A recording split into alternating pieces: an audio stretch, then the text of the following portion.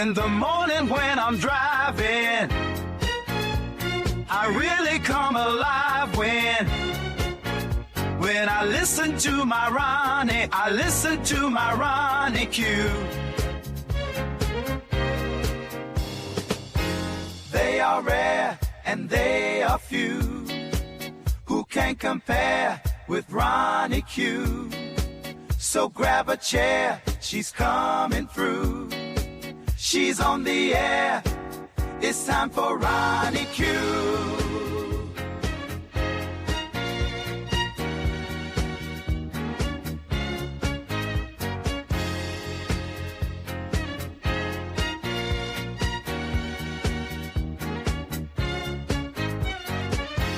They are rare and they are few who can compare with RonyiQ.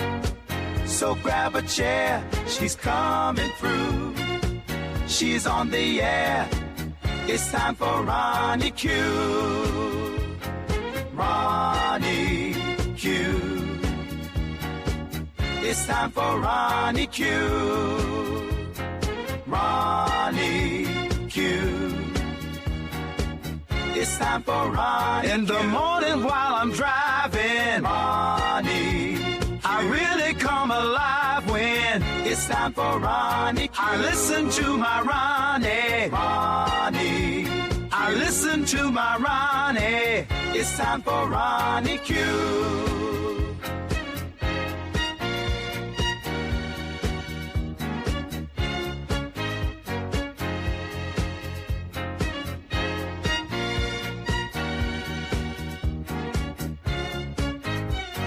Take a seat and go meet Ronnie. Sweet, sweet, sweet, sweet Ronnie. No day complete without my Ronnie. She can't be beat. Sweet, sweet Ronnie.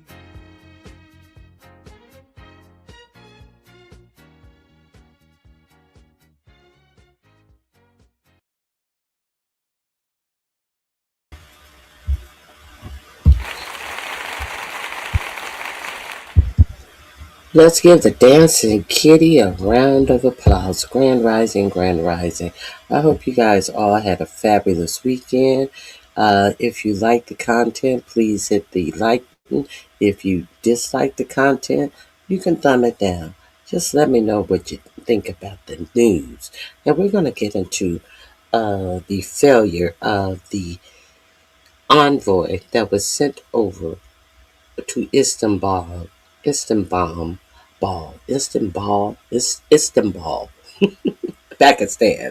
by 45-47. The Three Stooges, Larry Curly, Larry Moe, and Shemp. I say, I wouldn't even call it Curly. I'll call him Shemp. We had the Jared Kushner, the J.D. Vance, and we had Steve Witkoff. Sitting up there acting as if they were going to reframe the whole framework of the negotiations. Now, just very, very, in my opinion, disingenuous regarding what had been agreed on to even sit down to have any type of negotiations. So they agreed to negotiate on the 10-point framework, and then they couldn't even agree on a framework. As you know, your president himself wrote right here, prior to setting up the negotiations. We received a 10-point proposal from Iran and believe it is a workable basis on which to negotiate. Okay? Period. Almost all of the various points of past contention have been agreed to between the United States and Iran, but a 2-week period will be allowed. A 2-week period will allow the agreement to be finalized and consummated.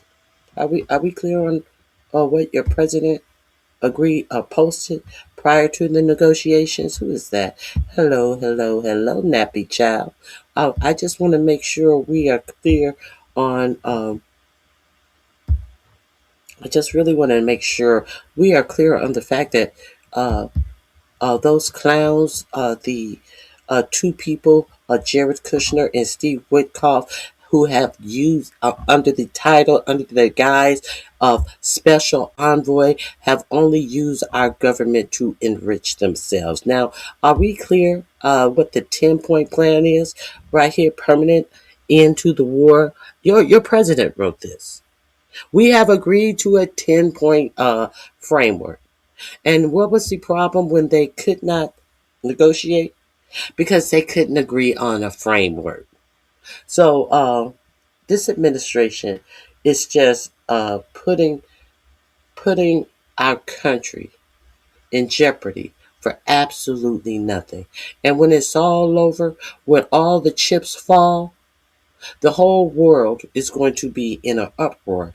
This is some World War III type of shit that administration is doing, and they cannot even tell you why they went over there and struck Iran, other than they needed to protect Israel. Like all of your tax dollars that is sent over to Israel, doesn't give them enough money to protect themselves. Like my mom always said, if you keep your hands off other people, then you don't have to fight. But Israel is all over in Syria, all over in not Lebanon. You guys know where it is. I always where is it? What's not Lebanon? All over striking, all over trying to increase the ground, the ground of Israel for this greater Israel. Now they've already uh, genocide Gaza. Now they're over in Syria and Lebanon. No, it's not Lebanon. You know where they are. I've been reporting on it. Oh my God, I got a brain fart. And you have over a 1.5 million people who have been displaced for the attacks. They got the United States to go over there and strike Iran, and while they over somewhere else, and they said they're not putting no boots on the ground. All of this bullshit, and we understood what your president put out as the 10-point plan framework, and we understood that your president also said that they had basically agreed to all of the things that were on the 10-point plan. Hey, Very Carey. Hey, Octavius. It is good to see you guys.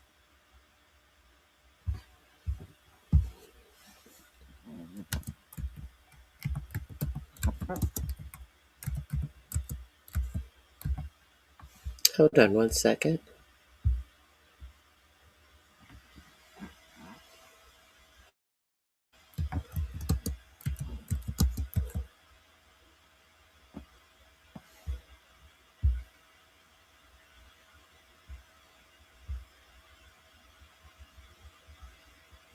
Is it Lebanon?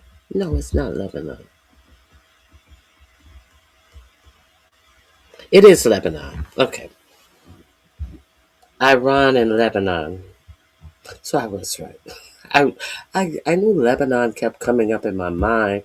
Okay, so we're clear on what the plan was. Very Carey, it is good to see you as well. Understood, understood. Okay. Um, where was I?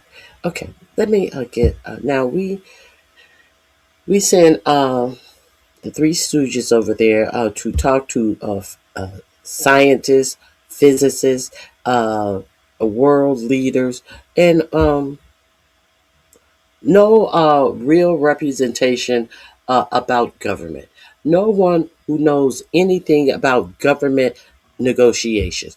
We know that Steve Witkoff and Jared Kushner only know how to negotiate with the access that they are given from the Trump administration to negotiate for deals that puts money in their pocket. We understand that up until recently, well, maybe even still now, Jared Kushner has been trying to get $5 billion more from that area of the world, from the Middle East, for his private equity company. So, what we let me see, what do I want to show you? Uh, These are the people who we were negotiating with. And Iran brought more people who were professionals on the nuclear aspect. They had a trove of people. They even brought a retired general from their army. Who did we have representing us in any of our real governmental needs? No one. Absolutely no one. J.D. Vance, the puppet of Peter Thiel, who wants the only agenda that Peter Thiel has is that democracy is too cumbersome. That's why you need to have a person put in that is going to set the agenda and not allow democracy to stand in the way, because people like him who can't even tell you if humanity should survive should be running the show in the United States. And he is what? A immigrant to the United States himself. He has no skin in the game, as it were. He's an immigrant to the United States, but he wants to just totally wreck our Constitution. And what did he get? He got the puppet in J.D. Vance to do it. So this is who we sent over to Iran to try to negotiate. And let's get to this a little bit more. What happened? There was no negotiation. J.D. Vance and Witkoff and company tried to play Iran. And let me give you, let me show you some of the things that happened over there. Some of the representation that came back from there, shall I say. Let's get into it.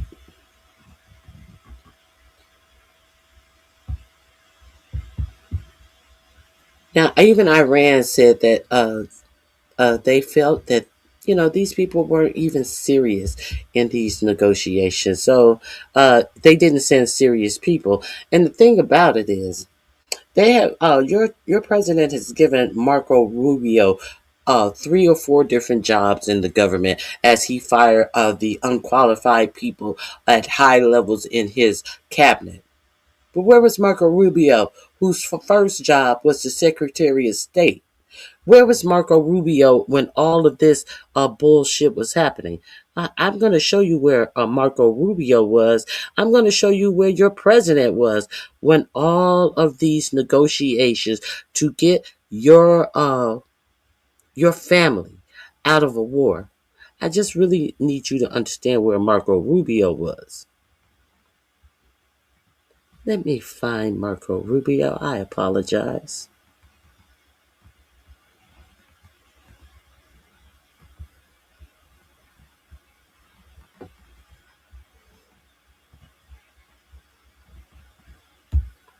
Here's Marco Rubio. On the night when they sent Jared Kushner,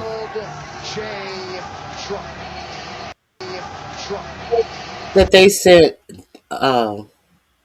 Steve Witkoff, Jared Kushner, and the vice president, who is a ploy of a rich billionaire that does not believe that the United States people deserve democracy. This is where your president and your secretary of state, the secretary of state who usually handles these types of problems.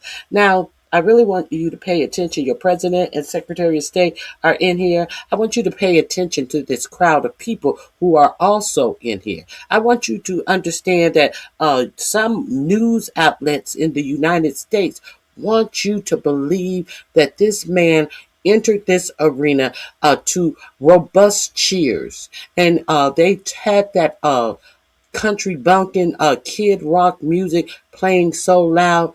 But however, you can still see the boos. If there were robust cheers, you would see it in the audience. Look at the audience.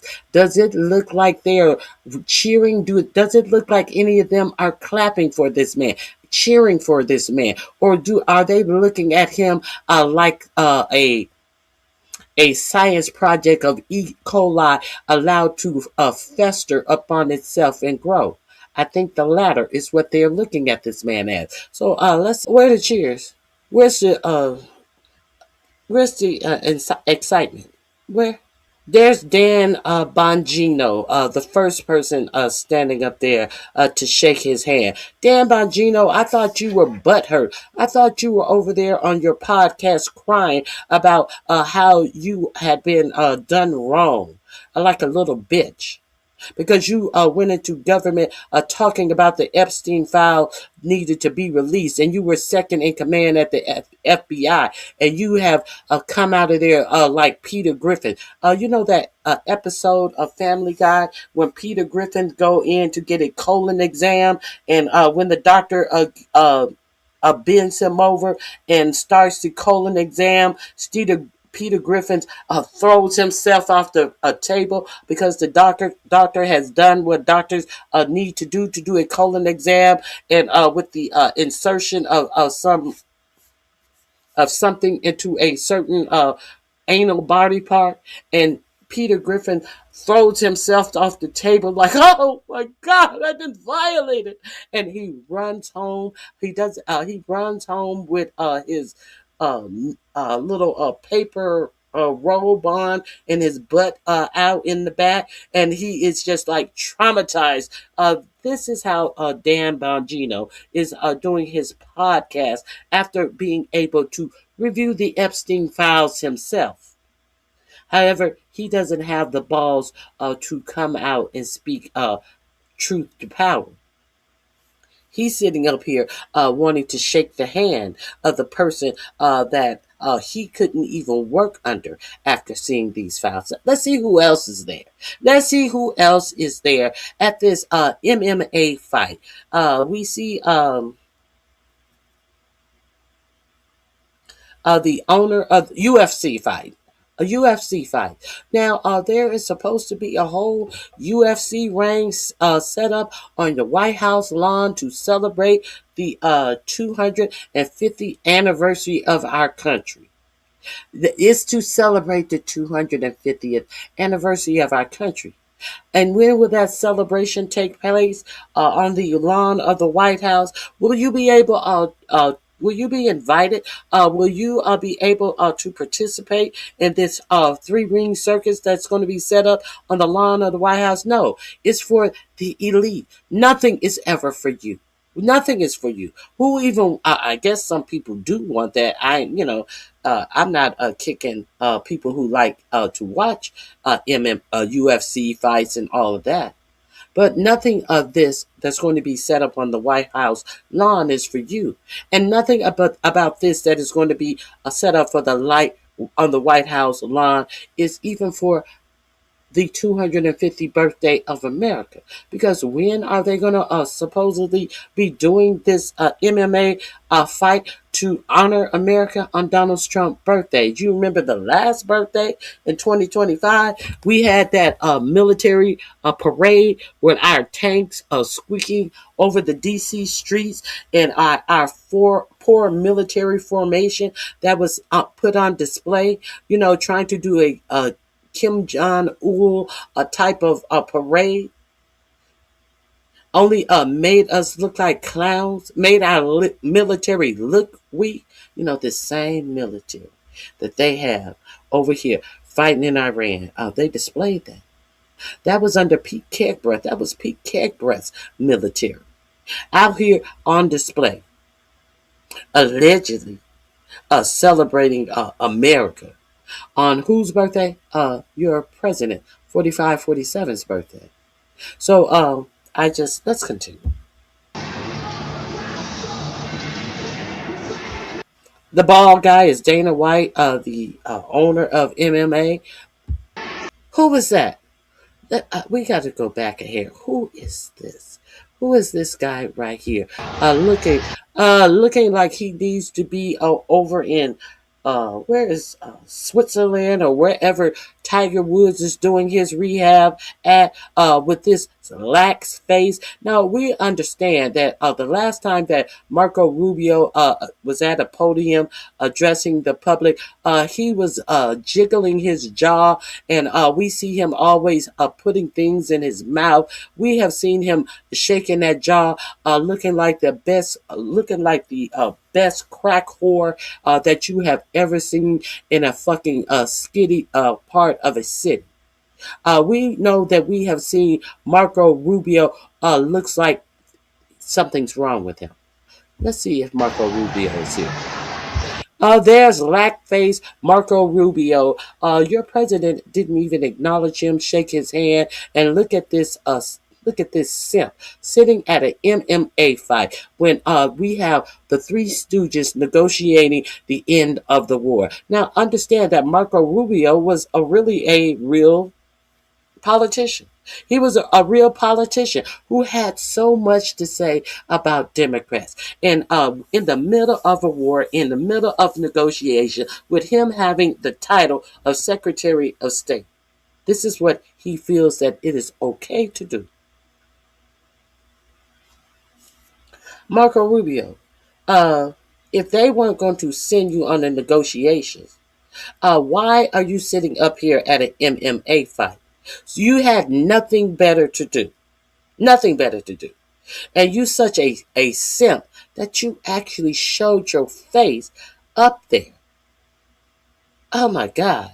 This is your government. Oh, and who is this? Who is this bald guy who with the big smile on his face? Is that Joe Rogan? Is that Joe Rogan who platform 45-47 with a 3-hour softball interview, and now he is just, oh, I just hate what's going on. I never thought, who would have thought that he would have been a good president? You had him on your show for 3 hours, asked him 0 hard question, heard the insanity and the bullshit and the lack of any policy before he was elected and you had him on your large platform and never asked him shit and let him get away with saying all of the crazy shit that he was saying on your show because you were so enamored.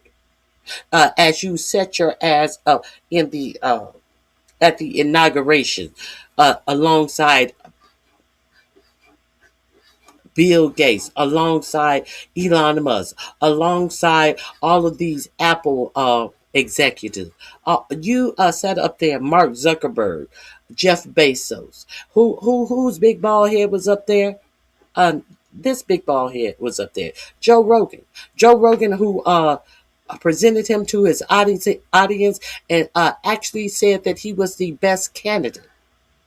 But now he has so many regrets. Now he has so many regrets. Do you have regrets or not? Or have you put your finger in the wind and you have decided which way the wind is blowing? But we see where your heart really is. See, because all of his policies, since you are so rich now, Joe Rogan, all of his policies affect you favorably.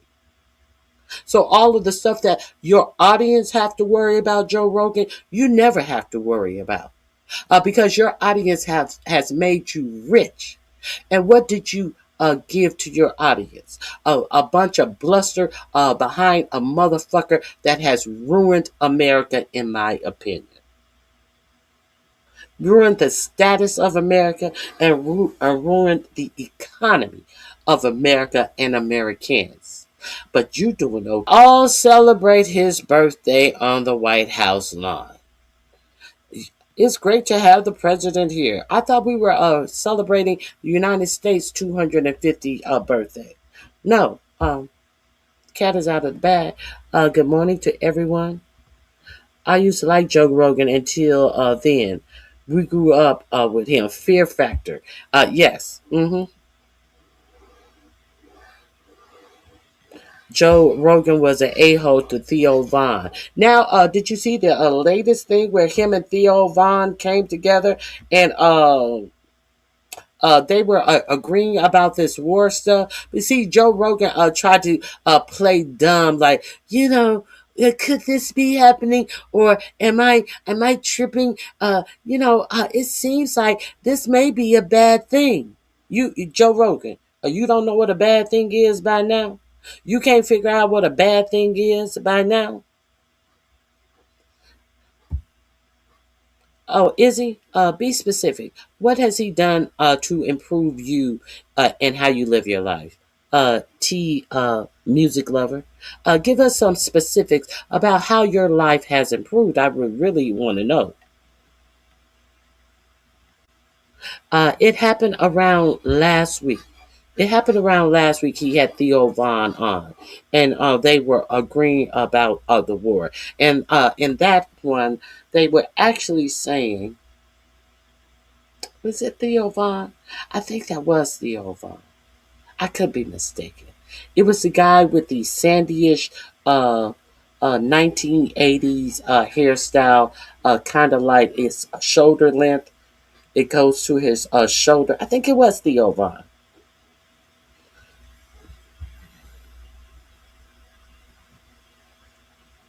Where is the concept of a healthcare plan? Oh, that's right. Israel has it on America's tax dollars. Israel has full health care for all of their citizens, but we still haven't received that concept of a health care plan. The concept was he was going to make sure that you lose your health care. And if you had health care because you were so poor that you had to be on Medicare, he was going to take that away from you. The concept was if you had used Obama Affordable Care Act for health care, he would take away the subsidies so your premiums would go up between 2 and 4 times as much as you were paying, and they were going to price you out of being able to have health care. The concept of a plan is there are too many of you grubby Americans around, and the oligarchs and the elite believes that you are taking up too much space on their planet. They have deemed that this is their planet. They have deemed that they are going to run this the United States how they want to, while many of the people who are in these high positions are not born in the United States. But many of the people who are in these positions are immigrants to the United States. But your ancestors fought in these wars since the Revolutionary War for the United States. No, you take up too much space. You who have fought for all the rights that have been gained in the United States. No, you get nothing. It's all for these foreign-born oligarchs who have citizenship. This is who it's for. It's for all the rich people who can afford to buy into that Trump Visa card that he's selling for $5 million. Ain't none of this shit for you. Nobody cares about the blood, sweat, and tears. Nobody, these people don't even care about the blood, sweat, and tears of its military. You think they care about you? Okay, I just wanted to share that with you. And there's one more I would like to share with you as well. Uh, you got to kind of be suspect about 45, 47 because he never misses a chance to be kind of perverse, in my opinion. I'll let you decide though. Kind of that was kind of scary. That was kind of gross. I'll let you decide. Did your president find a time to try to flirt with somebody at this UFC event? Is this the one? I think this is the one. If it's not, no, no, no. Hold on. I believe this is the one. Here we go. Uh, doesn't it look like your president is flirting? what you doing? You're a beautiful guy. Great guy. Thanks, sir. Put me some more than you win this fight. I'll give you a heart. You look so good. You're too good looking for a fighter. You are some fighter. Thank you, man. Thank you, sir. Thank you. I just had to show that to you because what is happening with our country? What?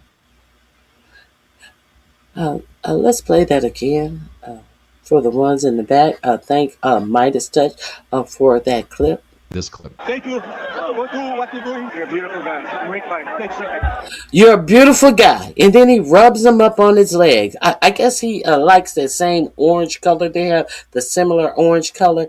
But while you sitting up there talking to him, you better watch your back as you leave the arena because ICE is allowed to profile people. And you thank you.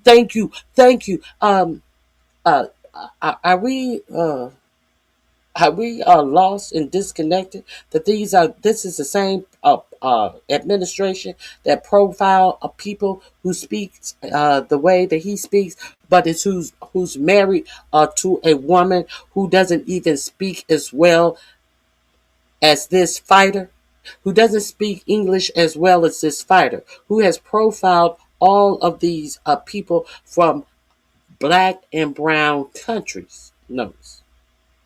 You are too good. Maybe the English barrier or the broken English reminds him of someone. Maybe that could be it. I don't know.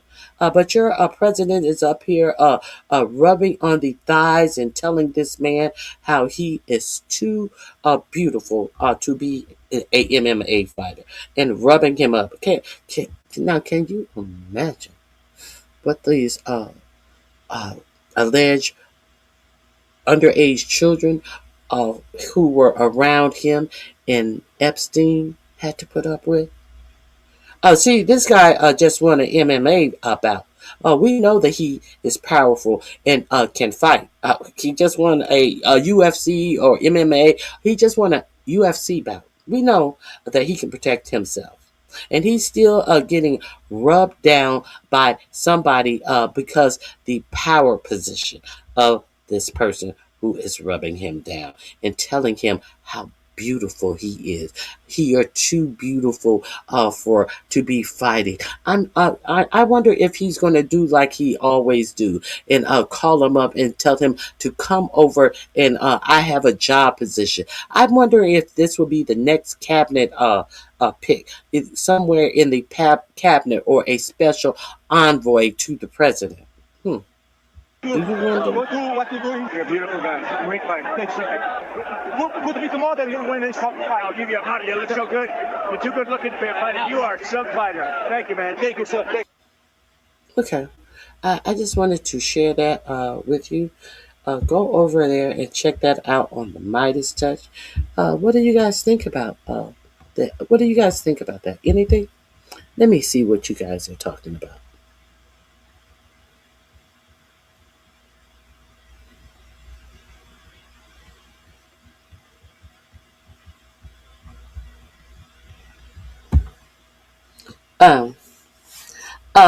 To people like my family who went through hell to come here, we don't want people coming here illegally and taking advantage of our country.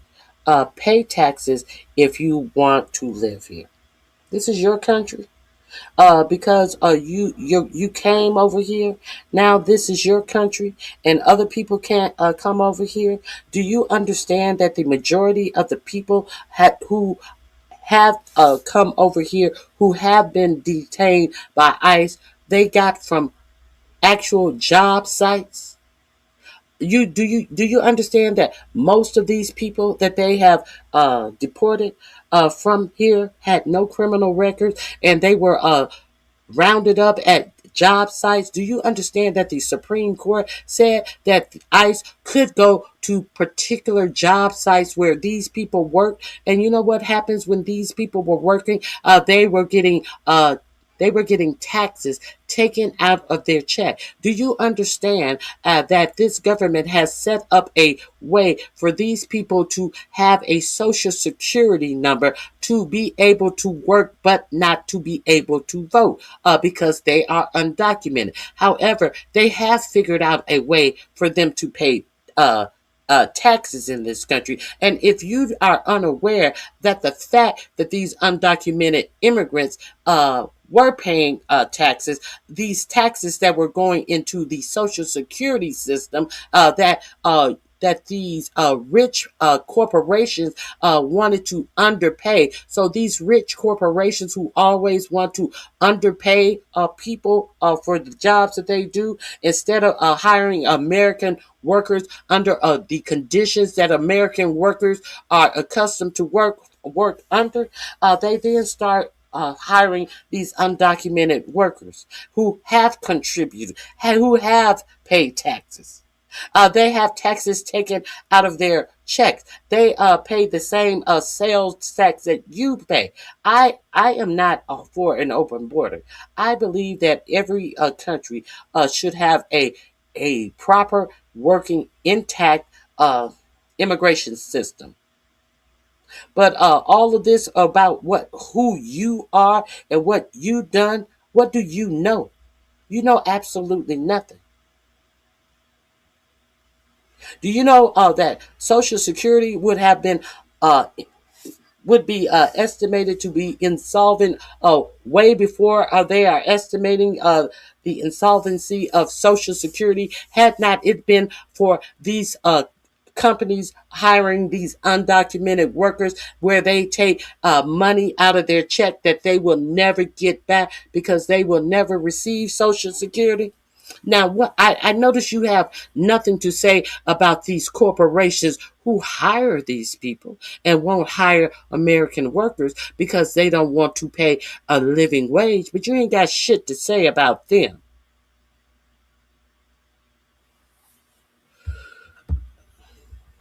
Okay.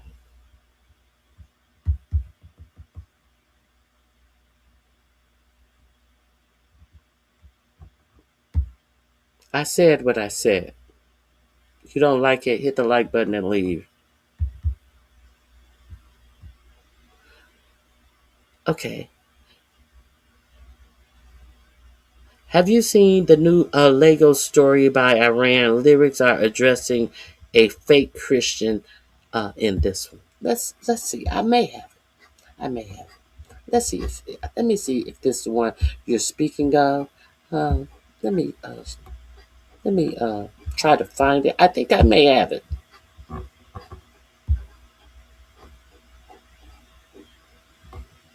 I do think I may have it.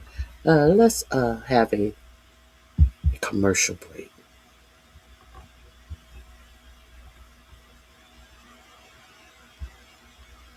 Is this the one you speak of?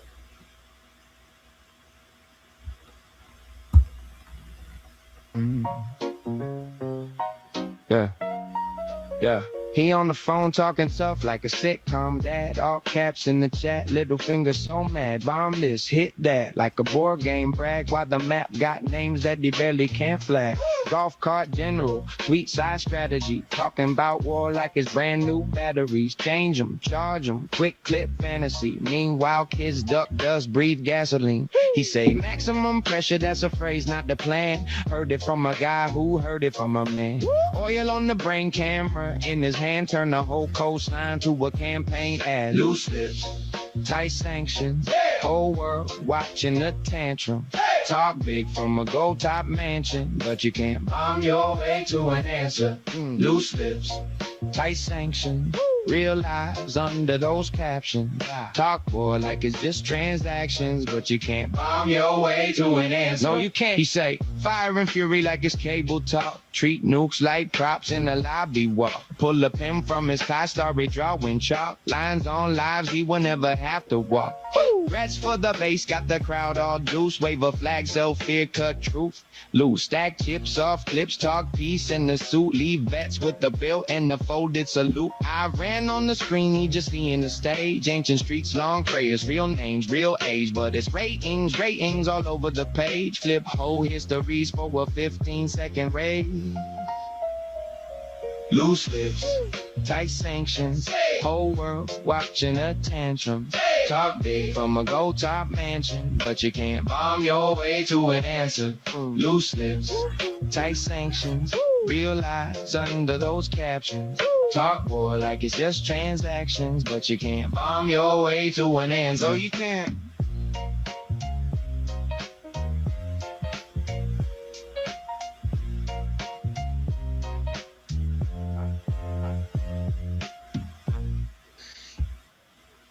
Is that the one you were speaking of?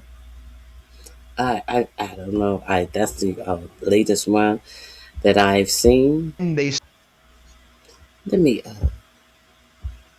I think I may have one more.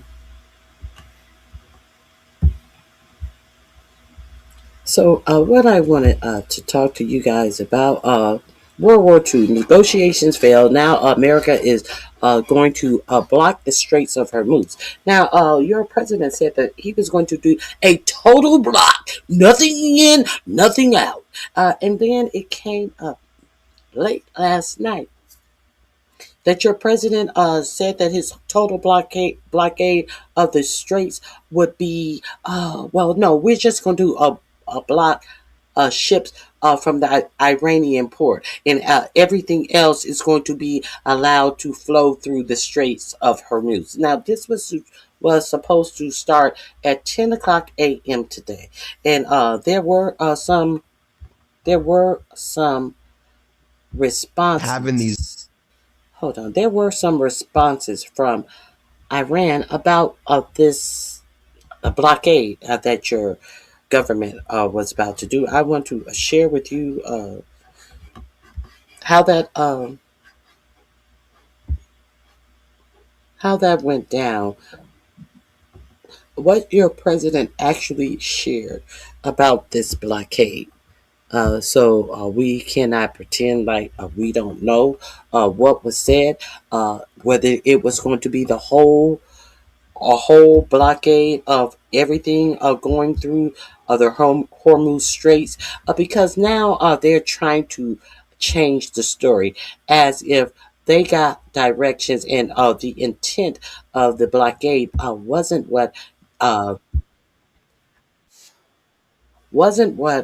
your president is now trying to say his blockade is just blocking ships from going to Iran. So let's really get into this complete blockade.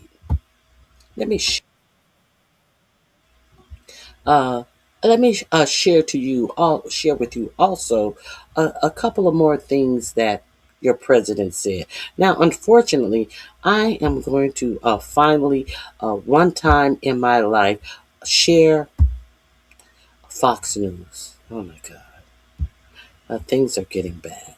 Okay, the link will be in my description box as number one, because this is the first link that I am sharing with you.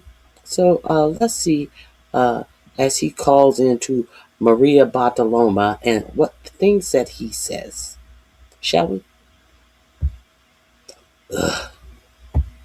Direct talks between the two countries in a decade, and the highest level talks between the two since the Islamic Revolution in 1979. The talks beginning on Saturday and lasting 21 hours in Islamabad, Pakistan.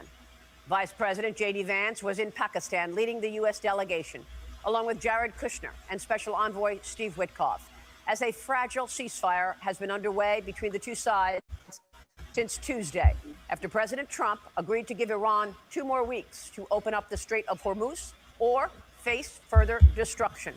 Now the president will implement a naval blockade on the strait. Here's Vice President J.D. Vance after the talks in Islamabad this morning. We have been at it now for 21 hours. We're going to get to that. Let's hear her get on the phone with your president, because we're going to dissect the lies that your vice president told you, the tool of an oligarch told you. We're going to get into that. In the Strait of Hormuz. Well, we're going. What is there? And joining me now live on the telephone with the very latest is the nation's 45th and 47th President of the United States, President Donald J. Trump. Mr. President, thank you so much for being with me this morning. I know that your time is limited, and we appreciate you making the time to explain all of this to our audience. Thank you, sir. Well, thank you very much. Thank you, Marie. Mr. President, can you explain to us what is going on right now with the blockade in the Strait of Hormuz? Well, we're going to be blockading. It'll take a little while, but it'll be effective pretty soon. And we had meetings yesterday. It's going to happen pretty soon. But you said it was going to happen at 10 a.m.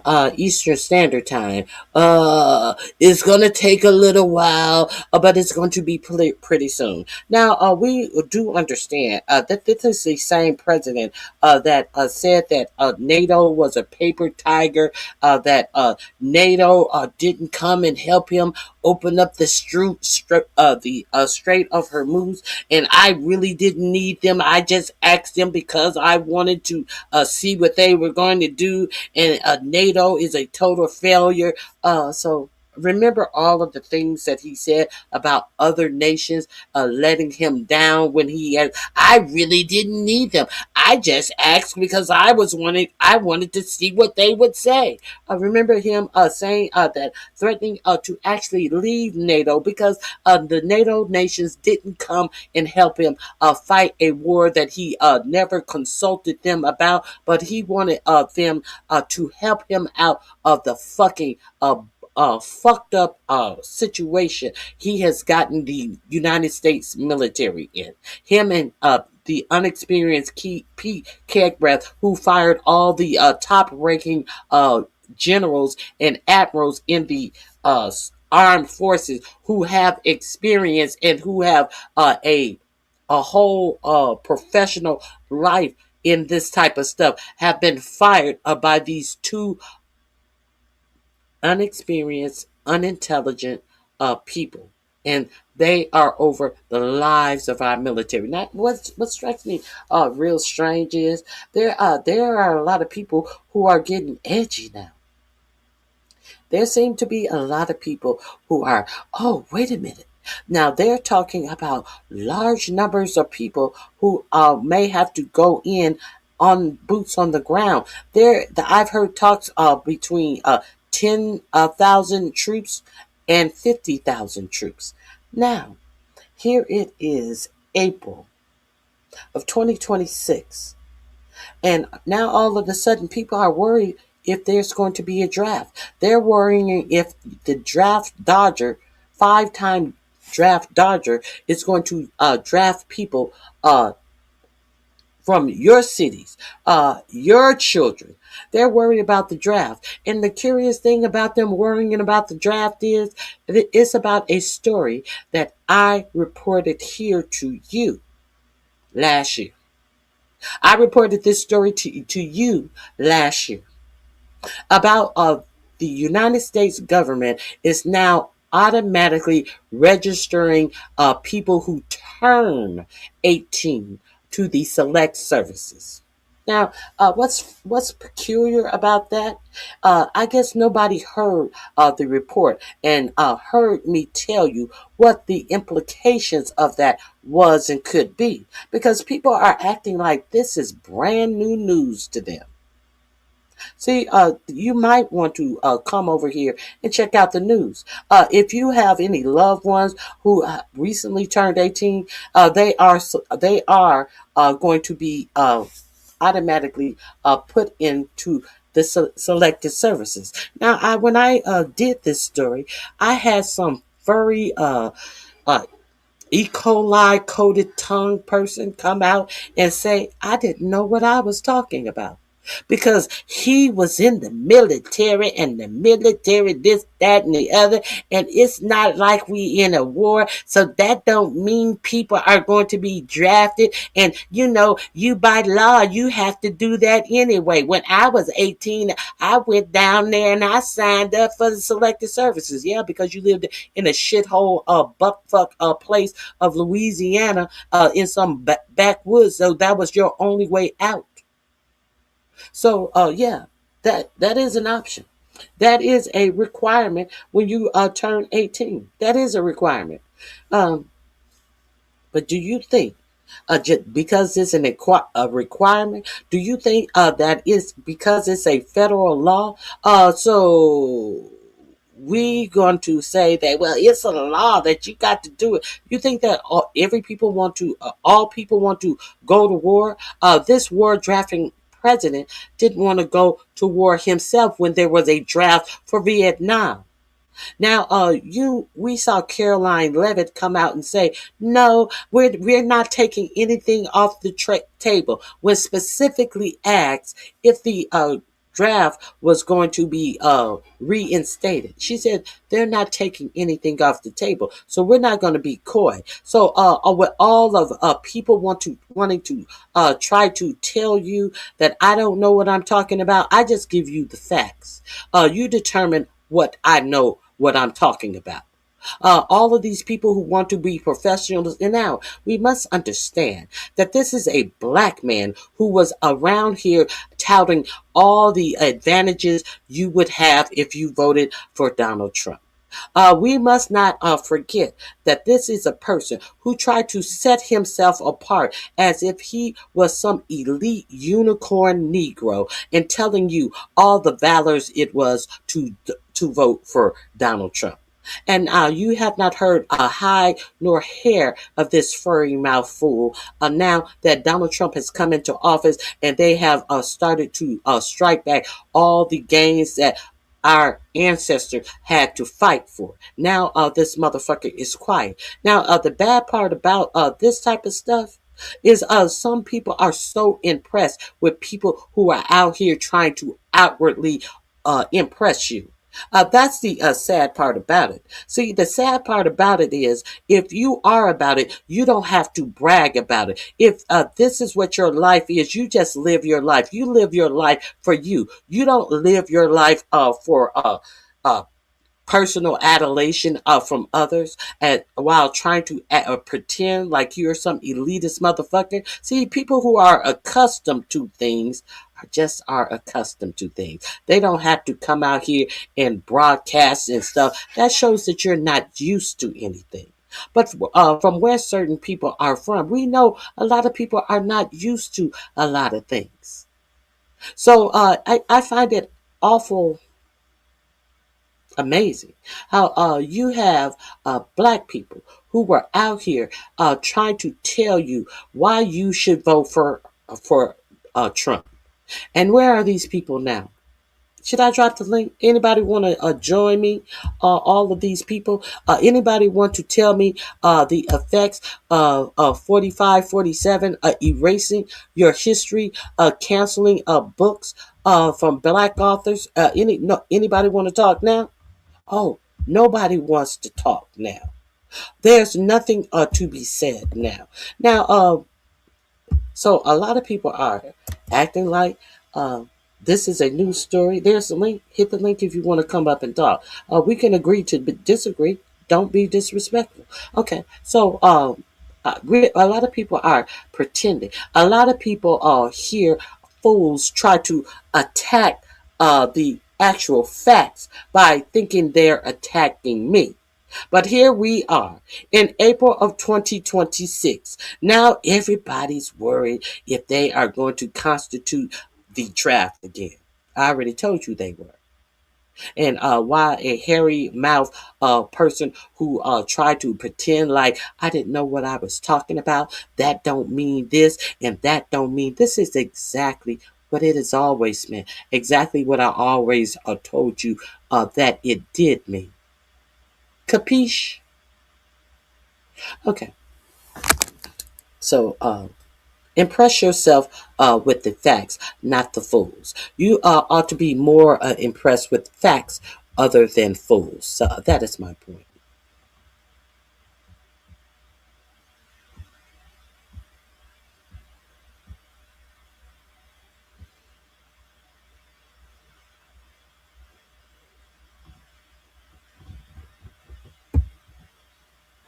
How do you know what I know? How do you know what I know? The only thing you know is what you know. Imagine the only thing you know is what you know. While you talking about European inventions, Africa was the inventor of it all. Africa invented it all. You know You don't know what you don't know the inventions of black people. That's who don't know anything. So take your racist, silly ass the fuck up out of my chat. Nobody's going to argue about something. Stay on topic. Stay on topic. Okay. So let's continue. If you can't stay on topic, and if you come in here with some bullshit and propaganda, I'm not arguing with you. The reason why you are talking all of this propaganda is you can't dispute the facts that I am putting down. So that's your problem. That's not my problem. Let me pin this link. If anybody want to come up, you're more than welcome to come up. If you have something you want to debate, come up and let's debate. If not, let me move on. Did I pin this? No. Let me pin this link. Make sure that you guys are able to come up. Take a chance.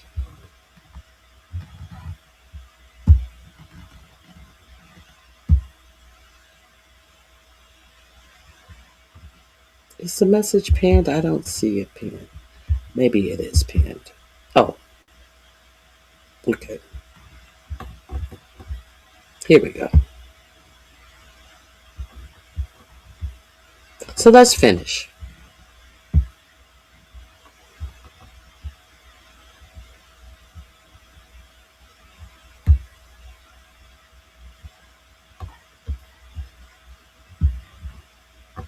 As you said, lasted 21 hours. That was a long meeting. We had some very, very good representatives, as you know, JD and Steve and Jared.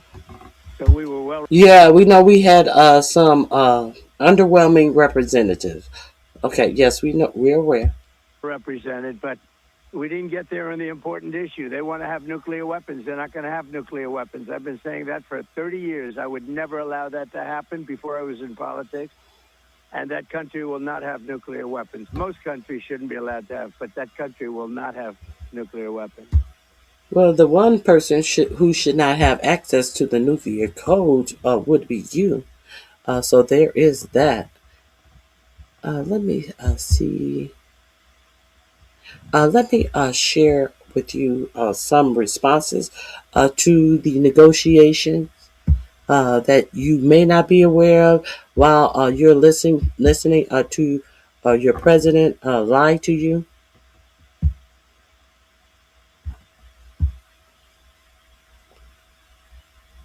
Oh, that's something else. I don't want that. Okay, if you're not familiar with your president and his lies, Iran embassy in Sierra Leone. You know you can't execute a blockade by posting on X, right? Like you have to actually bring your ships closer. This is a response to U.S. Central Command, CENTCOM, U.S. blockade ships entering or exiting Iran. Now, they say entering or exiting Iran. What is your president? Now, this is this morning. CENTCOM is putting this out. U.S. to blockade ships entering or exiting Iranian ports. Now, is that what your president said that they will be blockading? Your president is about to tell you that there is going to be a full blockade. If you are unaware, let's hear the lies. Let's hear the lies you're about to be told. Let's finish. So, Mr. President, was that the red line there? Can you explain to us what went on in these talks? What did the United States ask of Iran, and how did they react? Well, they reacted. You know, it was very interesting. It started off weak. It's very interesting. She asked you, what did you ask of them, and you're not telling her. Let's continue. They came in like they had the cards, but they don't have the cards. Their army, their whole military is obliterated. The whole place. They don't have the cards. Last time I checked, a straight always beats a trump. In a straight always beats a trump. So you talking about they didn't have the cards? They have the straights. We have a trump. So that automatically tells you who is winning and who is losing. Because even in cards, a straight beats a trump. Let's continue. They don't have the cards. He thought that was such a successful line that he told Zelensky that once again we hear the same lines over and over and over. They don't have the cards. They just don't have the cards. Is obliterated, and as you know, they came in like they had the cards, but they don't have the cards. Their army, their whole military is obliterated. The whole place is obliterated, and as you know. Okay. Their army, their military is obliterated. Since there is no real press embedded with this war, why is there no real press embedded with this war? Because your Department of Defense wanted any military reporters to have their stories pre-approved and not be able to go anywhere in the Pentagon without an escort, and therefore even Fox News has left the Pentagon. Since then, a judge has ruled that the news outlets that sued the Pentagon to get their credentials back, they were taking credentials from the press if they did not sign these NDAs. Now, New York Times and 3 other press operations sued the Pentagon, and they won their suit. And they were told by a judge that they would have to give back the credentials of this media. Now, this is why you are not hearing a lot of things that goes on in the Pentagon, a lot of things that are going on in this war, because there is no media embedded to tell you the facts. And the people who are embedded are people like Laura Loomer, who is sitting up here, who has no experience in government whatsoever, who was a podcaster. The only thing that she has in her arsenal of experience is racism. She is one of the people who is guiding your president on who to fire. These are the people your president is surrounded by. Okay, so what you are not, while he's talking about their military has been decimated, are they telling you about how our planes are all shot up? Are they telling you anything about that? Are they telling you? Are they telling you about our planes?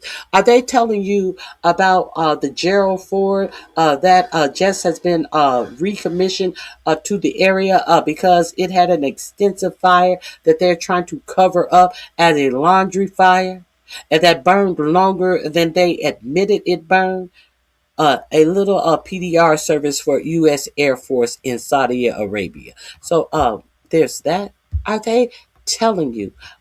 While they're talking about they obliterated Iranians' navy, they're talking about the navy that was about 55 years old. They're not telling you that the Iranians actually have smaller vessels that they use, speed vessels that they have been using, that they have not destroyed. They're not telling you about that. Another thing they're not telling you about, did you hear it announced anywhere in your media by your president that they have lost so many retanker trucks? How they lost all of those all of those airplanes that carry servicemen under the hundreds of servicemen, when your president turned around and asked how many people went on this mission to rescue this one serviceman, and then Raising Cain didn't want to get it. I'd rather not say that. And your president turned around and said it was hundreds of people. You believe now they lost those the planes, just I think it's F-130s that carried these hundreds of people allegedly to look for one pilot. They lost the planes and they lost 2 helicopters too. So now we're not going to forget about the planes that slid off the deck of a aircraft carrier over when they were fighting the Houthis. All of this plane, all of this treasure that we're using. Now, they're not telling you that they had to recommission a plane that was built in the 1950s. So who's being decimated? Who's doing a refueling plane that was commissioned in the 1950s? After recent losses and damages to its arsenal refueling fleet during operations linked to the Iran conflict, the U.S. Air Force has reactivated retired KC-135 tanker aircraft from storage. It was in storage. This includes a 68-year-old Stratotanker built in 1958, now undergoing maintenance for possible return to service. So, what is going on? Is anybody telling you what is really going on? Oh, well, I'm here to tell you, give you a little information, just in case you don't know what's really going on. Okay. Let me see. Oh, I shared that with you. Oh, God. Well, anyway.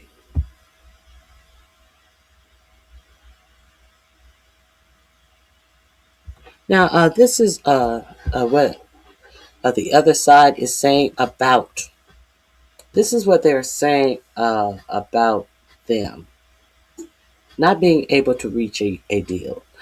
So the excessive demands of the American side, especially regarding the Strait of Hormuz. Now, what did your president just say that the problem was? He said that the biggest problem was about nuclear weapons. Now, the other side is saying it was especially regarding the reopening of the Strait of Hormuz. So there's 2 different tales that's being spun.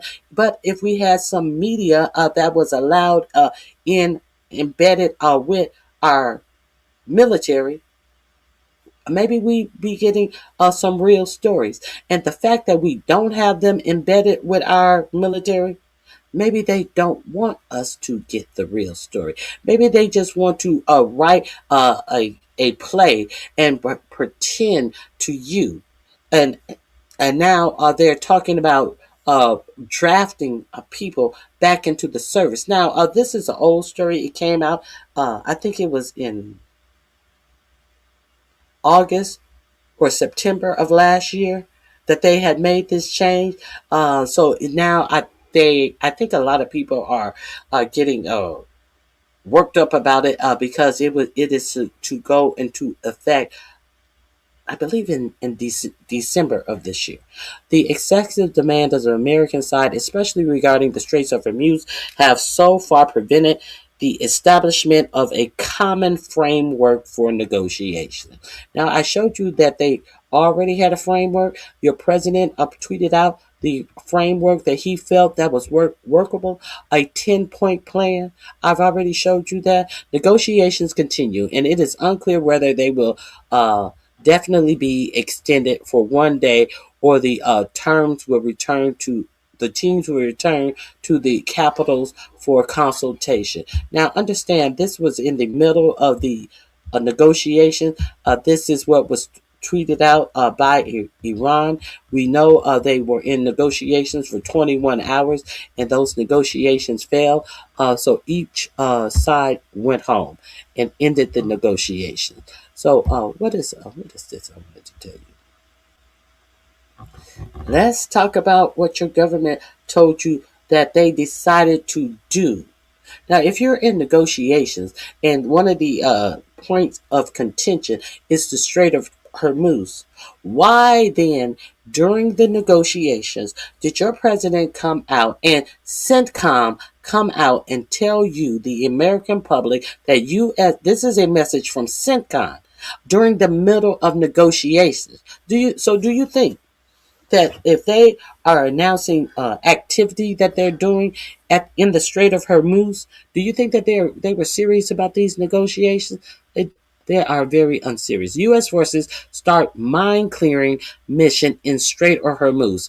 The U.S. Central Command CENTCOM forces begin setting conditions for clearing mines in the Strait of Hormuz, April 11th, as 2 U.S. Navy guided missile destroyers conducted the operation. Now, we also know that your government told you that these 2 ships passed through the Strait of Hormuz uh, unchecked, that they face no resistance.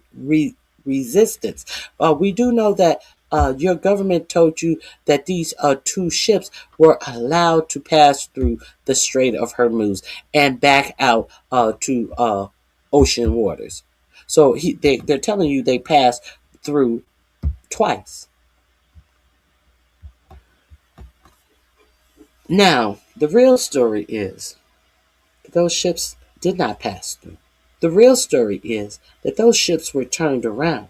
Your administration, all the way up through CENTCOM, put out a fake story about 2 Navy ships going through the Strait of Hormuz. Now, 2 Navy Arleigh-class destroyers attempted to pass through the Strait of Hormuz, but were forced to turn back after Iran's Revolutionary Guard threatened them and launched a drone towards the ships.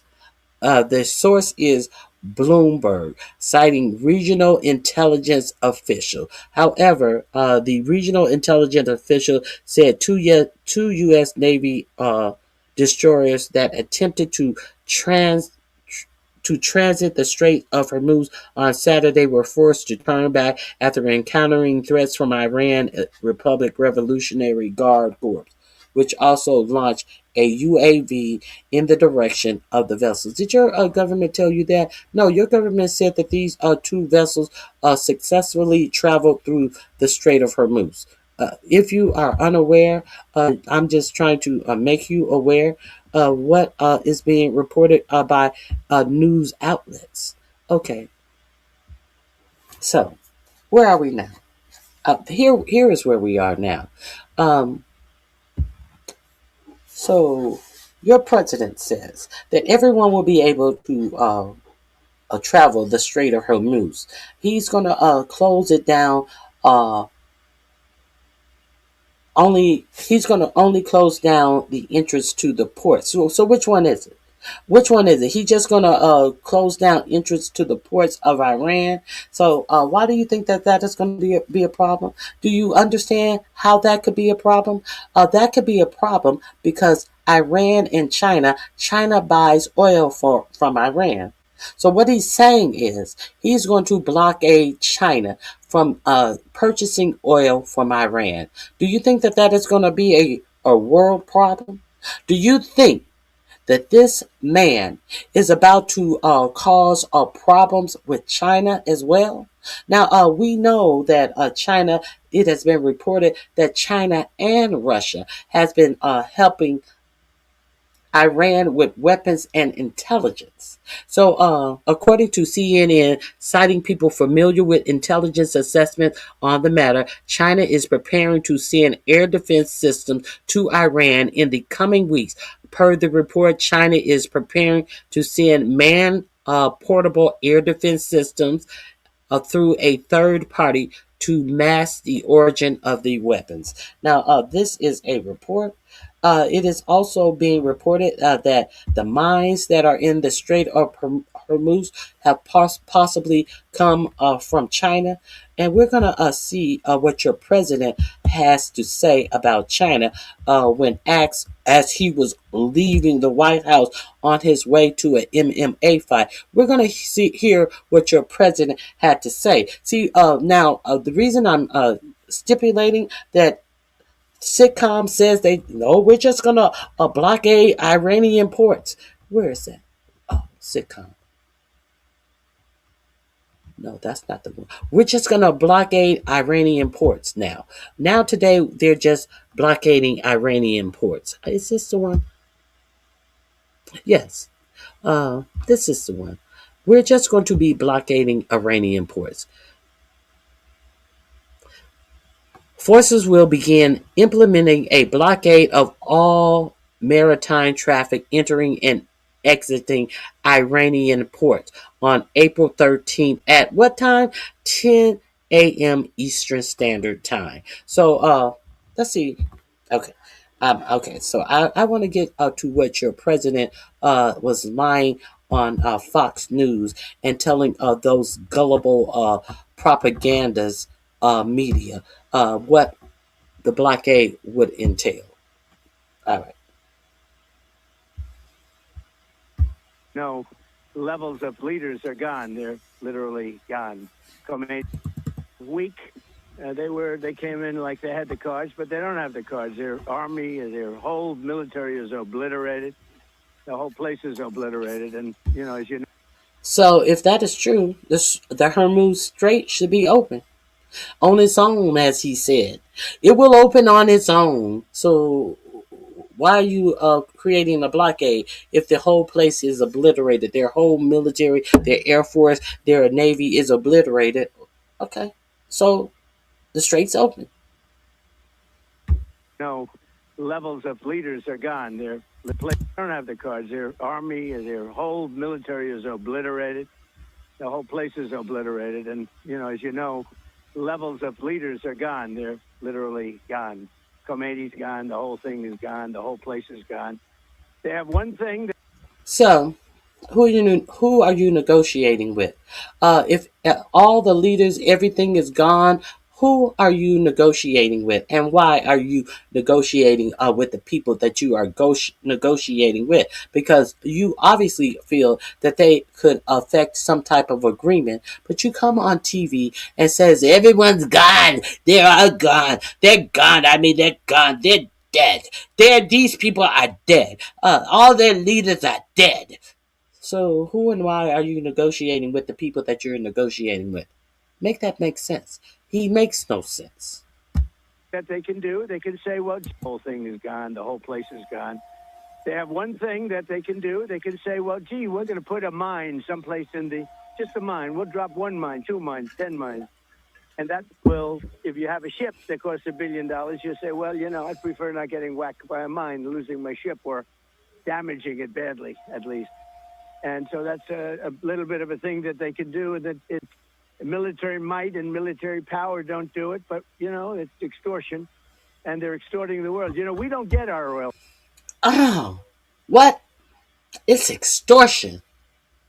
Put a pin in that, because you will find out that one of the sticking points in the negotiation was how that the United States could get a part of the money that they were paying to go through the Strait of Hormuz. The shit that he's telling you that is extortion, because the Iranians is doing it.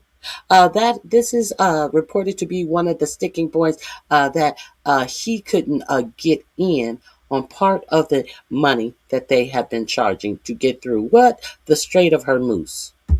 From there, we have so much. And one thing you said, and I don't know if anybody heard it well, but we have boats pouring up to the United States. They'll be filling them up, and they'll be leaving, and they're going to be packed with the best oil you can get, light, sweet crude. They're going to have the best oil that you can get.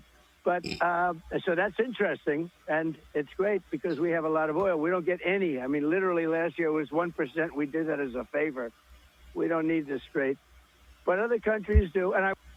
We don't need the Strait. We got all of this good light crude. How does that affect the lives of the American people? How does that take down the gas prices of the American people, because it does not matter how much crude we got.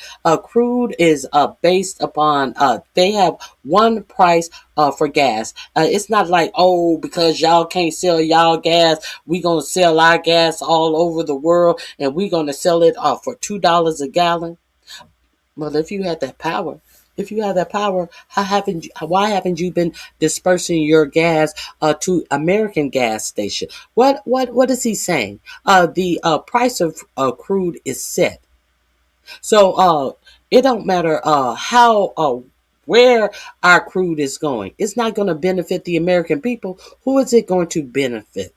It's going to benefit the people who he has sitting up in the White House at the Venezuela, telling them it's now time for them to take over the oil structure in Venezuela, because these are the only people it's going to benefit, the oil executives. But he think he's talking something. I guess he's on Fox News, so I guess he's trying to influence the fools that vote for him. We'll tell you, while we're on the subject, we're very disappointed with NATO. We're very, very disappointed that they didn't. We're very disappointed with NATO. So how you gonna do this blockade? How you gonna do this blockade? We're very disappointed in NATO. We already knew that, so he had to bring that up. Let's continue. Come now, they want to come and they want to help with the strait, and but other countries do. And I will tell you, while we're on the subject, we're very disappointed with NATO. We're very, very disappointed that they didn't come. Now they want to come and they want to help with the strait, and it won't take long to clean it out. So we're going to clean out the strait. Now they want to come and they want to help with the straits, and we're going to clean it out. But wouldn't he have already gotten the answer that they were not coming for the strait, and now all of a sudden he wants you to believe that these people who didn't come, who he asked to help with the Strait of Hormuz, they wouldn't come. And well, why are you disappointed with NATO? Because they wouldn't come when you said, hey, come help me reopen the Strait of Hormuz. They weren't going to put their countries in danger of being struck by missiles that Iran can reach their shores on, because you decided to follow the orderings of Benjamin Netanyahu for some reason and strike a country that did nothing to the American people or the American country. Let's be real clear. Now, all of a sudden, he wants you to believe, well, they're coming. We got people that's coming to help us open the strait miraculously, because nothing has changed. They have changed their mind, and now they're coming. But notice he's not going to tell you not one name of any other country who is going to come and allegedly help open the straits. Not one country. Name one. Be specific. He won't be. And they'll be able to use the strait in not too long a distance. But we had a very intensive negotiation, and toward the end it got very friendly, and we got just about every point we needed, except for the fact that they refused to give up their nuclear ambition. And that's the only point, frankly, to me, that was the most important point by far. And I want to ask you about that, and I will get... It got very friendly, except for they refused to give up their nuclear ambition. Now, so that means the Strait of Hormuz is open, right? That means via the negotiation, y'all got everything you wanted except for the nuclear ambition. So if everything was okay except for the nuclear ambitions, you didn't take that. You decided to cut off all of the negotiations. You're saying that the negotiations obviously must have approved opening up the Strait of Hormuz, but instead of doing that, you walked away as you are plummeting the whole world economy. Is that what you're saying, sir? Sir? Or do you know you're even saying that? Oh, okay. So let's continue. NATO as well, but Mr. President, you Give up their nuclear ambition, and That's the only point, frankly, to me. That was the most important point by far. And I want to ask you about that, and I will get to NATO as well. But, Mr. President, you wrote on Truth Social this morning saying that we will begin the process of blockading any and all ships trying to enter or leave the Strait of Hormuz. And at some point, we will reach an all being allowed to go in and all being allowed to go out basis. Right. So, Did that say a blockade of the Iranian ports? No, it said all of the Strait of Hormuz, blockading anybody being able to go in and anybody being able to go out. That's what the president said about the American blockades. So since Iran was allowing certain ships that they were favorable to go in and out, they said that they were going to then block those favorable ships that were given passage by Iran. The U.S. was going to now go in and block those ships as well. This is the initial report about what President Trump thought would be a good idea. So instead of having the approved ships go through, any ships go through, he was going to further blockade the Strait of Hormuz. He was going to further blockade it. And I guess someone must have got to him after he wrote that stupid suggestion that we're not going to let any ships go through. So what did he thought that was going to do?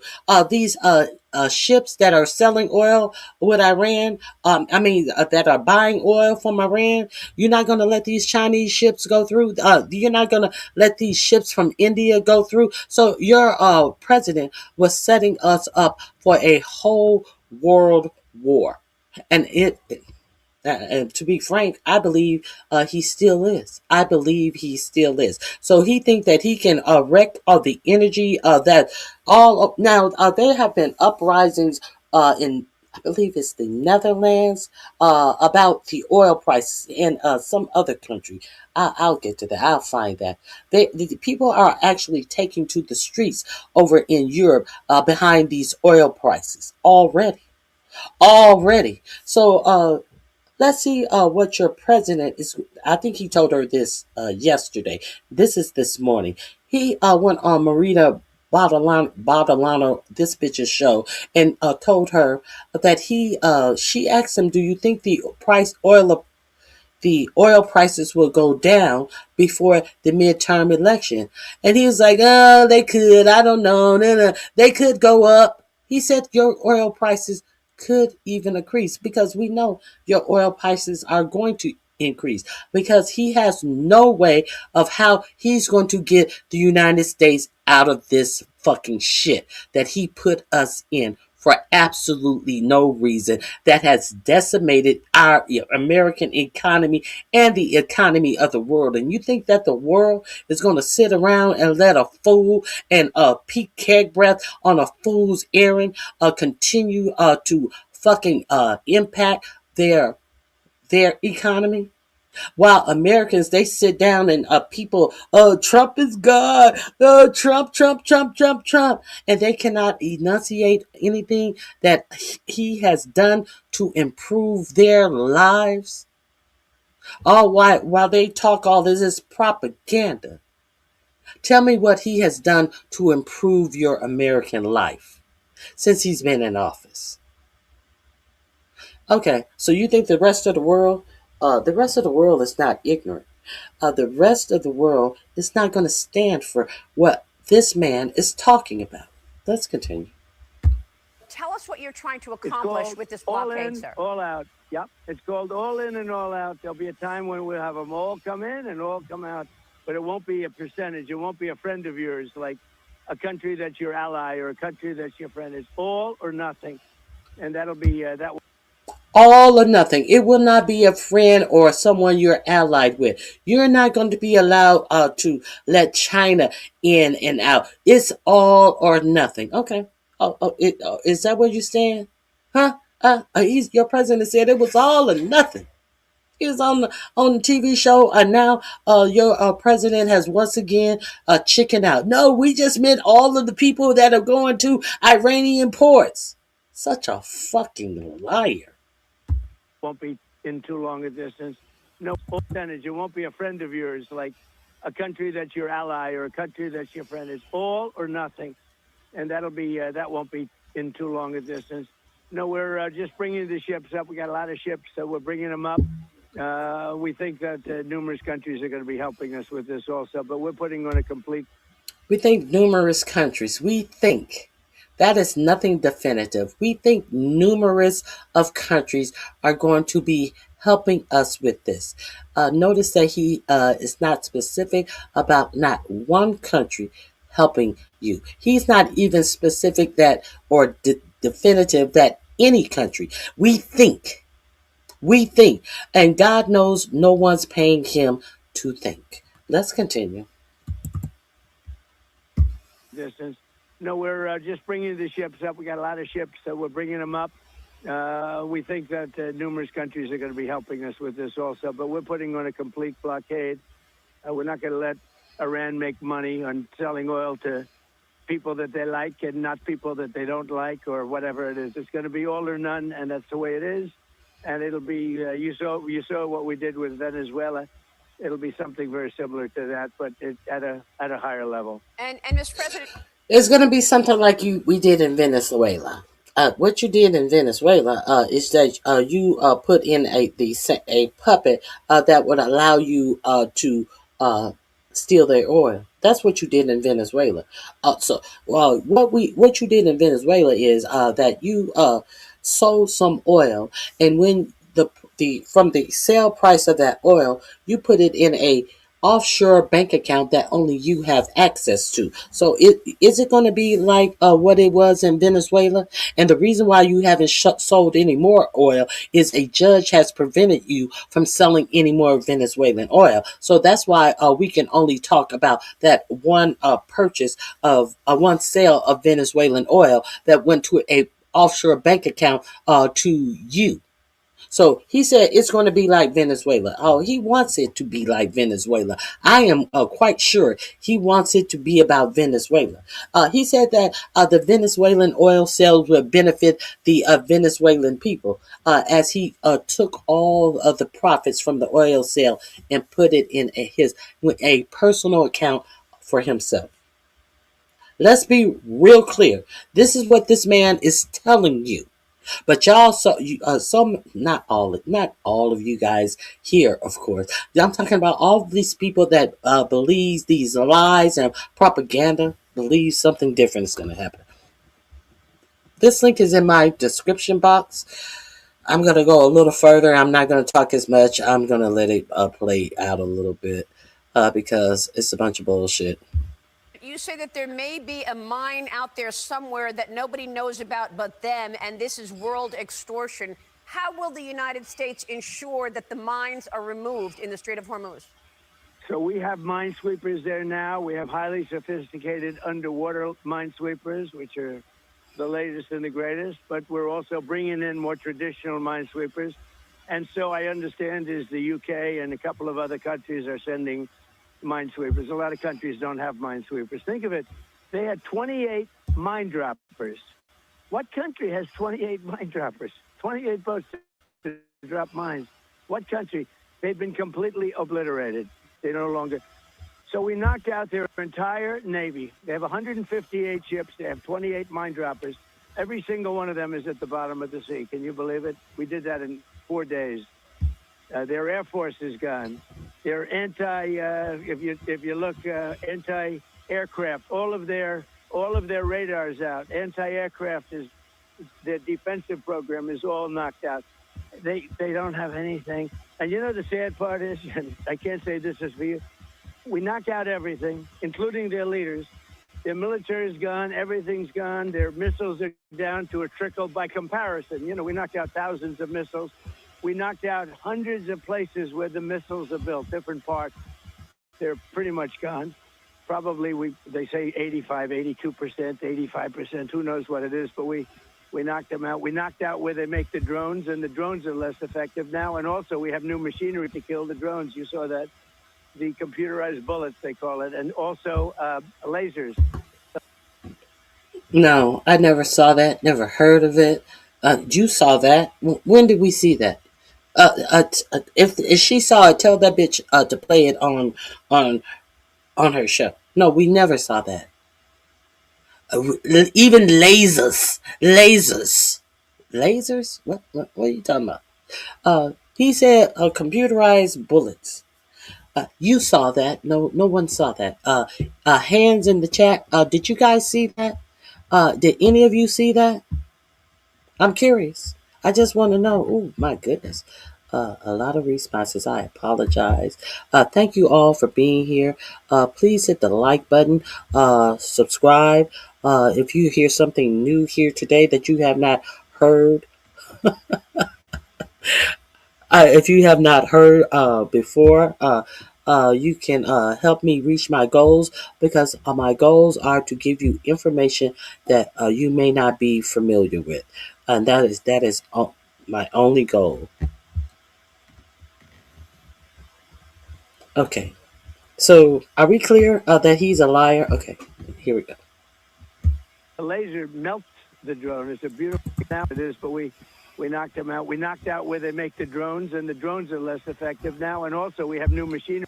The drones are less effective now, but it is a drone that was reported to have a chase that was put on these two military tankers that you lied and said had gone through the Strait of Hormuz, was chased out by a drone at the threat of being fired upon. The drones are less effective. They were effective enough for you to have to lie and say that you sent two Navy ships through the Strait of Hormuz, once in and once out. So that would be two ships traveling twice through the straits, and you had to lie about it. But you want us to believe that the drones are less effective. Let's continue. I will play that story for you as well. To kill the drones. You saw that. The computerized bullets, they call it, and also lasers. The laser melts the drone. It's a beautiful thing to see. So we have a lot of stuff. But think of it. We win this thing conclusively. Even yesterday, they were saying, no, it was a complete obliteration. And when you read the New York Times, you think they're doing well. Oh, they're fighting very hard. It wasn't a hard battle. This was a very easy battle militarily. But when somebody says, we're going to drop a mine in the middle of the Strait of Hormuz, not much you can do to persuade a ship owner that has $1 billion ship that we're going to take a trip up the strait. Now, yesterday, you probably saw, we sent two highly sophisticated, beautiful, brand new destroyers right through the middle of the strait, and nobody did anything to us, because what we do is we follow the weapon back. So it follows back, and it knocks out the people on the other side. Literally within 3 minutes, they're knocked out. The technology is unbelievable. But we don't know whether or not they do, whether or not they put mines. They didn't talk about it yesterday. My inclination is to have a few, and I will... Hold on.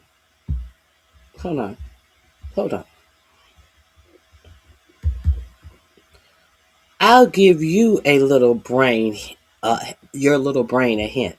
The fact that Iran is controlling the Strait of Hormuz has America locked in.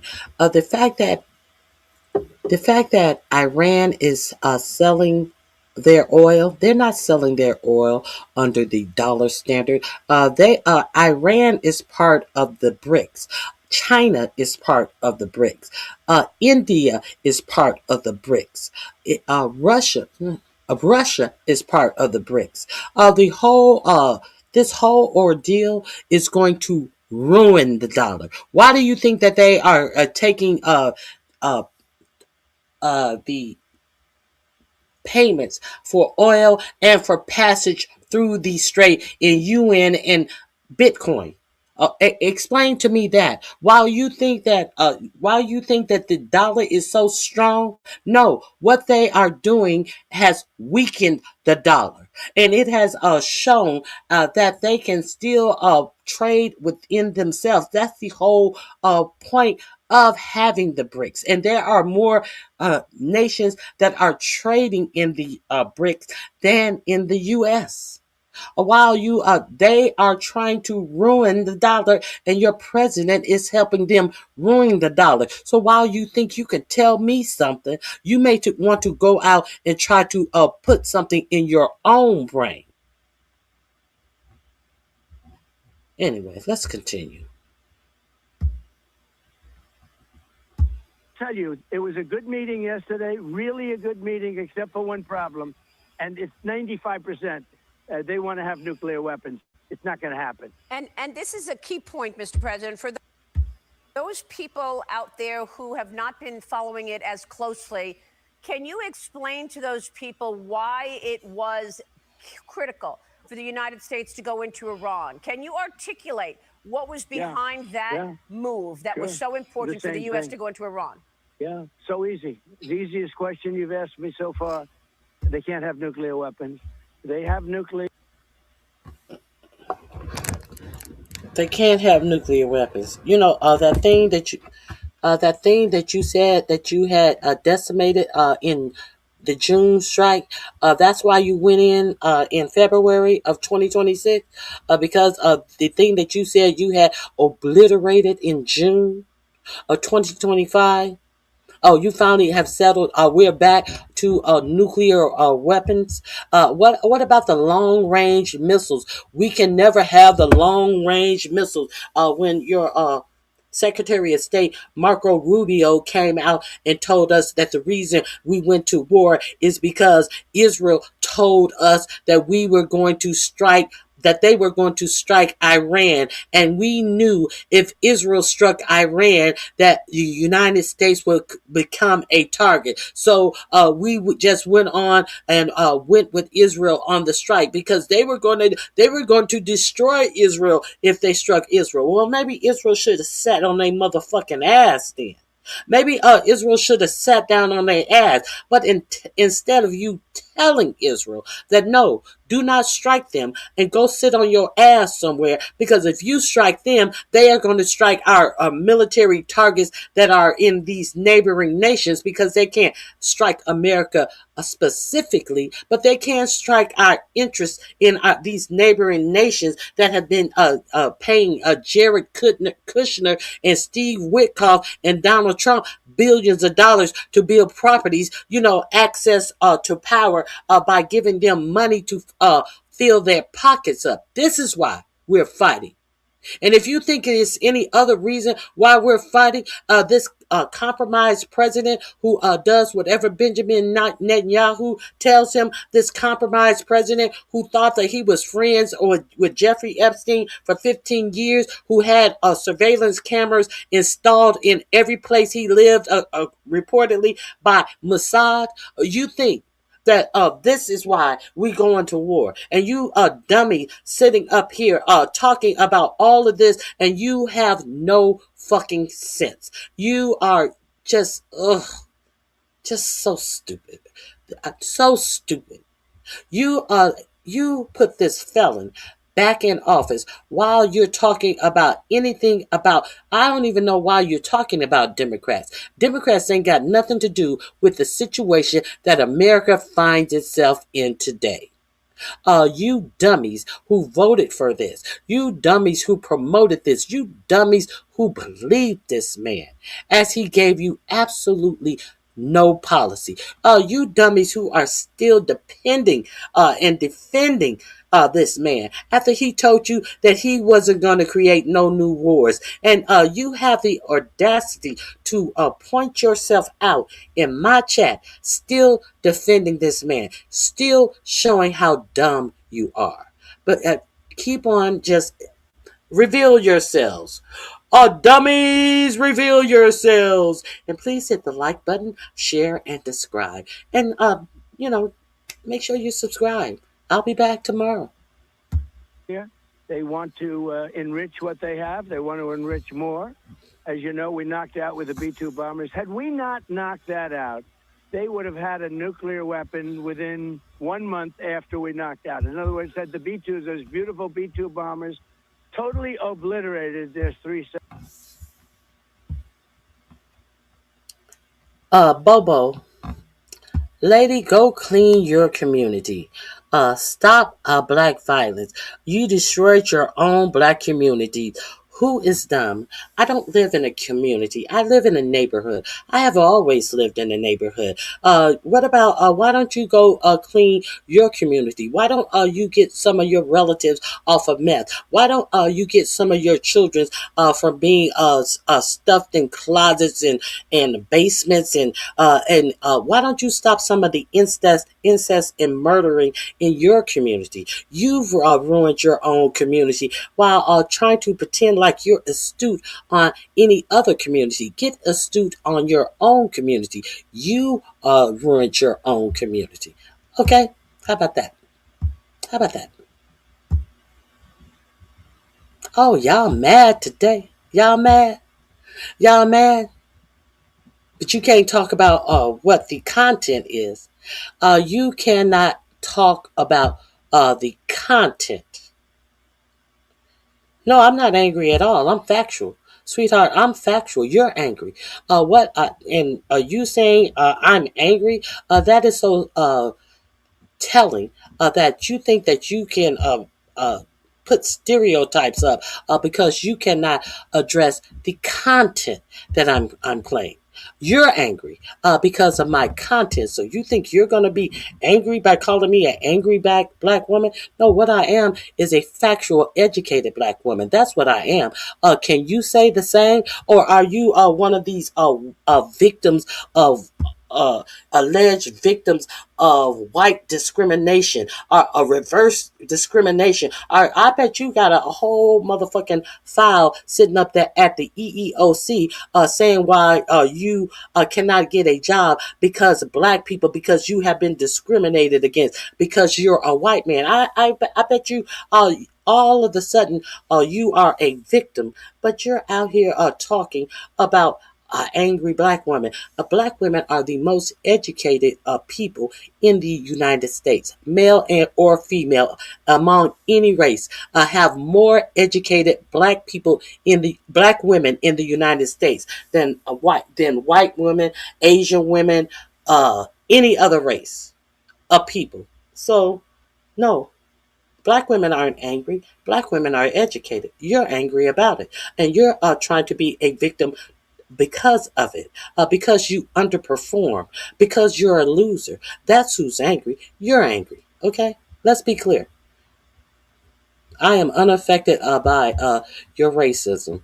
Baby, talk about the content. Talk about the content.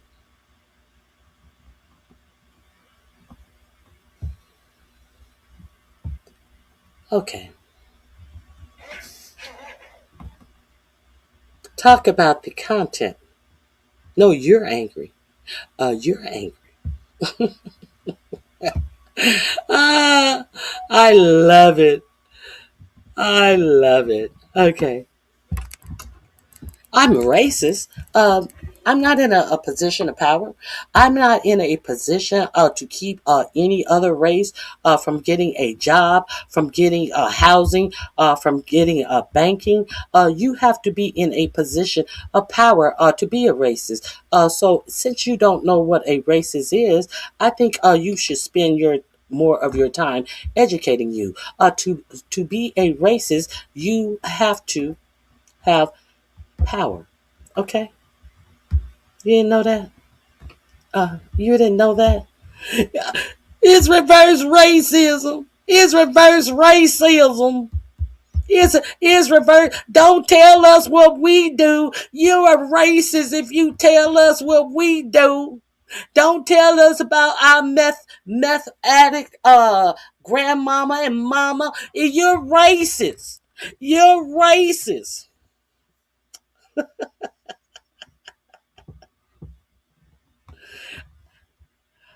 This lady is allergic to job applications. Oh, really? Is that a fact? Is that a fact? Maybe I've been on my job so long that I don't have to worry about applying for a job. How about yourself? How about you?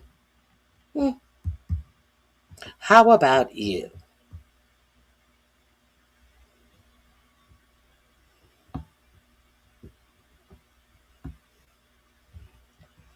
You're racist. Oh my God. She's a DEI hire. She's a DEI. What is keg breath? What is peak keg breath? Huh? What is Raising Cane? The unqualified general who is over the Joint Chief of Staff, who was a 3-star retired general who had to get a motherfucking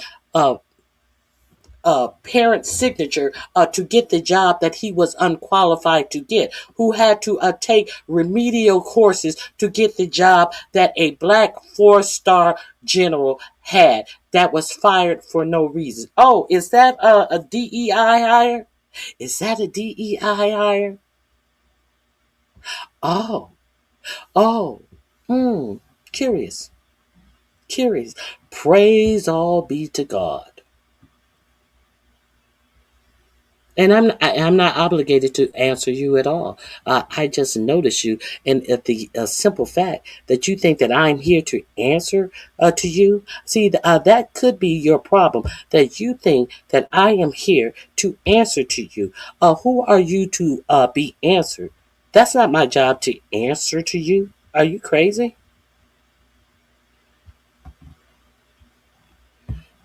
New subscriber, I'm sick of these ignorant people who love to blame everyone else for their stupidity. They are not intelligent people, so they use violence and name calling. And I thank you for subscribing. I appreciate your support. I really appreciate your support. Talk about Trump's trailer park bots, not someone's race.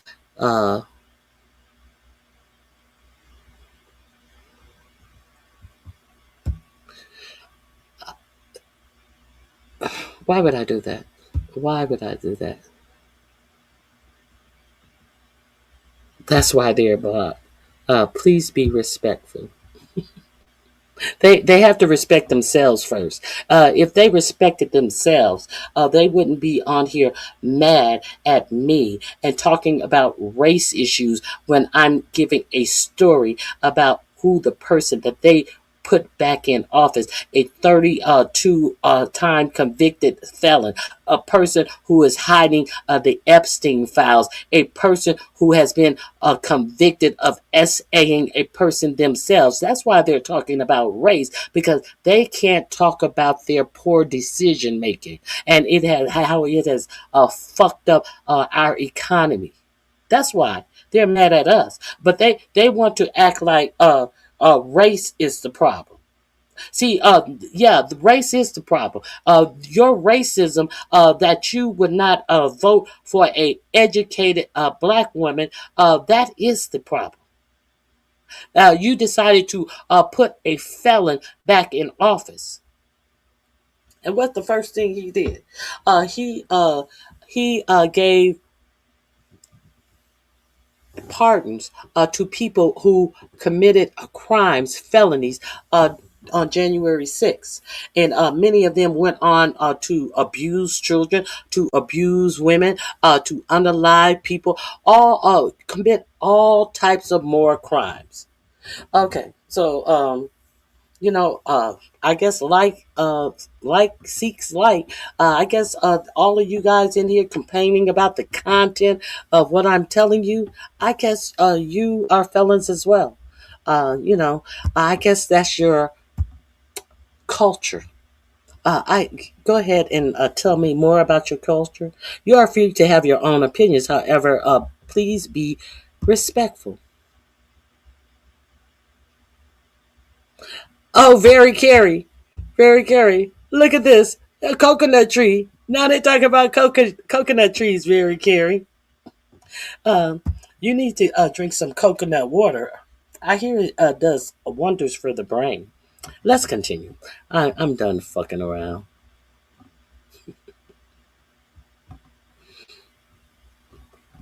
Say it with your chest. Good morning, uh, uh, Raymond. Oh, Raymond Gibson. Grand rising to you, Raymond Gibson.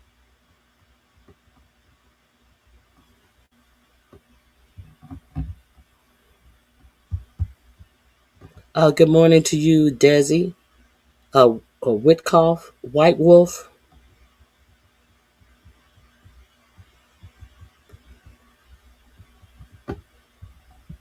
I concur. I concur. Okay, let me finish this up. I appreciate you guys participating in the chat. Please hit the like button if you find out something new that you were unaware of. I'm pretty sure you won't find it out during this presentation. Um, this all of hold on 1 second.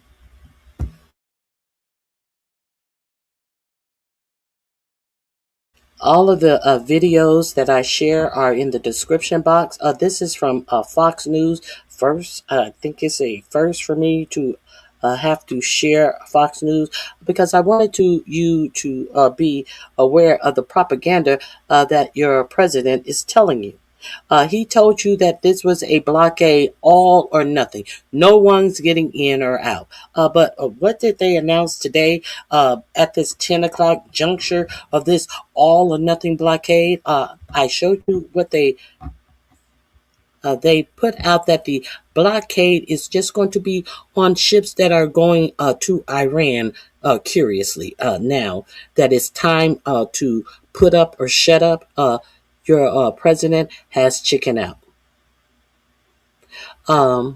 U.S. Central Command CENTCOM. Hold on.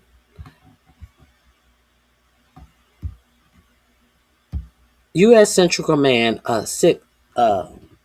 U.S. forces start mine cleaning mission in the Straits of Hormuz. U.S. Central Command CENTCOM forces begin. Oh, that's the wrong one. Begin setting conditions for clearing mines in the Strait of Hormuz, April 11th. That was yesterday. I want to talk about today. That was a lie. They told you that two Navy vessels actually swept the Strait of Hormuz. That was a lie. So this is I'm showing you your president saying it was all or nothing. No ships are going to get through. Even these ships that Iran wanted to send through. No, it's going to be all or nothing. It's not going to be people who you are cool with, people that you deal with. No, if you're gonna close the strait, we gonna close it all the way for you. We not gonna let your people get out. Where's that? Here it is, right here. But then, curiously, sitcom came out and says, U.S. to blockade ships entering or exiting Iranian ports. Why is that important? That is important to let you know that your president, your defense secretary have no idea how to get us out of this war. And your gas prices and all of the prices for all of the goods that you are using are just going to multiply. Now, let's be real clear on the fact that additionally, y'all remember when Pete Kegbreath and J.D. Vance and Tulsi Gabbard and what's that? Susie Wiles and who else was on there? I don't think Cockeye Patel was on it. The signal call calamity where you had Pete Kegbreath giving times that they were going to strike a house in Yemen. Y'all remember that attack in Yemen that they were going to do, and come to find out that the forces in Yemen, the Houthis, you remember the Houthis? You remember where they were striking at? Those Houthis, they were striking a strait, I forget the name of the strait, over in Yemen, over in the Red Sea. So, while your president is telling you all of this bullshit, they say if the president goes through with any of this dumb shit that he's talking about, the Houthis will then re-engage and start doing what they were doing that when they chased America out of the Red Sea with the bungled attack that Pete Cagbreath was doing. Your Secretary of Defense was actually on an unsecured app in a region giving out times and what type of aircraft were going to strike in Yemen. An unsecured app. And what made it so bad that they actually added a freaking reporter and didn't even know the reporter was actually summoned to the Signal app. This is your government. And why is that important? The reason why the Houthis were even doing strikes is because they were against what Israel was doing in Palestine. So they were not letting ships go through this other strait. I forget. The Strait of Mon, something Mon. I'm going to get to that. They weren't letting ships go through that strait. So the Houthis and the Iranians, they support one another. So Iran is letting you know that if the Houthis, Iran is letting the president know if he tries this blockade, they will go back and they will close up this other strait. And how would that affect us? That affects us because they had another route out. It was a longer route. It was a less desirable route because it added so much to the trips, but they could get out and they could get in. So they are threatening to have the Houthis now chokehold that strait as well. These are the bright ideas that your president is having. At the same time, your defense secretary was giving this information out to the Houthis, giving this information out, which the Houthis could have intercepted, and the Houthis had anti-aircraft machinery that could have shot down military soldiers because your dumb Secretary of Defense was giving information out on an unsecure app and never apologized to the parents who demanded an apology for putting their child who flew those missions in harm's way. Now, how did that end? That ended by one of our aircraft carriers having to speed away and make a turn so quickly that two $100 million aircraft fell off the deck of an aircraft carrier because they had to turn and haul ass, losing treasure from an incompetent Department of Defense, we're going to do what Biden didn't do, and we're going to go in the Biden administration. They did this, that, and the other. I gave no classified information. I gave no classified. It has been investigated and ruled that Cagbreath indeed gave classified information. Why did they stop striking Yemen? They stopped. Your president told you. Well, they said that they were done, and they're done striking, and we're gonna take them at their word. Now their word is that they are going to close down this other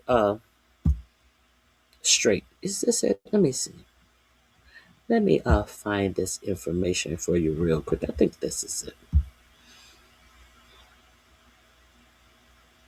Iranian allowed a pair of Chinese super tankers carrying oil for the Chinese energy giant Sinpak to cross through the Strait of Hormuz today. In addition, Libya-flagged tankers also crossed through. So we know that the sticking point is Netanyahu is striking Libya, and that it was a part of the deal that all strikes were to stop. So they're saying if no ships can get through, they're not going to let these Chinese and Libya ships get through. How is that working out for them? Let's go. I think it's maybe here.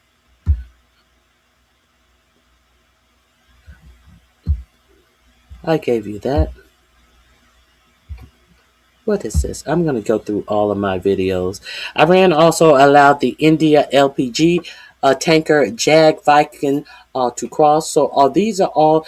Now, the Strait of Hormuz is closed to whoever Iran wants to close the straits off to. So your president said that they were going to close it off to everybody. But now it has changed.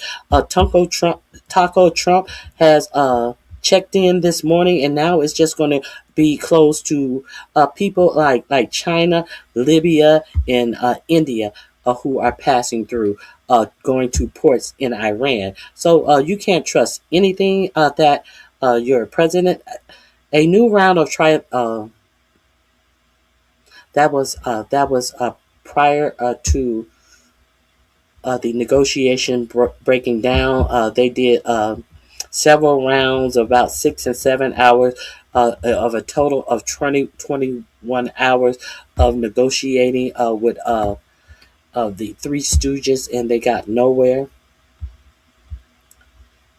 After several hours of no progress in the Islamabad negotiations due to U.S. excessive demands, some Western media are exaggerating the positive atmosphere of the negotiation. Currently, no significant change has been made in the negotiation situation, and despite initial progress in technical talk, the issue of the Strait of Hormuz and several other issues remain major points of the disagreement. So, what did Trump just tell you?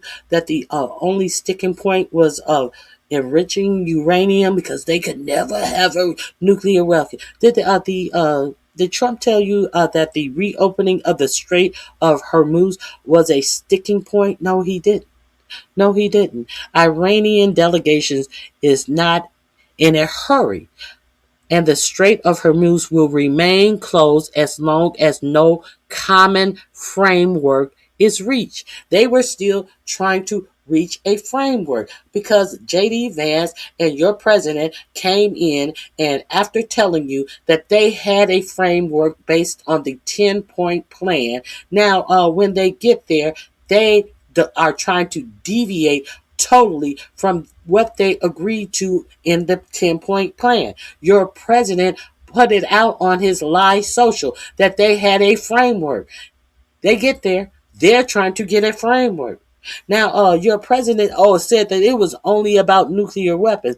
Iranian delegation is not in a hurry, and the Strait of Hormuz will remain closed as long as no common framework is reached. Now, what are they doing to get these nukes?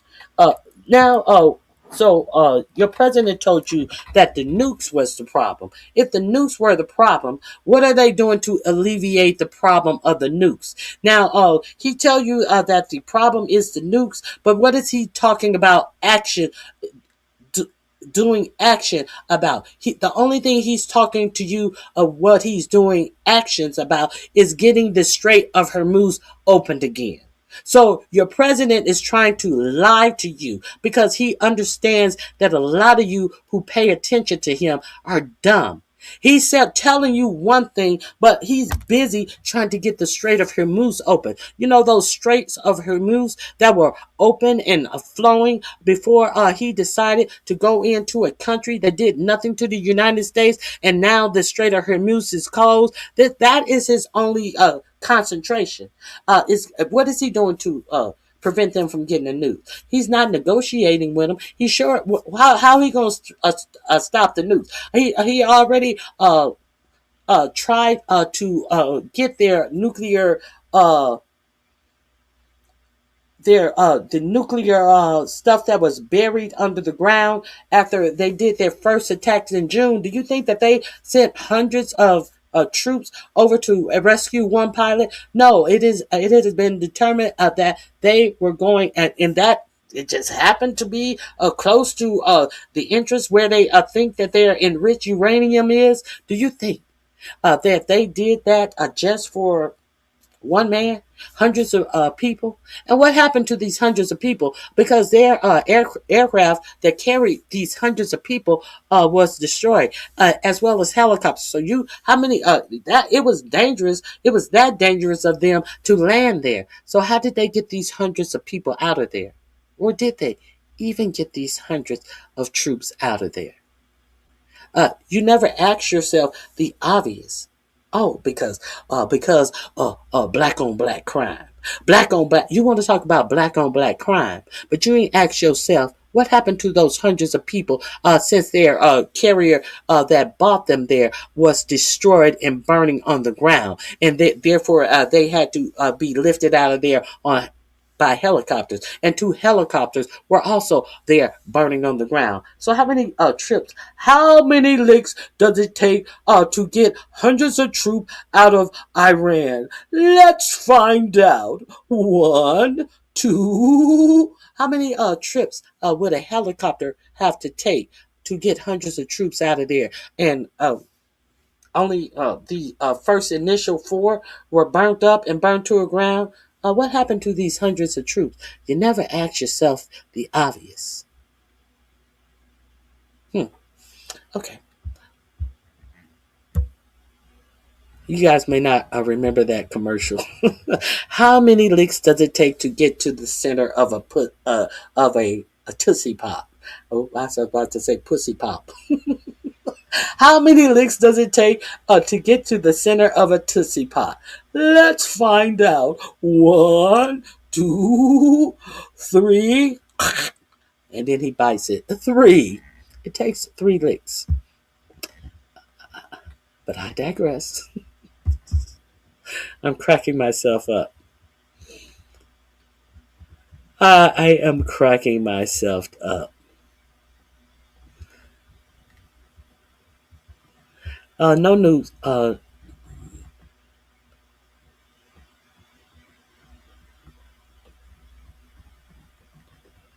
Great.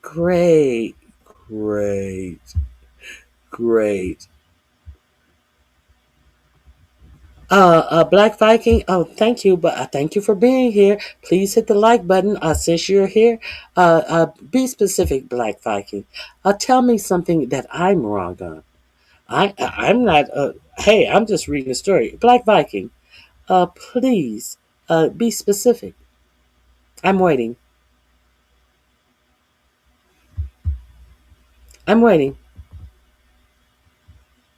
These people would gladly blow us off the map. Oh, really? Well, why hasn't it happened? Be specific. Can you tell me? Why are we still waiting on it? Be specific.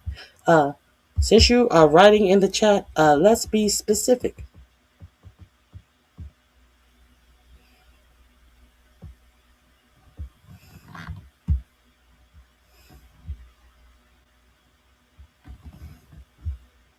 Oh, nothing. Oh, okay.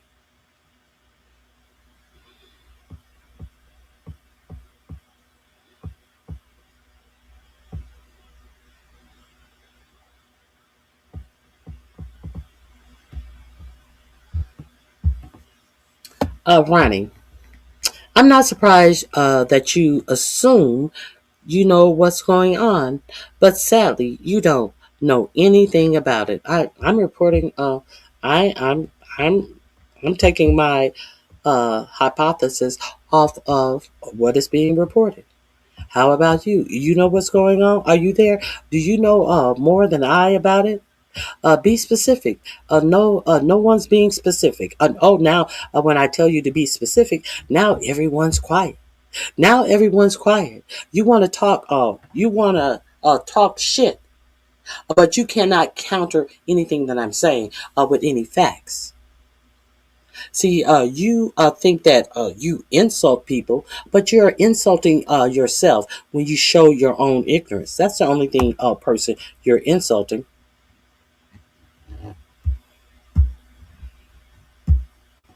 Oh, you mad you can't curse? You mad you can't curse? You mad you can't curse in here? Oh, poor baby. Okay, let me.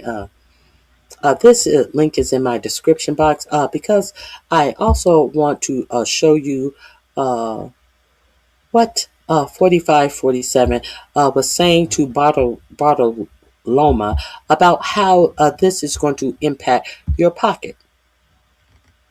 Now, 4547 said, hey, you know,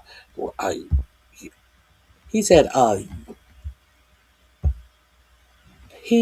said, I can't tell you if the gas prices are going to be lower, the same. They may be higher. If you do not believe me, let me show you. And I want you to pay attention to the bulgage of the eyes of Valderrama. Like, I cannot believe you came and told the truth on my show. Oh my God! Oh my God! Pretty soon, he will have the last of his sycophants turn on him for actually being honest. He thought that he could be honest with her, and he shocked the shit out of her. Let's go. Where is Bartoloma? And the president, I believe. Let me just go through. Here's Vance saying that he's a failure right here and lying. Let's go right here first. The Free Press story saying that senior Pentagon officials in January, including Rich Colby, brought Cardinal Pierre into the Pentagon. Brought who? Cardinal Christophe Pierre into the Pentagon. I haven't seen the story. Oh, wrong one. That's the threat where the threat keg breath representative threatened the Pope of all people because the Pope said that this war was immoral, and they actually threatened the Pope about some shit that happened in the 13th century where the Pope disagreed with government and they lost their lives. So let me see what this is. I have a couple of recordings I wanted to share with you. The ceasefire announcement. But Bibi's pulling strings and your vote is getting cold. We're not just fighting for Iran, hear this clear. Your people reached out to us, yeah, we got the DMs here. If one nation's gonna stand against the Epstein regime's fear, it's us to the last breath, we've been doing it for years. We're standing here for everyone your system ever wronged, they'd known all along. The enemy was always you. The real threat wore a suit and sung a patriotic song while selling their own citizens and calling it strong. Stealing from your own people, making them bleed, taking tax dollars just to fund your own greed. They waking up to the lies, the illusions of burst. You screamed America first, nah, you put losers first. Make Israel great again. Your government is run by pedophiles. They ordered you to die for Israel. They ordered you to die for Israel. They lied to you all. We saw everything. If the public ever saw the files, man, the planet would shake from the level of filth and the crimes in your wake. No wonder Jeff called you the worst, you degenerate snake. You claimed you never set foot. You went 40 plus times. You sick bastard, you cooked. We stepping up to the plate. Epstein regime gotta fall. You fake Christian elite sacrificing the ball. Demon, you talk real big for a man with tiny hands. Tiny hands, tiny things, tiny everything. We saw everything, and word got out. The smallness kinda expands. No wonder all those rage tweets, all those desperate rants. Overcompensating bully, always causing a scene. You said you love losers. Well, look at your team. Your government is run by pedophiles. They ordered you to die for Israel. They ordered you to die for Israel. They lied to you all.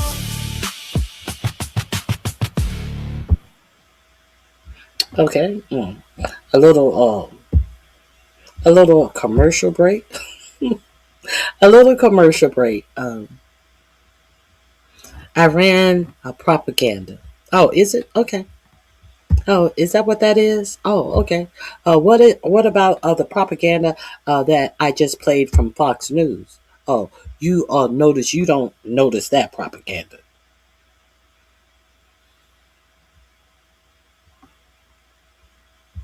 What does that mean? And that means what? Him being a Democrat makes him a different person. I don't have to remember that he is running from the Epstein files. You want to talk about what does him being a Democrat have to do with anything?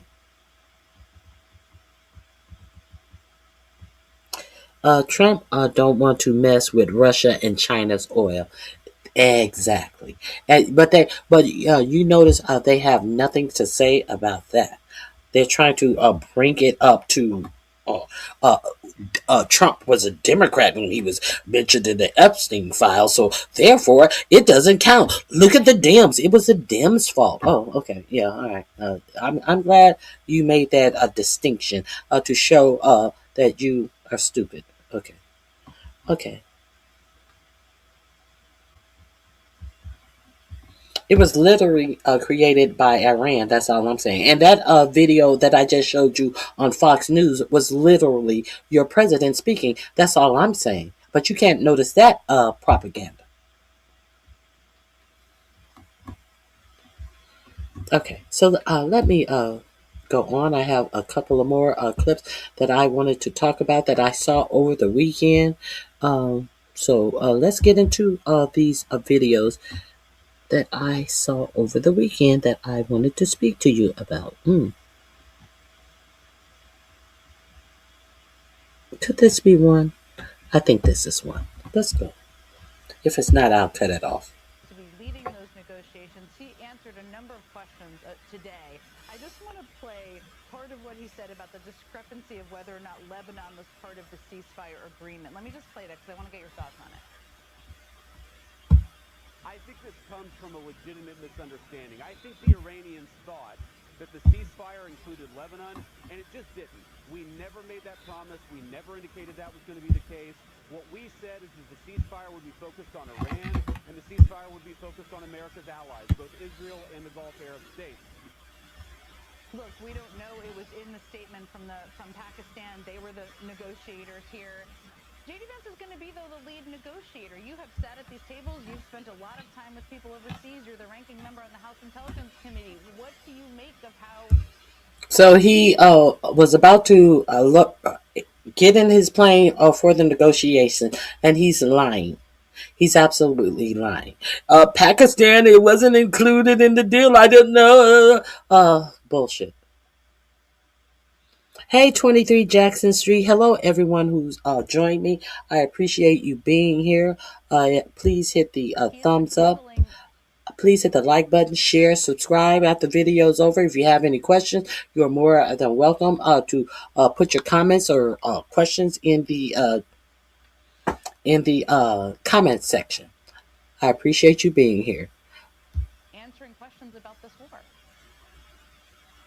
Yeah, look, it's pretty clear what happened here, right? After threatening civilizational erasure with people like me worrying about, oh my God, is he going to use a nuke? What exactly does that mean? Is that really who the United States wants to be?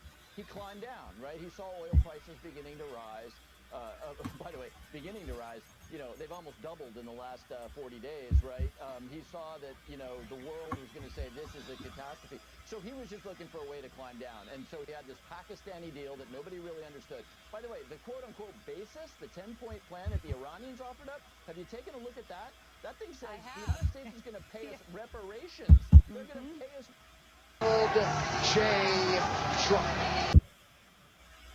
I apologize. We're going to continue to control the Strait of Hormuz.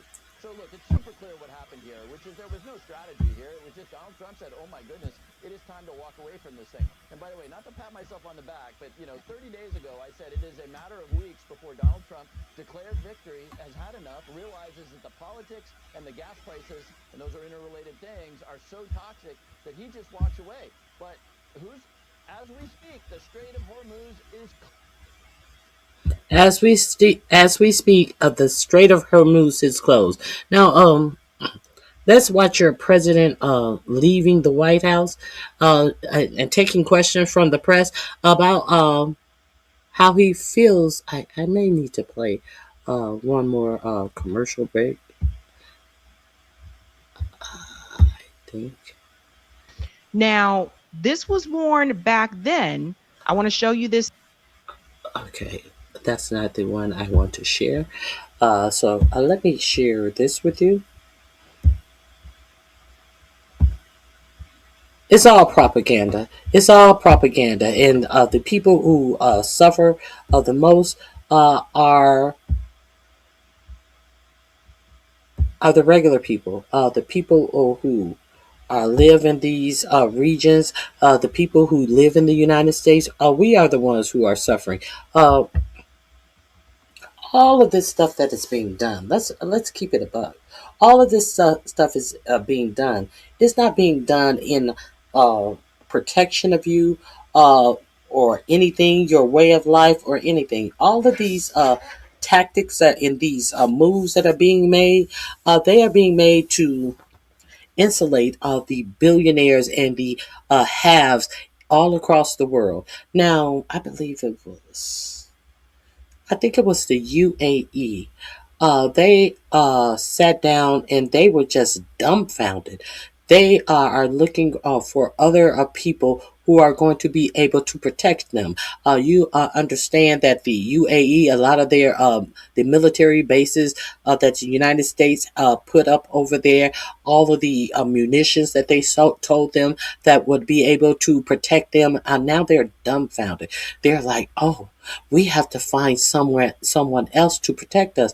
In the meantime, do you understand how rich that people close to this administration have gotten from these Middle Eastern countries, making deals because they have access to all of the people with all of this money? These oil states who have never had to worry about anything because they have had everything set up, and they are exorbitantly more richer than people in the United States. So do you understand that they are looking for protection now? I don't think I played this for you. Let's play this for you. If I have, I'll stop it. Posted the video proud. They did that, all of a sudden, the Power entire plants next. country of Iran knew that Stone Age talk out loud. a pilot that was somewhere on their land War crime, who was fighting for his life.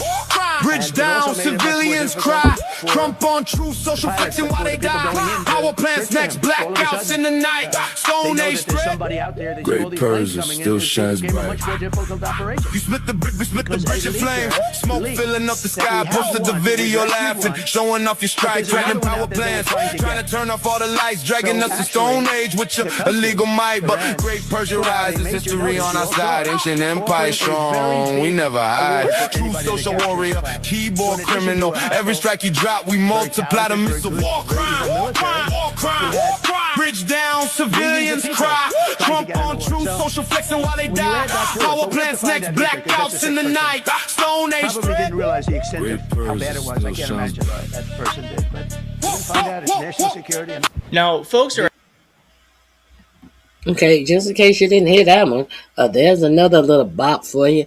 There's another little ditty for you. I think let me move on.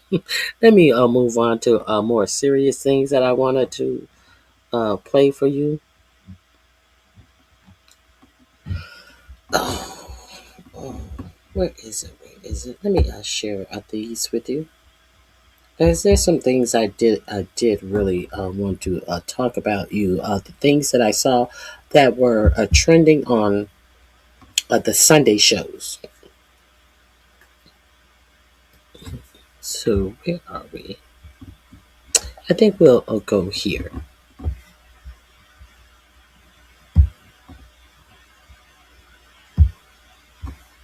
Let me go here with you.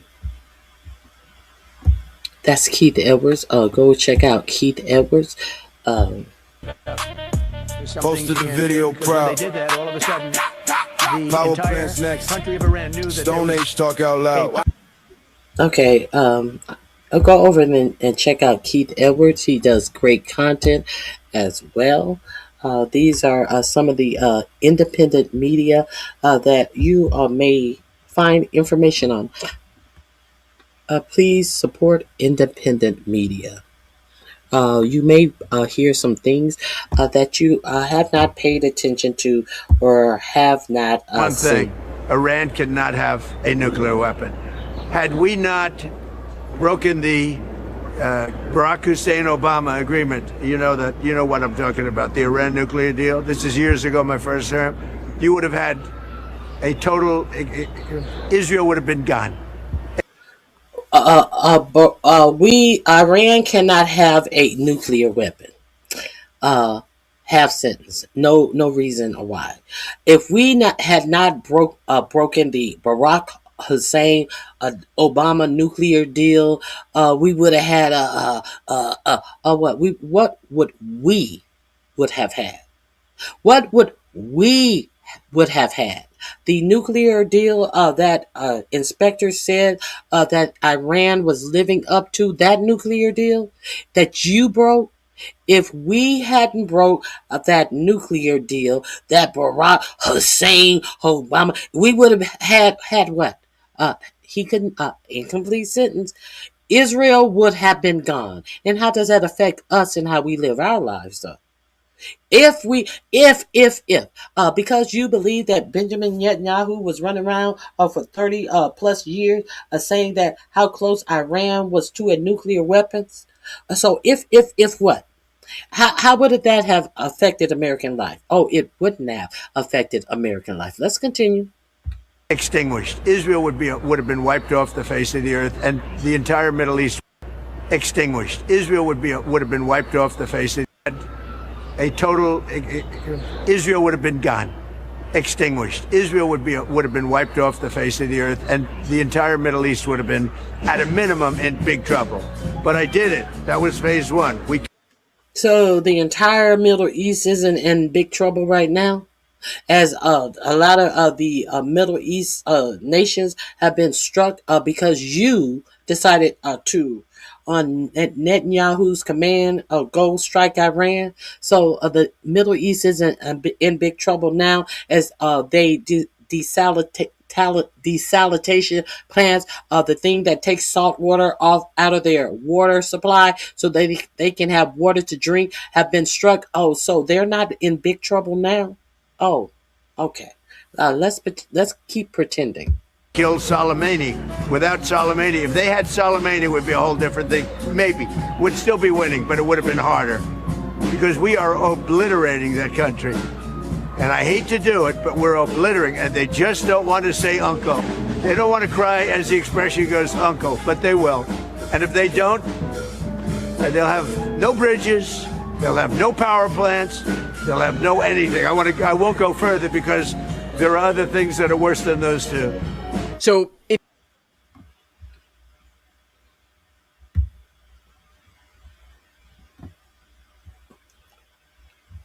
Divine Comedy. Bye. Hit the like button on your way out.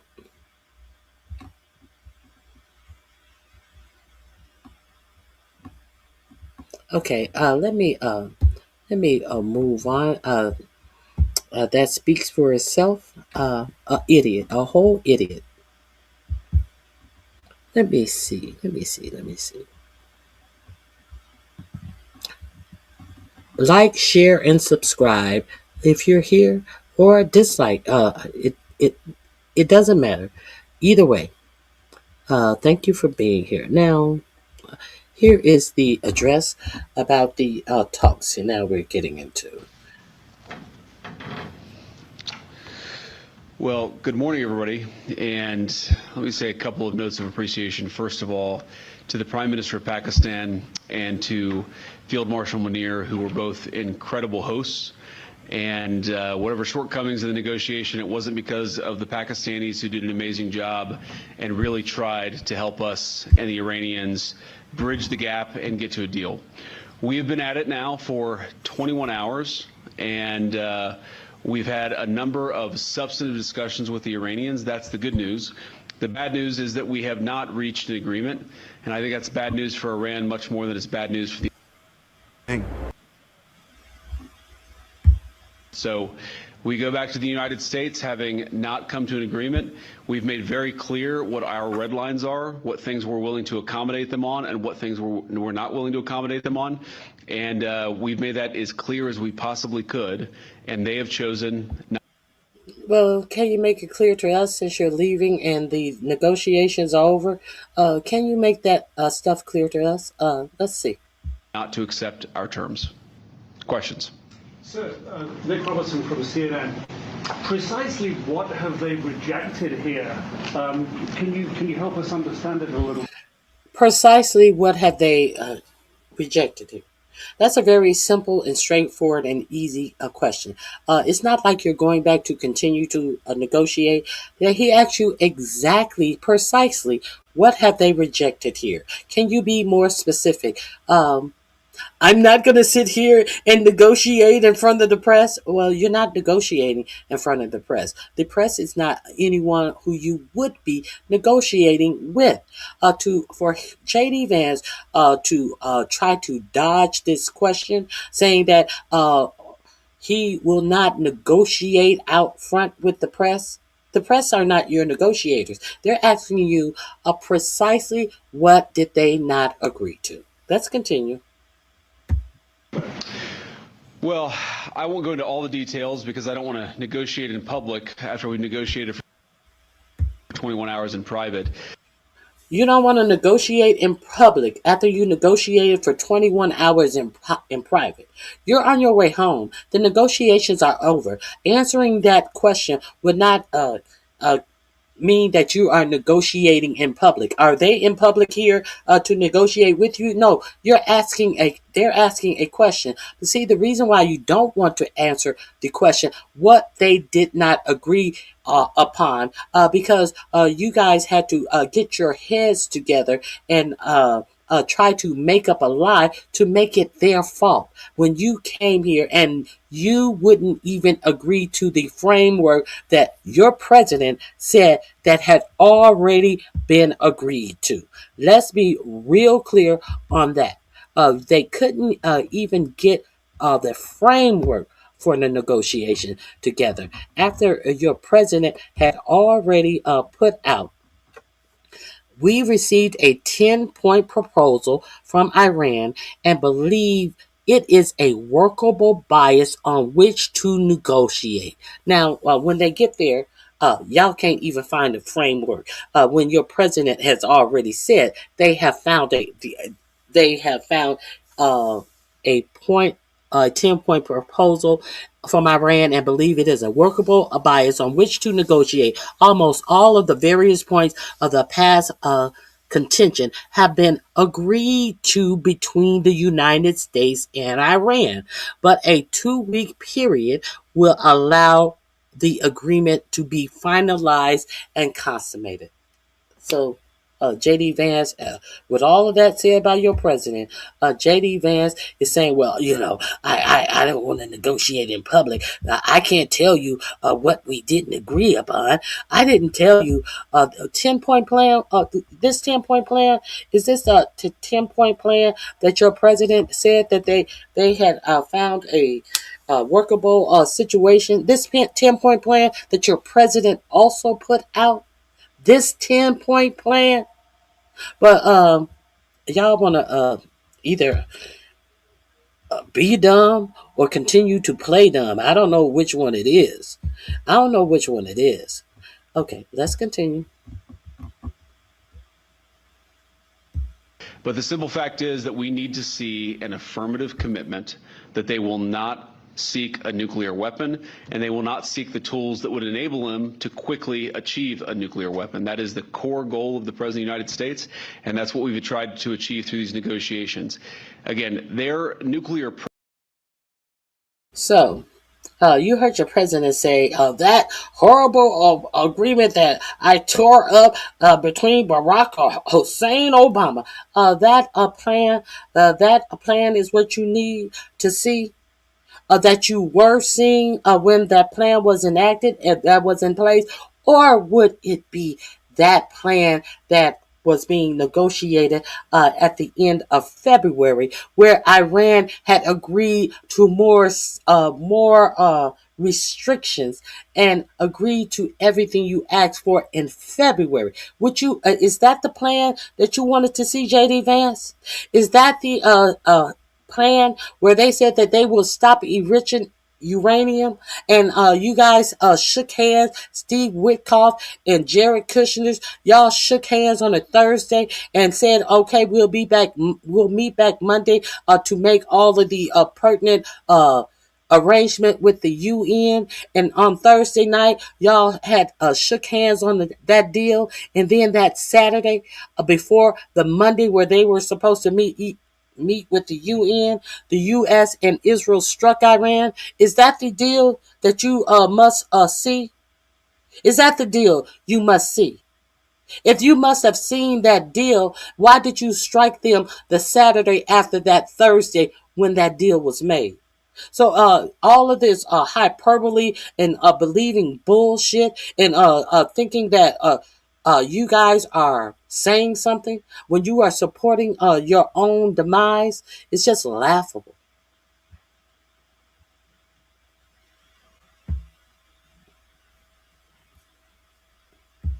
Let me say a couple of notes of appreciation. First of all, to the Prime Minister of Pakistan and to Field Marshal Munir, who were both incredible hosts.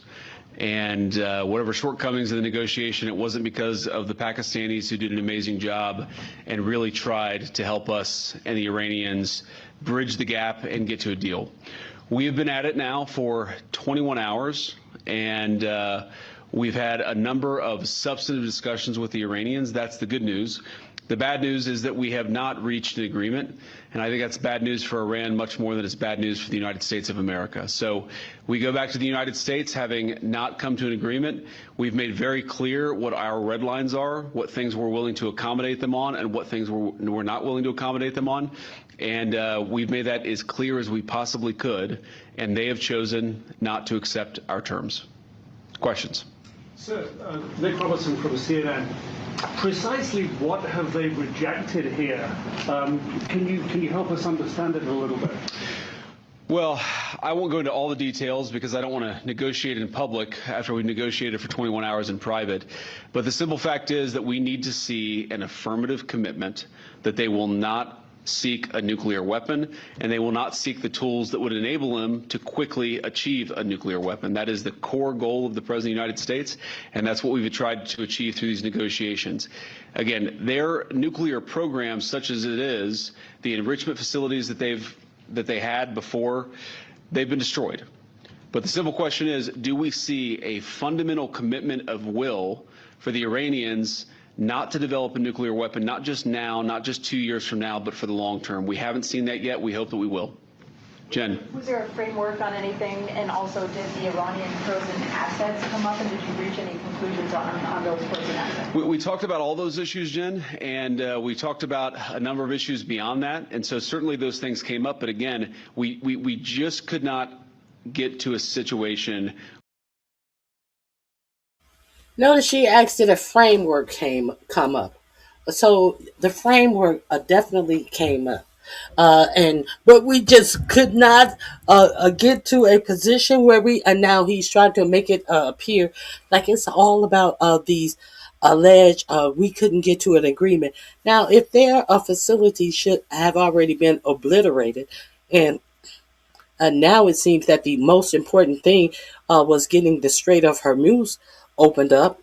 You notice he has not mentioned the Strait of Hormuz not one time, and the next day, that's all your president was talking about. Let's continue.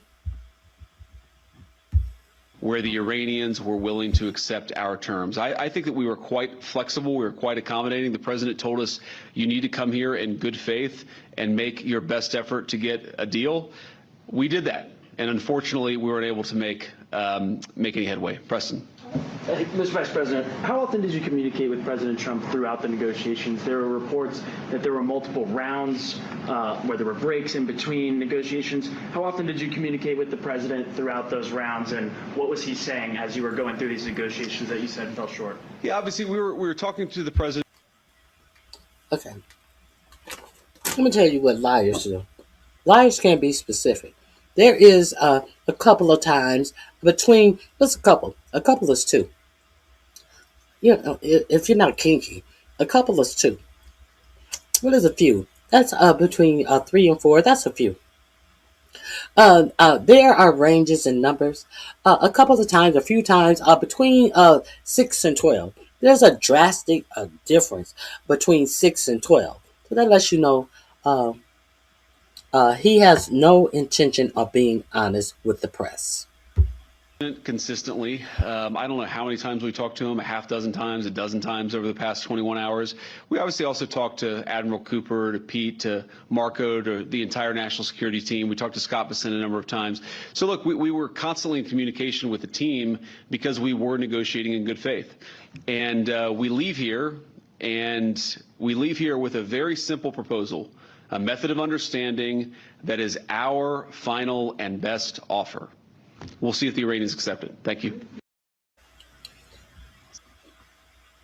I want to know, we talked to the whole team. We talked to Scott Bessent. Scott Bessent is the Treasury Secretary. For what reason would you be talking to Scott Bessent? Now, the Iranians said that they were not going to lift their plane off the ground until two conditions were made: that it was understood that Lebanon was included in the ceasefire deal, and they got their reparations. Now, the United States is not their reparations; their money that had been held. Iran wanted their monies that had been held due to sanctions. They wanted that money, and they said that they're not going to lift their plane off the ground until they got it. Now, Iran has said that they have gotten the money, and that's why they lifted their plane off the ground and went to do the negotiation. Now, your president is being quite cagey about if they gave them their reparations. I would too. After the Iran and Barack Obama created their deal where they would have inspectors come in to ensure that they were not enriching uranium for a weapon.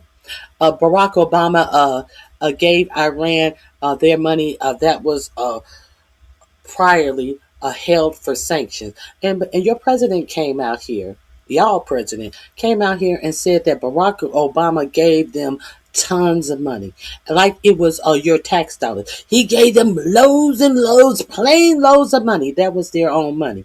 Now, did your president do the same? After many times talking about how Barack Hussein Obama gave Iran tons and tons of money.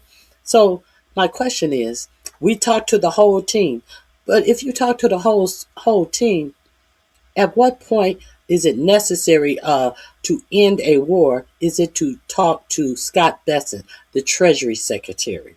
Quit being cagey. Did y'all give them tons and tons of money too?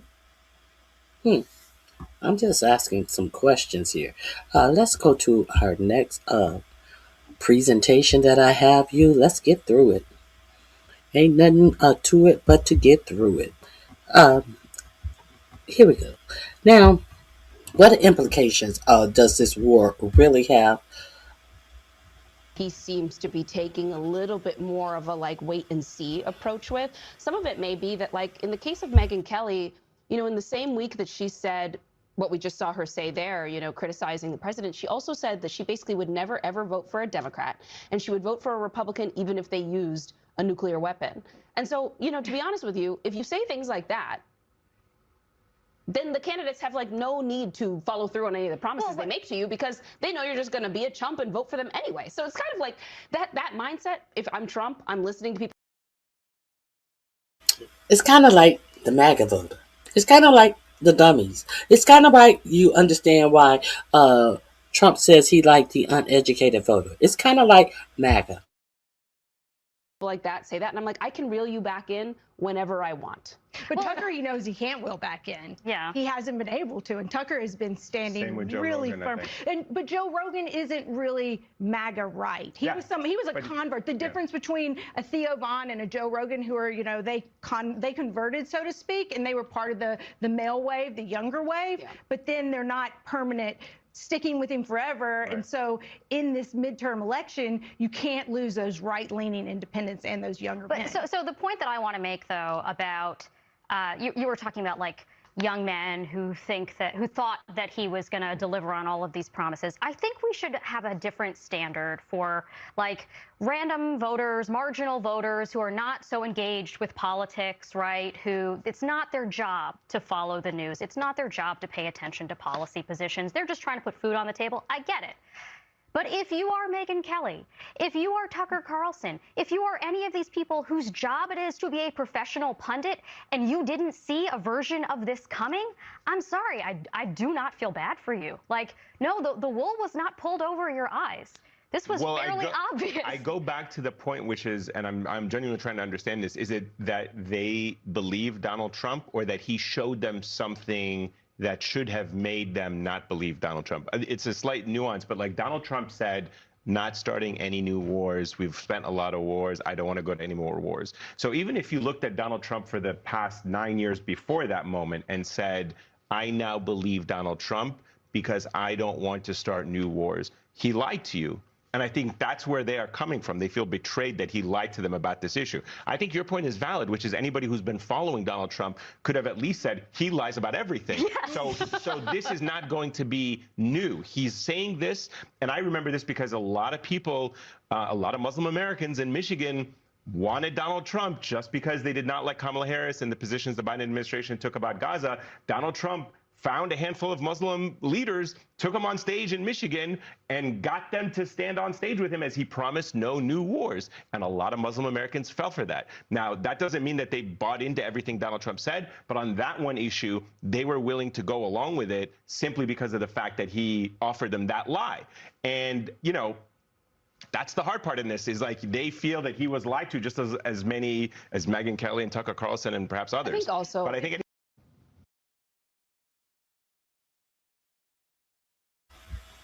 That's why I don't platform and say, well, at least even fuck Megyn Kelly, Tucker Carlson, all of the right who platformed and made sure that Donald Trump got into office. Marjorie Taylor Greene was abhorrent. Marjorie Taylor Greene was disgusting until she realized the cuts to the Obama's subsidies for health care was going to affect her adult children. That's when Marjorie Taylor Greene came around, when the policies of this administration start affecting her family and the lives and the health of her children specifically. So all of this well, did you hear? No, fuck, I don't care what they had to say. Why should I care what they had to say? Now, let's get into this. They are the reason he's in office. Way that the president wants. He's getting very frustrated. That frustration gets pushed down to his secretaries, his cabinet. His cabinet then pushes back onto, you know, the people in the rank and file. And in this particular case, the Army's doing an awful lot of stuff. There probably was an awful lot of pushback on, you know, putting ground troops in there and, you know, the danger of another Iraq or Afghanistan. And I don't think that's what the Hegseth wanted to hear. But, you know, the Army commander is a warrior. He's been in these places. He knows what happens when ground troops get put there. And I think, you know, we can safely deduce that that probably was part of the conversation and why he's no longer there. For the health of the Army and for the, you know, the generation of forces necessary for operations, I mean, it's going to have a significant, you know, impact, because what they're saying is they want a philosophical change at the top. They probably don't want warriors. They probably want sycophants and people that will tell the Secretary of War exactly what he wants to hear. As we've already seen,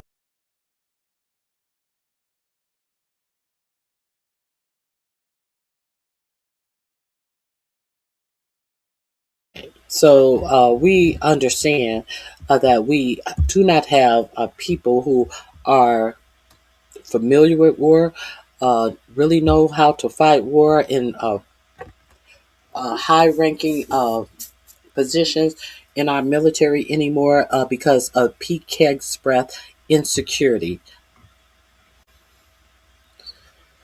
Okay. Yes.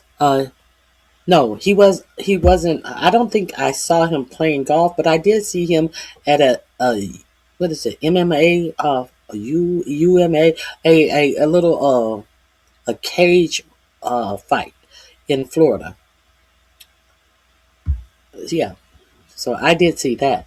Him and the Secretary of State, Marco Rubio, instead of negotiating us out of this war. But hey, why bother? They have made it possible just to grab anyone up who is of the age of 18 and under and get them embroiled into this war that they're fighting. Now, here we go. Let me play some questions that your president. Is this other questions? I think these are the questions he was. Totally defeated that country. And so let's see what happens. Maybe they make a deal, maybe they don't. Is it a good sign? From the standpoint of America, we win. One other thing that's happening is that boats are sailing up and heading out to our country. So this is why, while Vance and the other stooges were out negotiating, he said, meanwhile, boats are filling up with our oil, and let's see. Let's continue to see what your president thinks about the negotiation. This is before the negotiations broke off, as he's on his way to the MMA event. This is what your president is doing, and ask questions about the negotiation. Let's see what he thinks about what happens with the negotiations. Yes, please hit the like button. The set is loaded with sugar. Big, beautiful tankers, and we're loading them up with oil and gas and everything else, and pretty beautiful thing to see. What about the China release Iran's assets? Have you agreed to release Iran's assets in other countries? We're going to see what happens. We're in very deep negotiations with Iran. We win regardless. We've defeated them militarily. They've dropped a couple of water mines, you call them water mines, in the boat. We've defeated all of their water boats too. Their Navy has gone 158 ships. They have 28 water droppers, mine droppers they call them. All of them are sunk. They probably have a couple of mines in the water. We have mine sweepers out there. We're sweeping the strait. In addition to that, we're negotiating whether we... No, this is during the negotiations. He says we're sweeping the straits. The straits are closed. They lied and told you that they got 2 Navy vessels through. And your president is sitting down here and telling the press that they are actively sweeping the straits for mines. And understand, all of this is a lie, as he's on his way to an MMA fight. He's very concerned. He's very concerned about our troops. He said, it doesn't matter. We've already won. If we've already won, then why are you then turning around and telling us that our ships are sweeping the Strait of Hormuz for mines? If we've already won, we're in the middle of negotiations. If we've already won, why are the 3 stooges over there in negotiations? If we've already won. These are the lies that some people really believe in, as they try to ignore, they try to deflect from how poorly the United States of America is doing with these increased prices on groceries, and now on gas. They said the prices of gas have tripled from the end of February to today. Not doubled, but tripled. But people want to talk about other people, other races. They want to talk about black on black crime. They want to talk about your communities. If you don't get out of here, this is what we're talking about today. Make a deal or not makes no difference to me. And the reason is because we've won. Whether you listen to the fake news or not, it's amazing. They're credibility. We won, if you're listening to the fake news or not, as he talks to the people who may ask him a question, who have access to ask him a question. If they ask him a hard question, all of a sudden who are you with? We're going to get one of those moments as well. We've already won. If you're listening to the fake media or what, let's go back. It is because we've won. Whether you listen to the fake news or not, It's amazing. Their credibility is down to 13%. The media credibility down to 13%. Think of it. We defeated their Navy. We defeated their Air Force.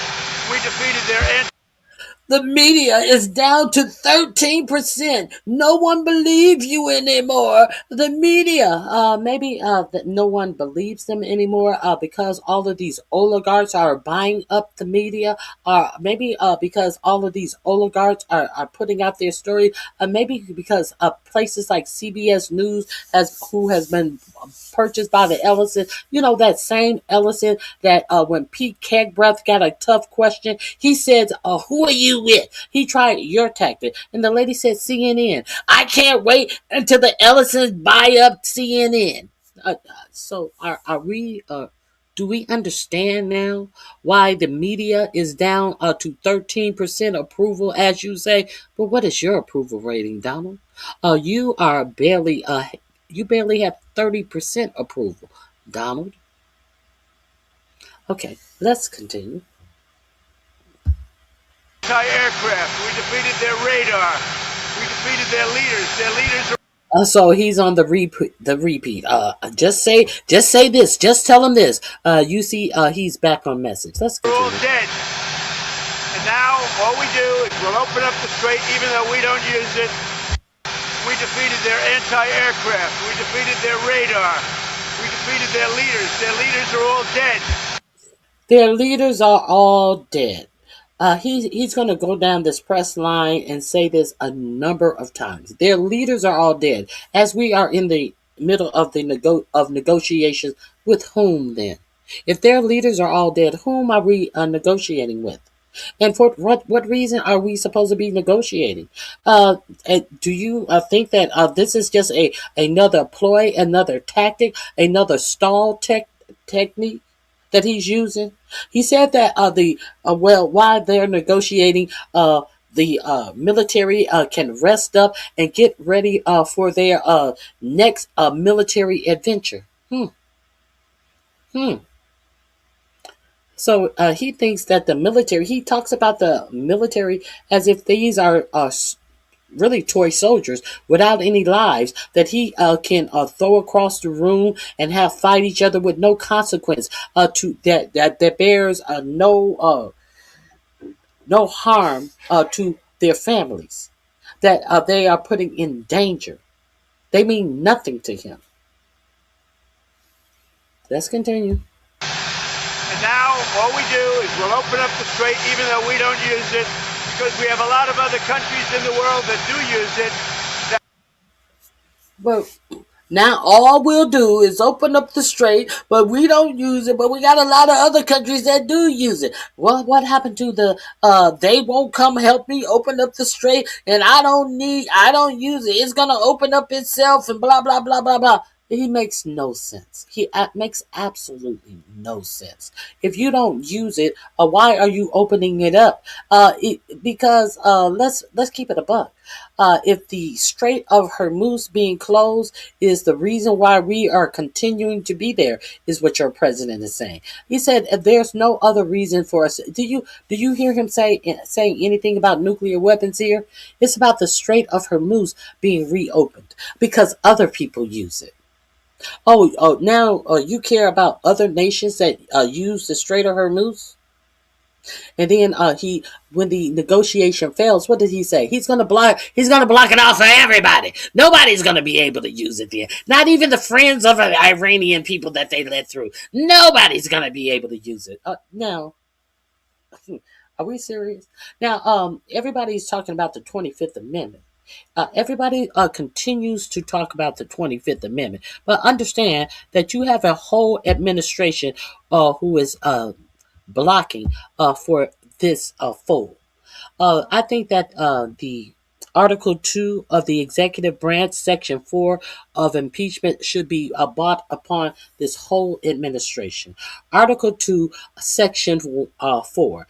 The President, Vice President, and all civil officers of the United States shall be removed from office on impeachment for conviction of treason, bribery, or other high crimes and misdemeanors.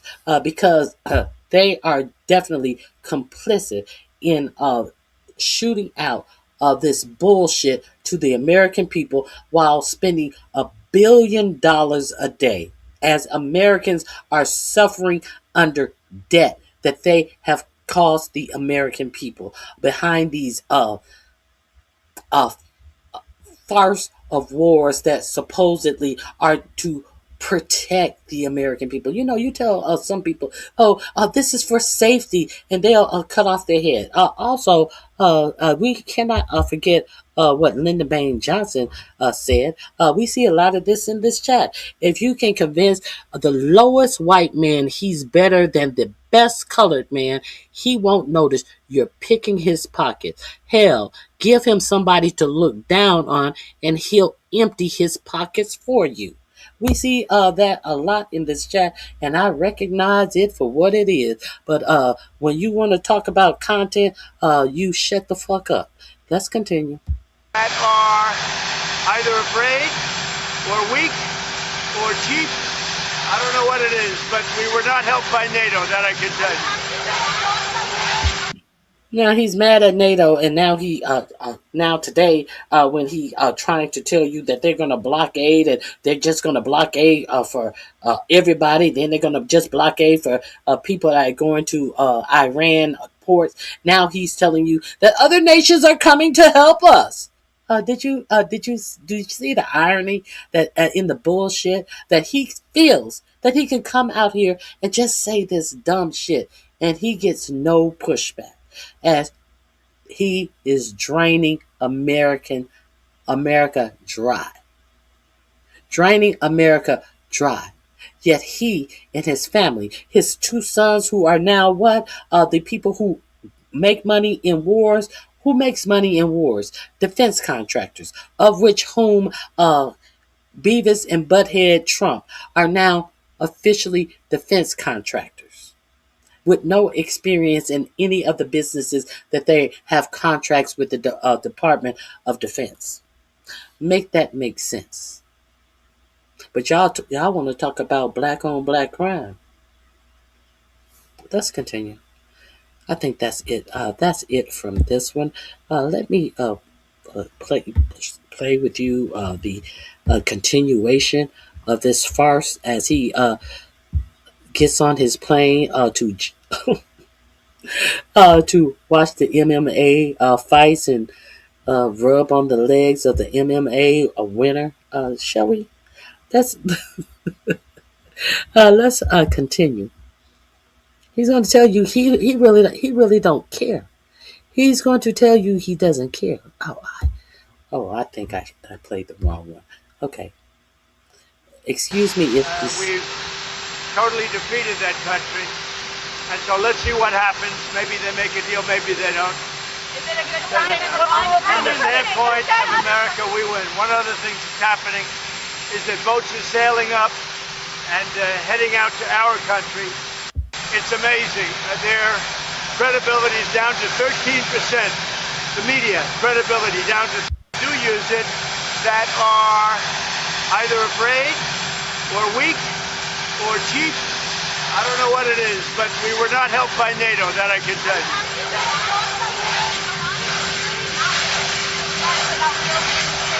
How do you know that? Why do you say that?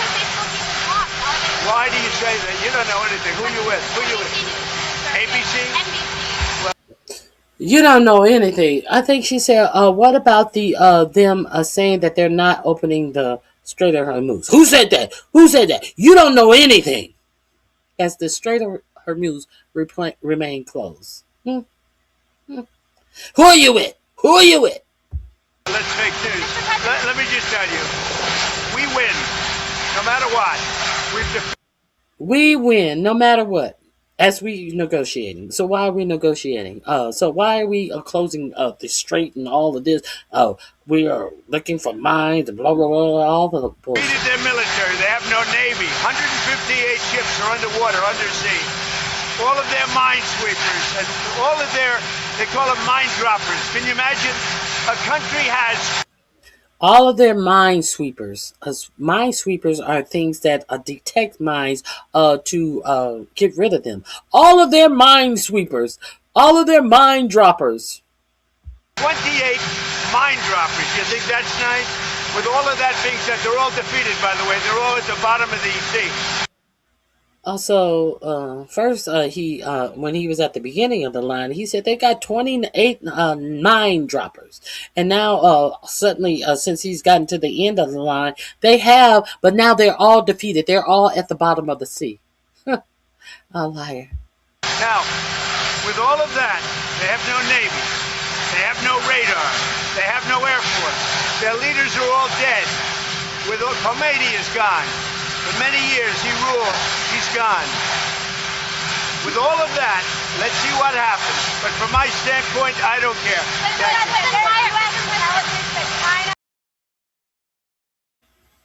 Okay. Now, are we going to pretend like we did not hear your president says, as far as he is concerned, he won? And what else did he say? From my standpoint, I don't care. Let's play that again. He ruled. He's gone. With all of that, let's see what happens. But from my standpoint, I don't care. China is preparing to ship weapons to Iran. Well, if China does that, China's going to have big problems, okay? Okay, so we heard that China is supposed to be supplying weapons to Iran. If China does that, China is in big trouble. What trouble you got for China? The people want to know, what trouble does your president have for China? Because he's playing like he don't know that it's already been reported. The thing that I've even reported to you.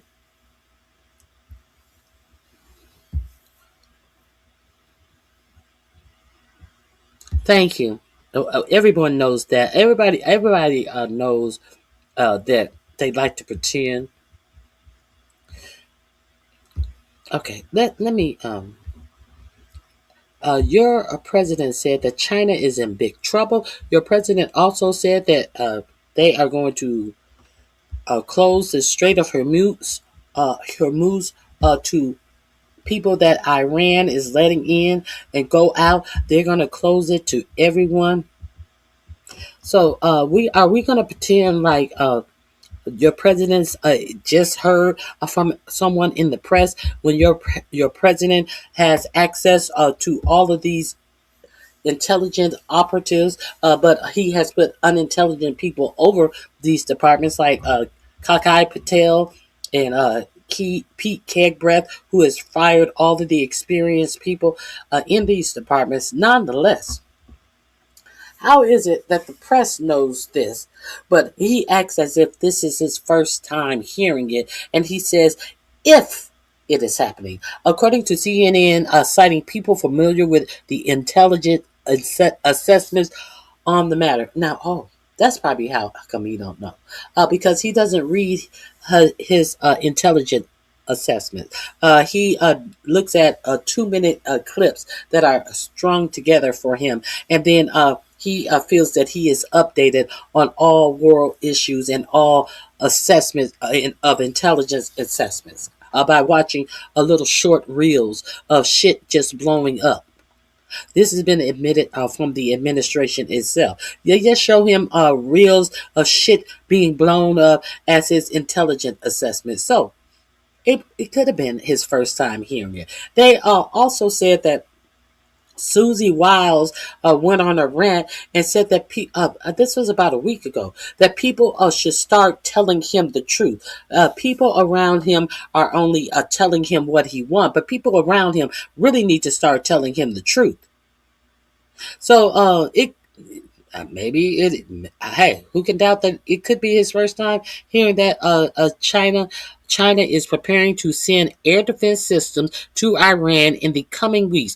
Per the report, China is preparing to send man-portable air defense systems through a third party to mask the origin of the weapon. So If they do, China's gonna be in big trouble. It seems like our military is in big trouble. That's who it seems like is in big trouble. To keep it a bug, because they have idiots over this whole war. This, in my opinion, this whole war is being run by a bunch of idiots. Oh, so let me go forward. I think there are a couple of more things that I want to talk to you about, and then we're going to get into some other things. Um, it is a lot when you are trying to point out lies from this administration, because that's all they do, and they just continue and continue and continue.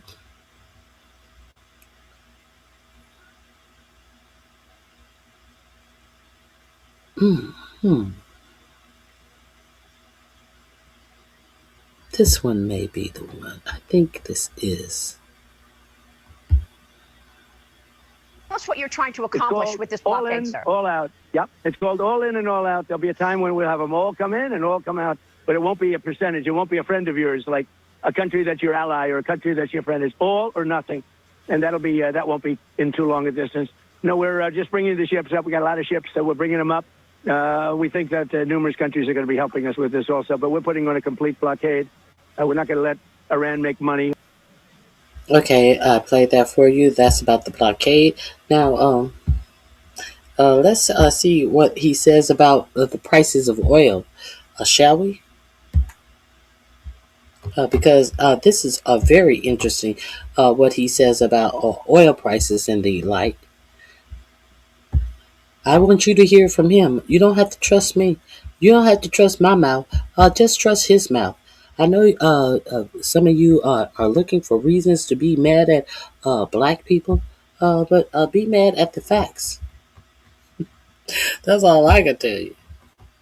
And like, oh my God, this guy is really like just totally lost it. And she says, is this going to be enough? Is this going to be enough? Yes. It ended because of tariffs, which the Supreme Court was not nice to me about. He got it ended because of tariffs. Is this going to be enough? Listen to what Donald Trump says here. Play this clip. I got it ended because of tariffs, which the Supreme Court was not nice to me about.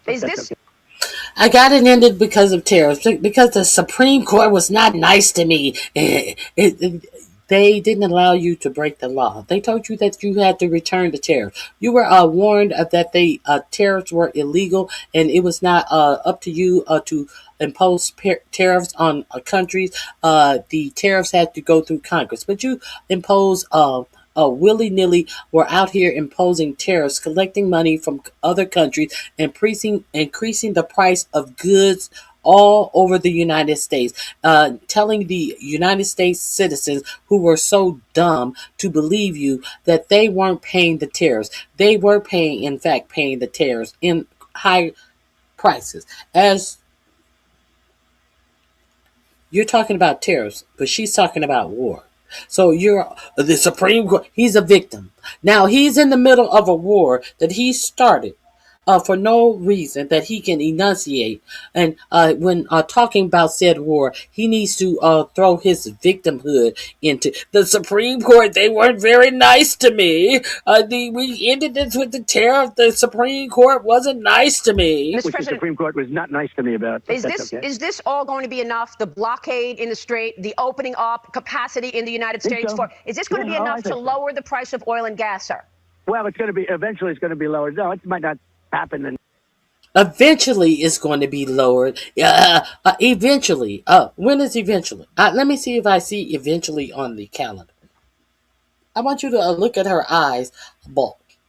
When he said, eventually. I don't see eventually. Is it in 2026 at all? Is it in 2027 at all? They're estimating these prices will not start to go down. And let's keep it a buck as well. All of the prices that have gone up on your food, your grocery, now it is time for farmers to plant. Fertilizer has gone up something upwards of 70%. So what about your food? They're not telling you about anything about any type of food shortages, because all of the fruits and vegetables and all of the things that we used to get imported from other countries, we don't grow in our own country enough to sustain our people. So a lot of our food is imported from other nations. What is this blockade, this full blockade now that I can't have my way and I can't go to the negotiations and totally rip up and lie and say I agree to a 10-point plan and I want to be the only person to have conditions? Okay, what does that do about your food shortages? Y'all want to be mad at black people though. Look at her eyes when she gets the answer to the question that she asks. It's going to be eventually. It's going to be lower. No, it might not happen initially, but it's going to go down. When this is all over, look, the stock market, the Dow hit 50,000. It was supposed to be in 4 or 5 years. They said it won't happen during his term, but it'll be maybe 4 or 5 years.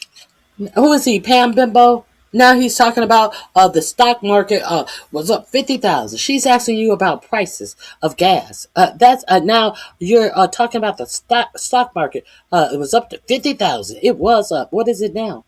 Let's review this.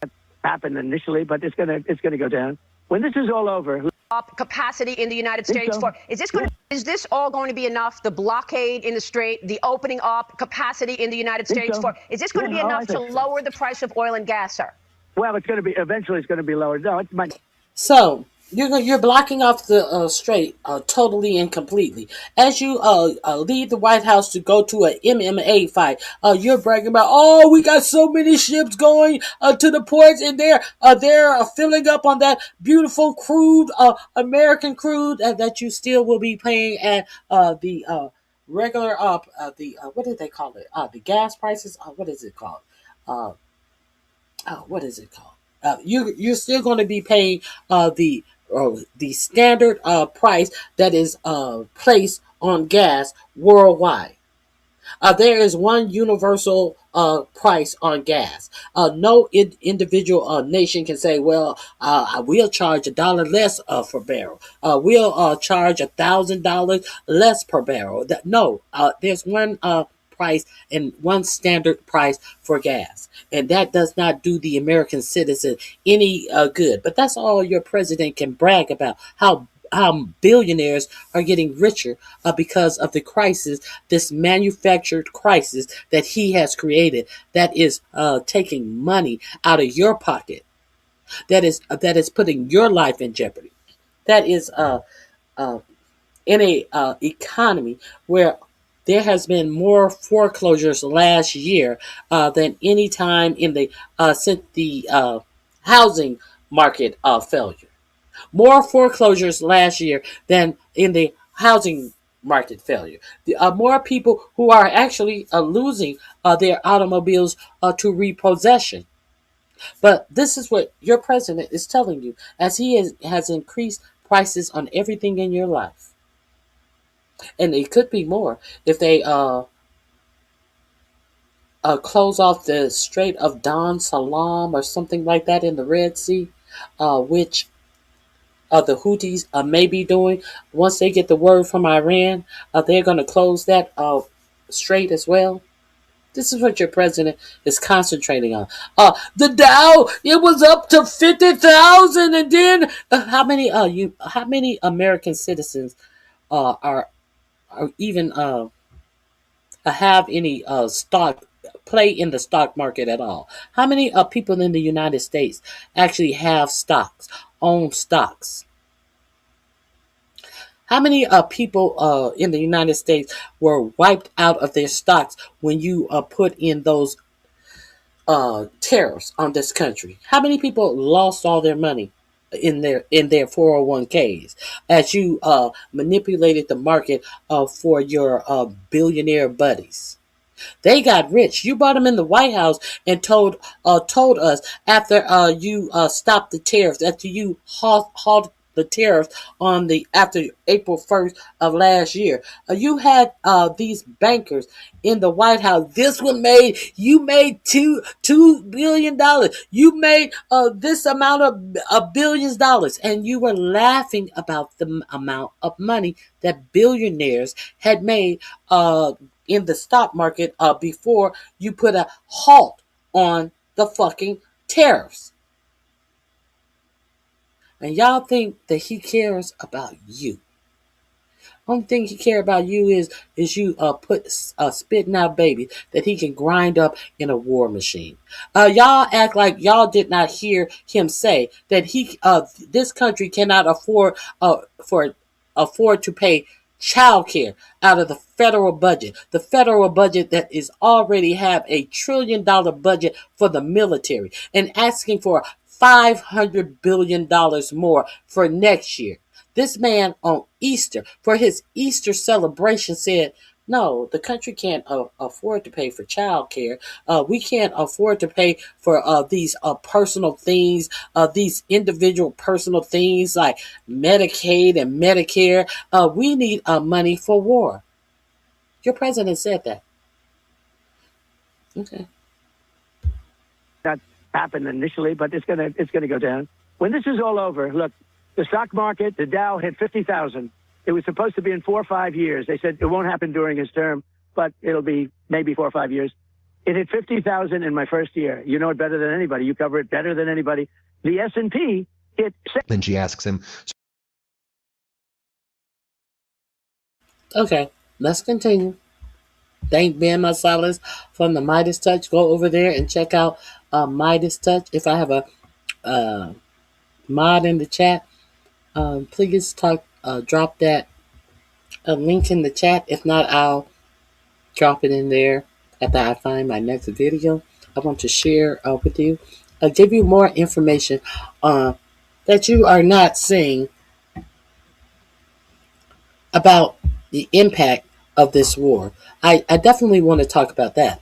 From people who have studied war, who have spent their life in the service, I wanted to tell you something that is not propaganda being shot up your ass by this inept media. Let's get into some of that, shall we?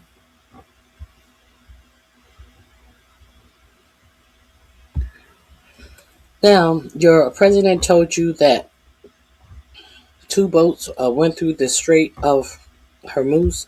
This is... Just did. I think the 2 biggest issues are I think this just shows where these boats had to turn around. The Strait of Hormuz and the nuclear. The Strait of Hormuz is the more time urgent issue because every day that goes by is disastrous for the international economy and for the region. The nuclear issue can be parked for a while, not because it's not important, but unless there's evidence that Iran is changing the status of nuclear materials or its program, then nothing changes. So I would say Strait of Hormuz is the big issue. What we cannot allow is for Iran to exercise sole control over the strait, charging tolls where it derives all the revenues, because that would also eliminate any economic pressure on the Iranian regime. What I've argued is we ought to adopt the principle that the Strait of Hormuz needs to be open for all or closed to all, including Iran. Now that Trump has... So you think that they were negotiating and the negotiations fell through because of nuclear shit that your president told you that was obliterated, and now what do you think they're concentrating on? They're concentrating on exactly what this man said that is the most pressing issue, something that didn't happen until your president went in and struck Iran for no reason at all. Let me share this with you. Sky News. I think what's been interesting, obviously, all this follows the breakdown of the talks. Although President Trump has said 99% of this talks was about the nuclear program, stopping Iran develop the nuclear program, the elephant in the room is clearly that the Strait of Hormuz is a really major thing. And at the moment, Iran still maintains control of those. Now, the very fact that he's come out with this, there was talk initially about some blockade. Now he's used some very colourful language to describe it. The harsh reality here is that this is all about control. The fact is the Strait is being currently controlled by Iran. Iran decides who comes in. Yeah, so if America suddenly decides who comes in, it doesn't actually open up the strait at all. It doesn't change the language. I think what he's doing is he's forcing Iran's hand, because he's saying, you've claimed there's mines in there, they may or may not be. I'm going to send in ships to clear those mines. If anybody comes and has a go at us, in other words, exercising the threat there, I'm going to have a go at it. But it feels like you're not going to solve this by the use of force, and time is not on President Trump's side. Does the U.S. have the kind of naval power in the region that they would need to achieve this? They do, but again, we've seen, it goes back to the point we made at the start of this, that Iran knows full well that it will be obliterated militarily by American superior firepower, but it's had 35 years to work out how it can control the Strait of Hormuz, and that is anti-ship missiles, which it's being able to get from China, hidden away so that people don't know where they are, tens of thousands of drones and missiles that again are hidden underground, hard for them to get hold of, small patrol boats that are remote controlled, packed full of high explosives, again, hidden away down, and mines. All of those, with time, America can deal with them.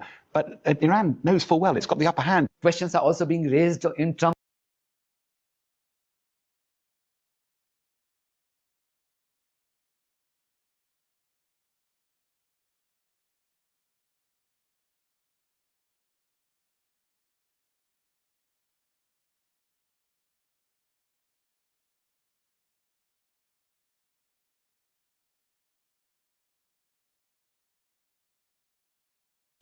I apologize. I'm just talking and I still have my mute button on.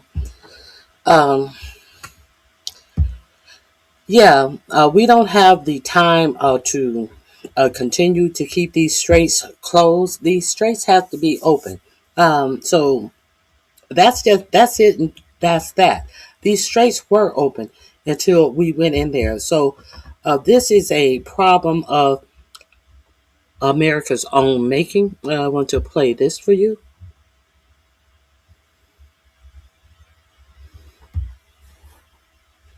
To continue to remember that this war, there was no imminent threat to America. Trump chose this war. He said there were 4 goals.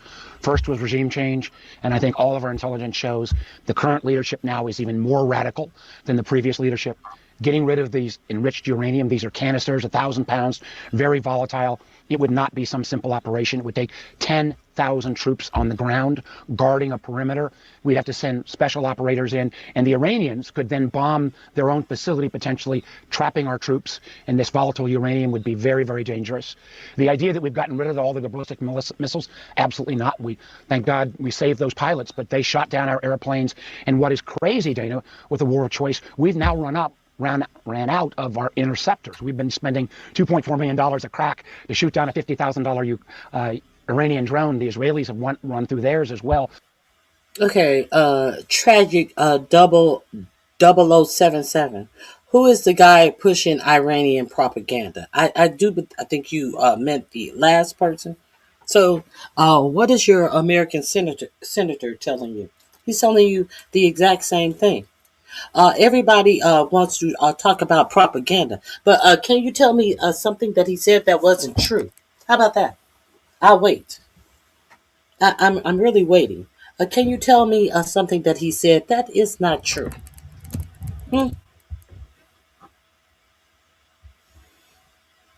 Seem like someone wants the terrorists to have nuke. That would be your president, the one who tore up the a non-proliferation agreement that Iran and Obama had together. If it seems that way to you, maybe that ought to be the first place you look.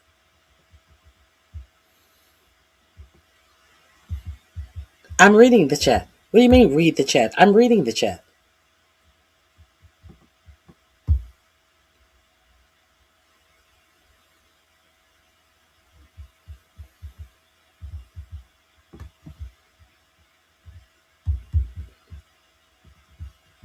Let me see.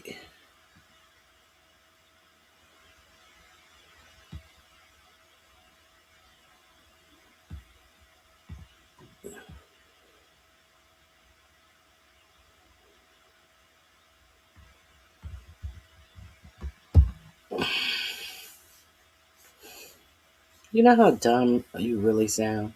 You are talking about what some lies that you want to put out that never happened, as you ignore the facts of the fraud of the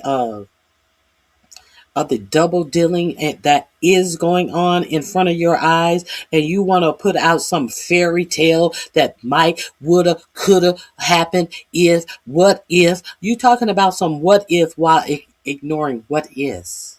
I love it when you people show how ignorant you are. Keep it coming. That's the only thing. That's the only effect that you're having in this conversation is showing how stupid you are.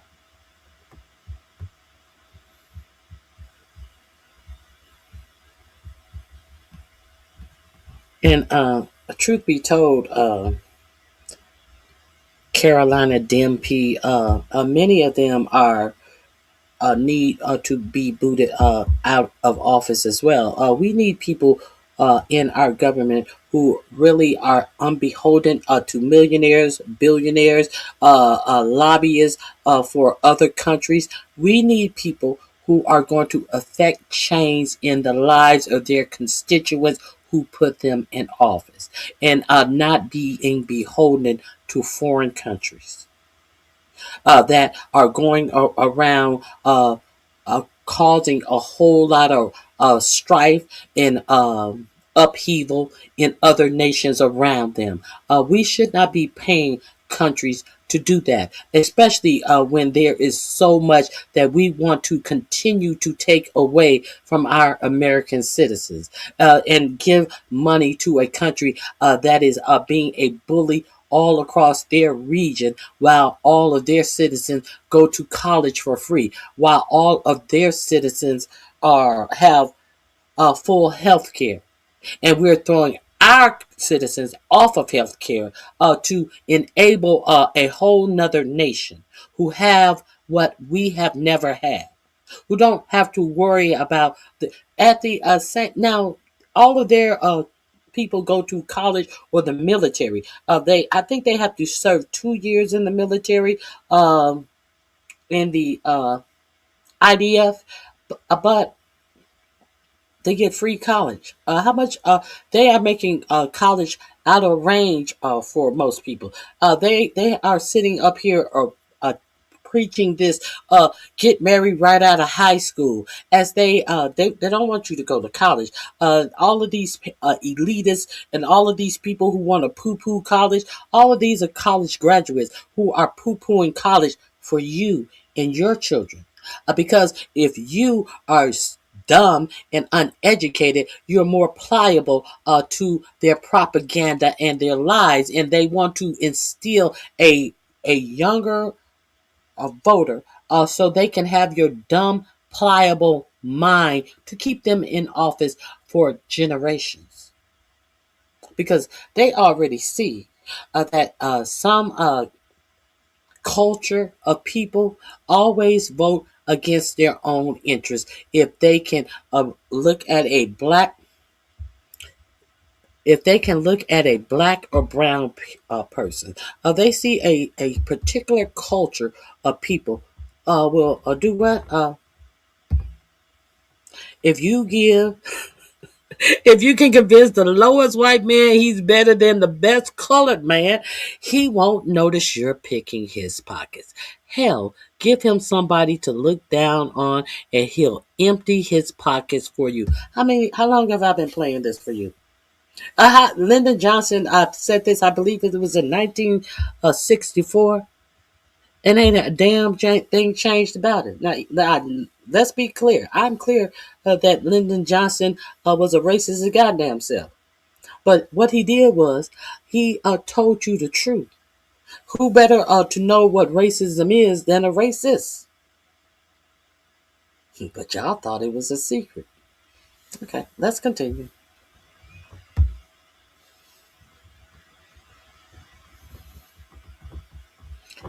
Let's continue. Where was I?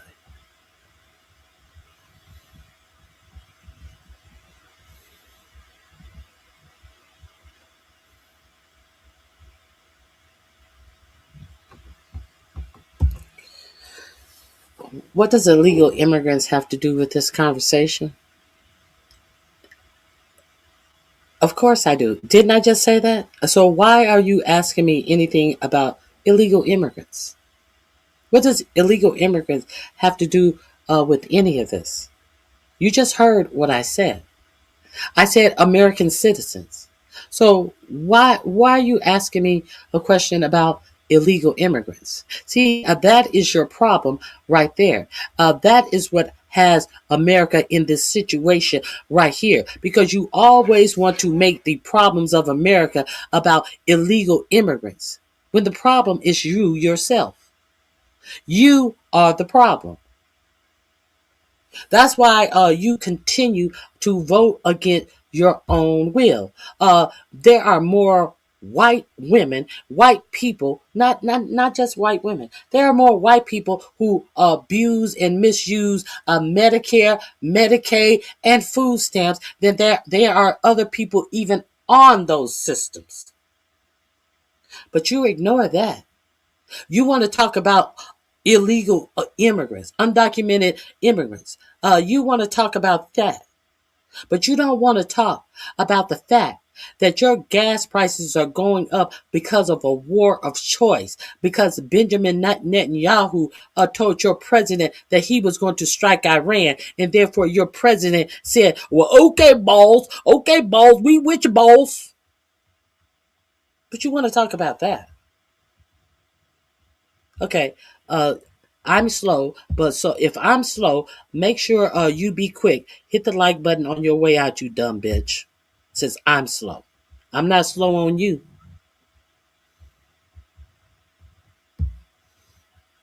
Okay, let's continue. Shall we?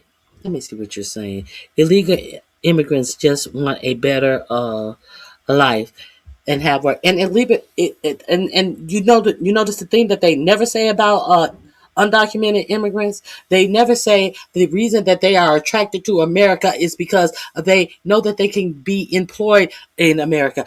Because they know that there is no they know that while it is illegal to come here, they know that employers will employ them, because America has always been a country where they are trying to look to prey on people and get everything done for as cheap as they can. You know, the America that built itself up on what? Slavery, chattel slavery. And they still continue. Now, if undocumented immigrants knew that they could not find places to work in the United States of America, since these people who own so much and have start businesses, and it's going to be a trickle down theory that once these companies start making money, they're going to pay you more wages. This is what the Republicans have been saying way back since Ronald Reagan era. It's going to be a trickle down theory. Where did this trickle down theory come from? Is anybody familiar with where the trickle down theory came from? That was a Heritage Foundation theory that they sold to Reagan to sell to you. And what happened in the trickle down economy? All of the money trickled up to the rich. All of the rich people start busting unions. You know those things that secure that you had a decent workplace, that you had decent pay. All of that trickled down, trickled out your jobs, and they trickled out to allowing all of these corporations to hire these undocumented immigrants. And when these places are busted, there's no charges against the employer, but everybody wants to show you a string of undocumented people who are working in American companies, and nothing happens to the owners of these companies. And why are they hiring them? Oh, they're doing jobs that America don't want. Maybe the migrant workers are, but if you paid people to work in these plants that you are hiring these undocumented workers in, if you were fined for every undocumented worker that worked in your company because you don't want to pay a decent living wage, then we wouldn't have this problem. But nobody sees that, because the people who are doing this are white people. The most business owners are not people with brown or black skin, so they can excuse that. Y'all think we crazy? See, this is your culture. This is your culture. And you always want to blame the people who are being abused by your culture. And you always continue to vote for your own demise.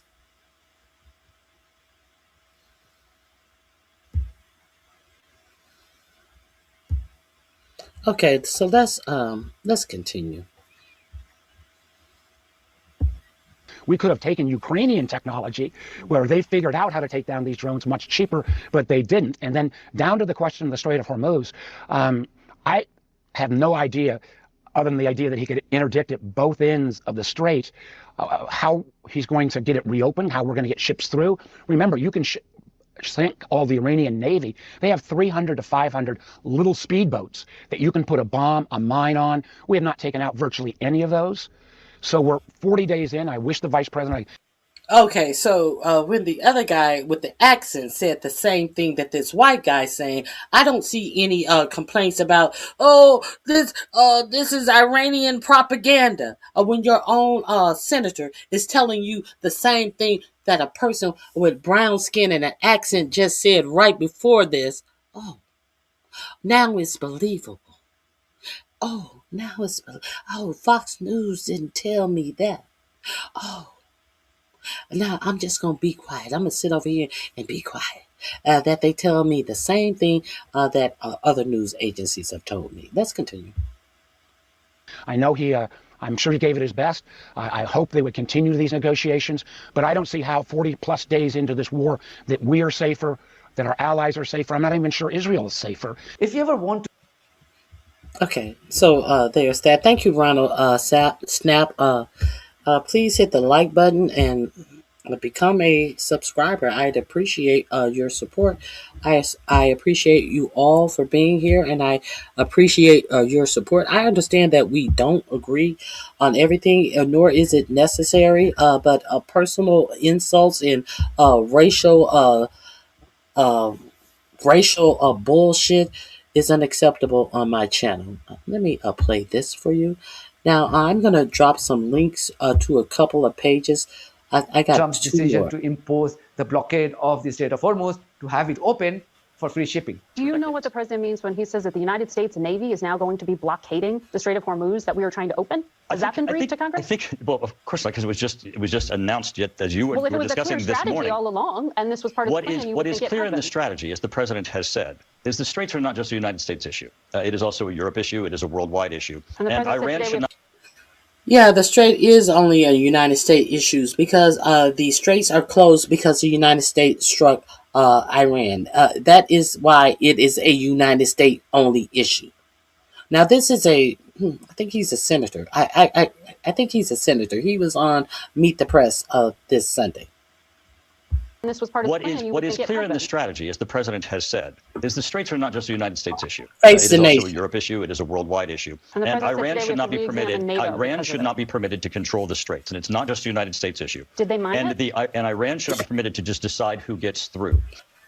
But who are permitting you to say what Iran should be permitted to do in their own region? Why? Who appointed you and the president who struck Iran that had not closed the Strait of Hormuz prior to being struck for no reason? So who appointed you on what Iran is permitted to do in their region of the world after being struck unlawfully by America and Israel?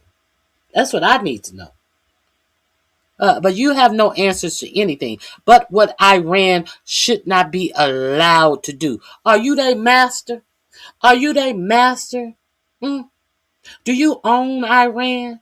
Or is this more of this colonizer idea that you are the one who tell other nations who are not non-black nation, non-Christian, non-white nation, non-Christian nation what they are allowed to do? And what gives you the allowance to tell other nations what they are allowed to do is what I need to know. And Europe, our NATO allies, others who have certainly an interest in the straits should be coming to the table, and it should not just be a U.S. issue. The president, by saying we're not just going to let them decide who gets through, is certainly calling all of our allies and everyone to the table of this needs to be addressed. Did they mine the Strait of Hormuz? Because in that.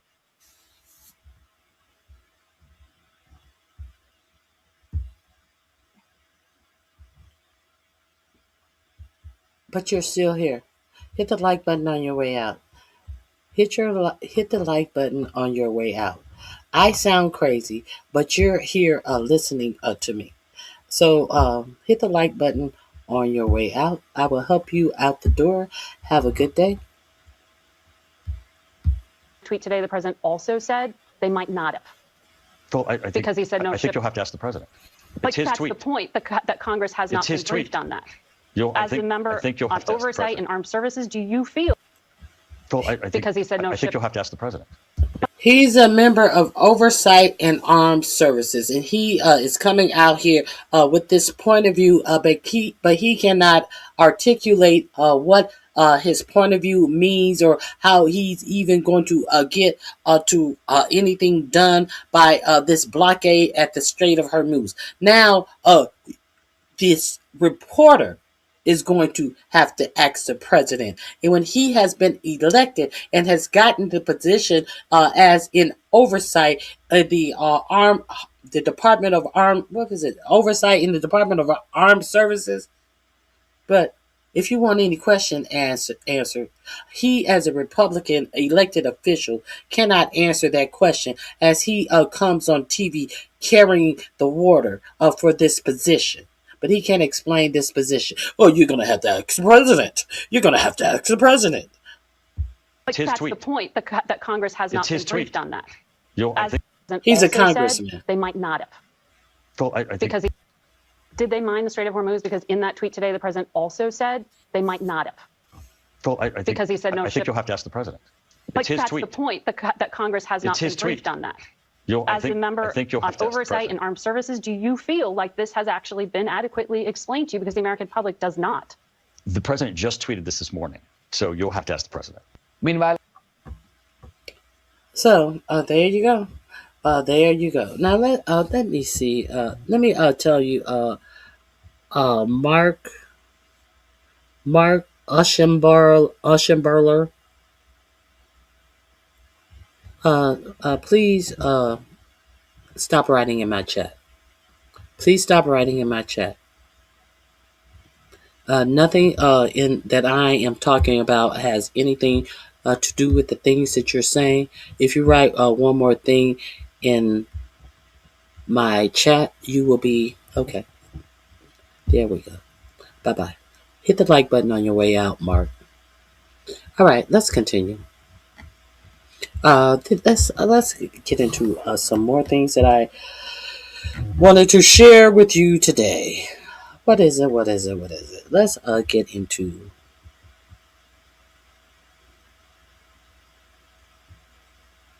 the Pope had to fire back at Trump. How pathetic! How pathetic is your president that the Pope had to fire back at Trump? This will be link number 2 in my chat if you want to review it for yourself. I hope you guys go over to Aaron Parana's channel. He does great work. Go over there and check him out. He has a YouTube channel and he has a Instagram channel. We have some big news right now. Pope Leo says, I have no fear of Donald Trump or the Trump administration, responding forcefully after a night where Donald Trump attacked the Pope for liking crime and criminals, and then compared himself to Jesus by posting that image of the president himself resurrecting someone or having his hand over the head of someone as angels reigned overhead. You've seen that image across the internet.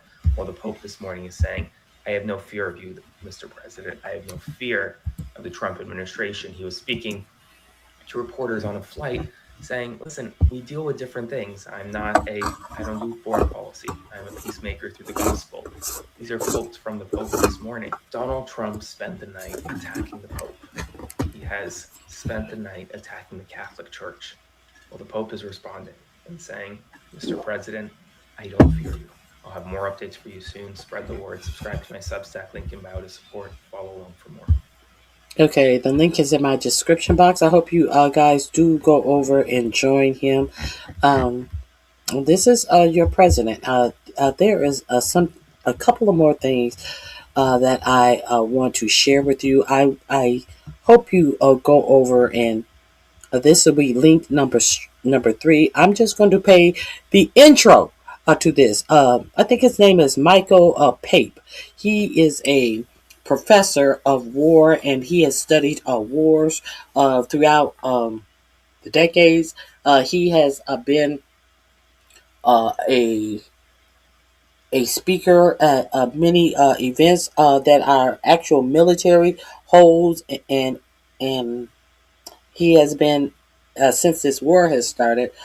He has been very good at giving us information about what is going on in the military, what is expected, and the expected results based upon what our military is doing, what the expected results would be. Go over to Diary of a CEO. If you're not subscribed to him, I suggest you subscribe to him. He does a great interviews. Let me share what I wanted to share with you from his talk with Mr. Pape, Pape. Let me see. Let me share my screen with you. Here we go. Let's get into this right now.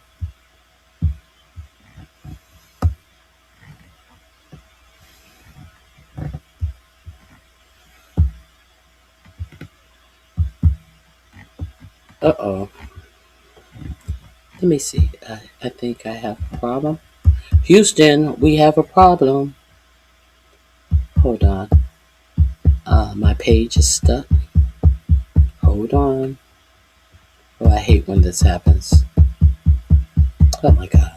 I also wanted to talk to you about if you haven't heard the story about the young women who are continuously being found to be pregnant, the young girls, underage girls, who are constantly coming up pregnant as they are in ICE detainment.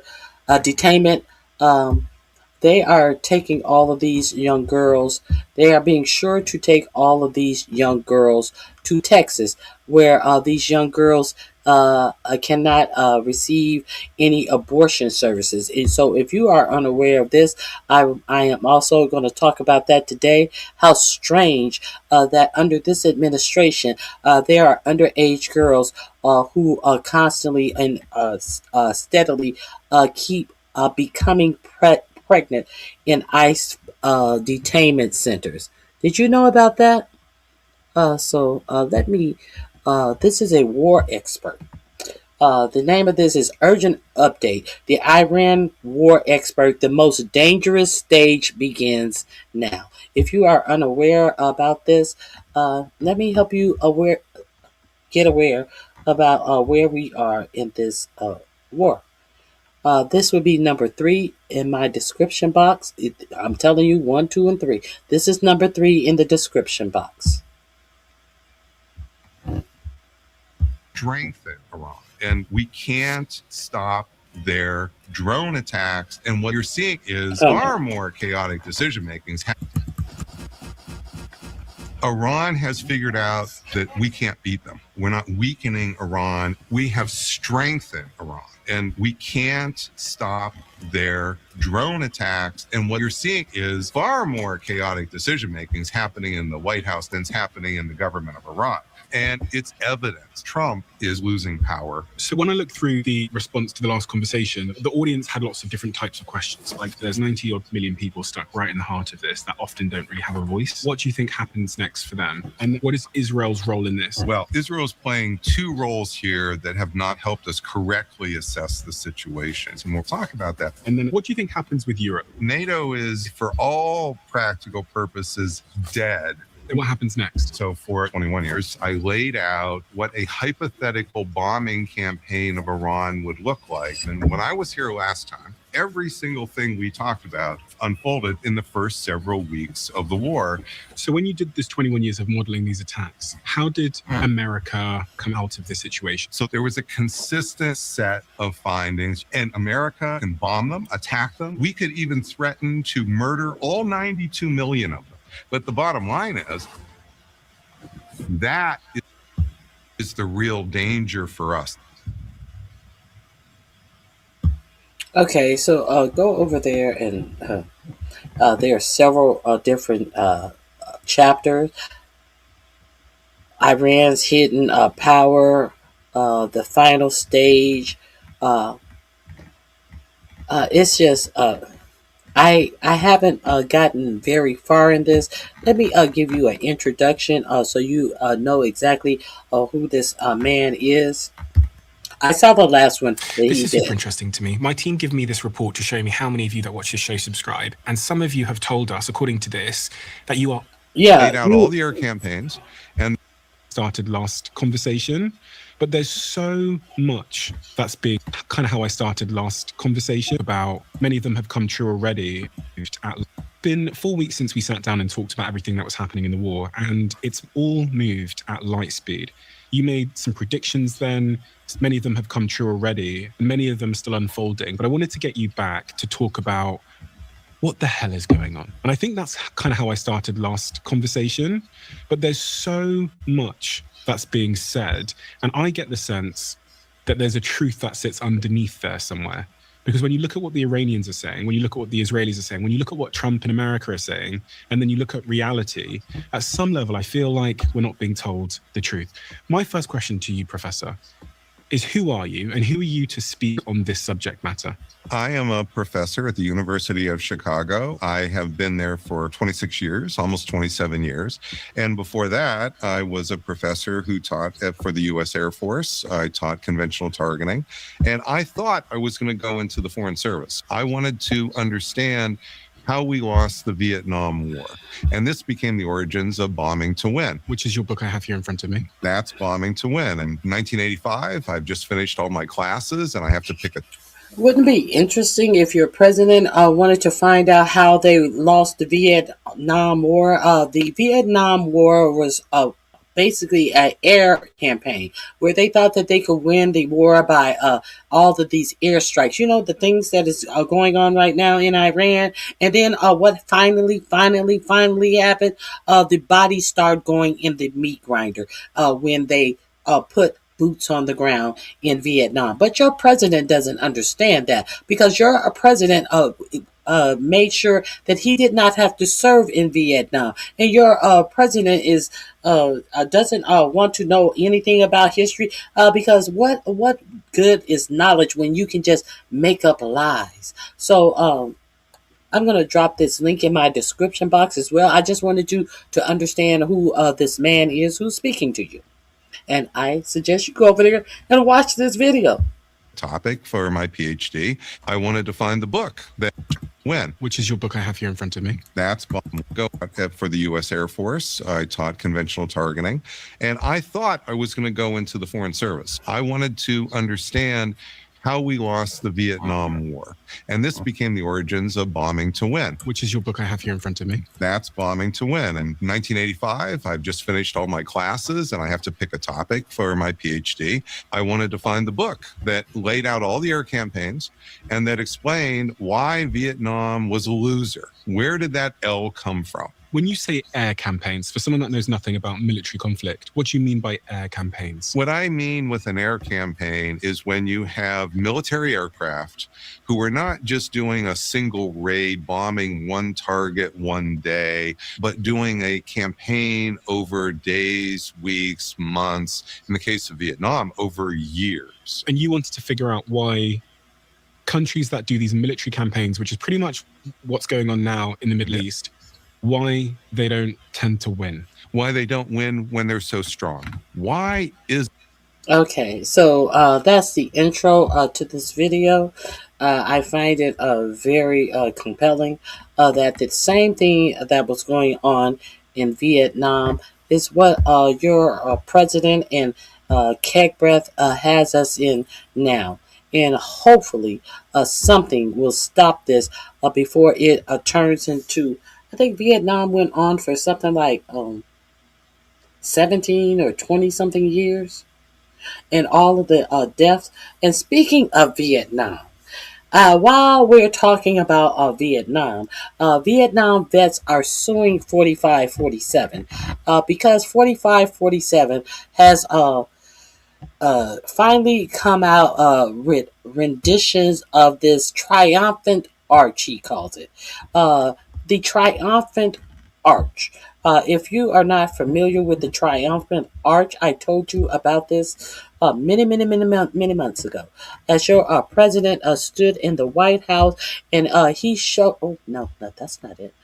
Is that not? That's the wrong one. Oh, where is that picture of your president in the White House showing off his arches?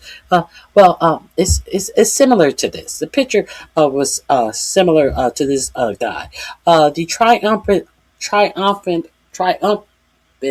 arches are set to be set across from the Lincoln Memorial. They are set to be 250 feet high, honoring the 250th birthday of the nation. So I guess they will be are planned to be completed this year because this year will be 250 years of America. So we are trying to pretend like 45, 47 gives a fuck about the birth date of America now. So why are these military Vietnam vets suing? Let me share this with you right quick. Because I find it quite interesting that this is going to be a monstrosity that may interfere with air traffic at one of the busiest airports in D.C. Let me.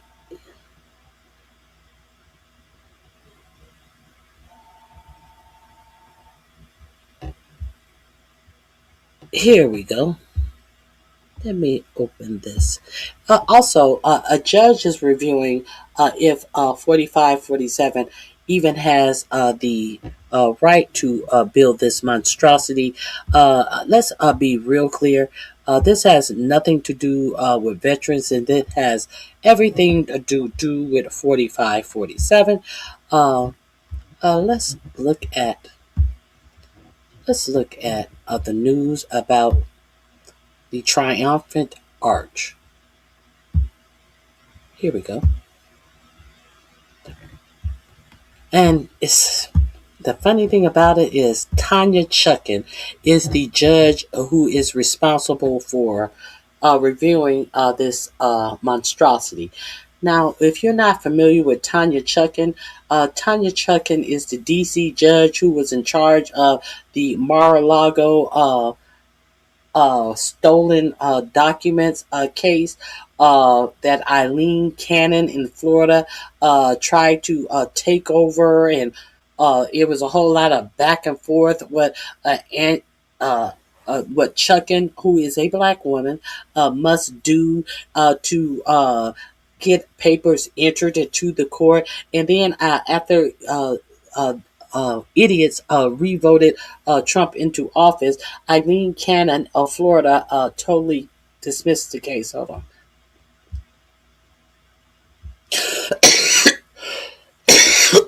Excuse me.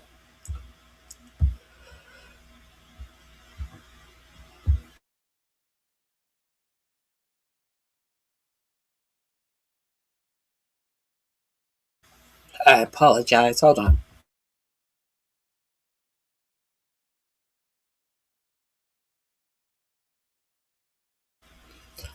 Since we were talking about the vets, Vietnam, I wanted to get into this.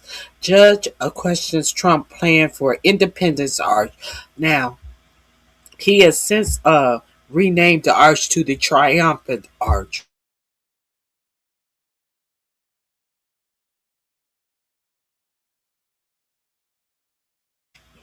Where the triumph is, I don't know. I have no idea what the title means. It means nothing to his presidency, but he has changed the name since he has come out with the renderings.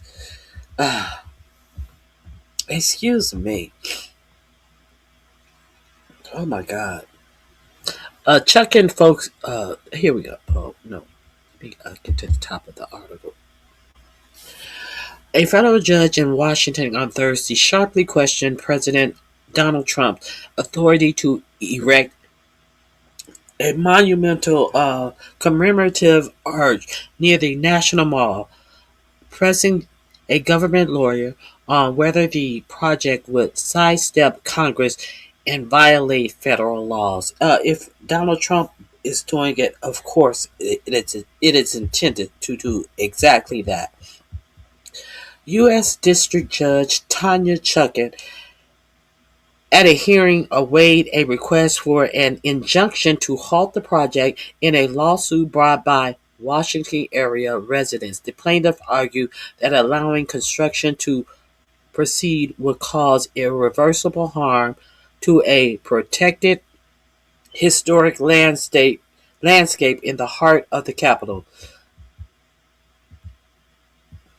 Chutkan focused extensively on public statements from Trump and the White House suggesting that the arch is intended to be completed in time for the nation's 250th anniversary this summer.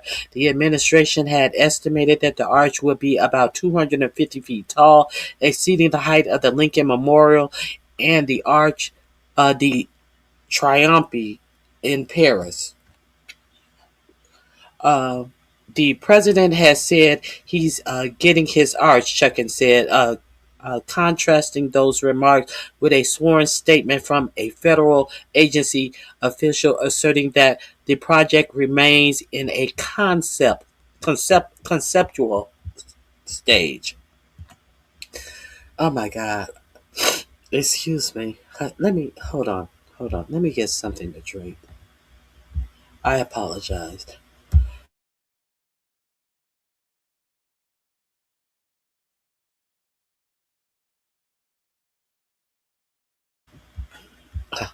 Oh, I apologize. My allergies are killing me. I had a fit the other day as well. Chutkan repeatedly pressed Justice Department lawyer Bradley somebody on whether she should disregard Trump's public comments.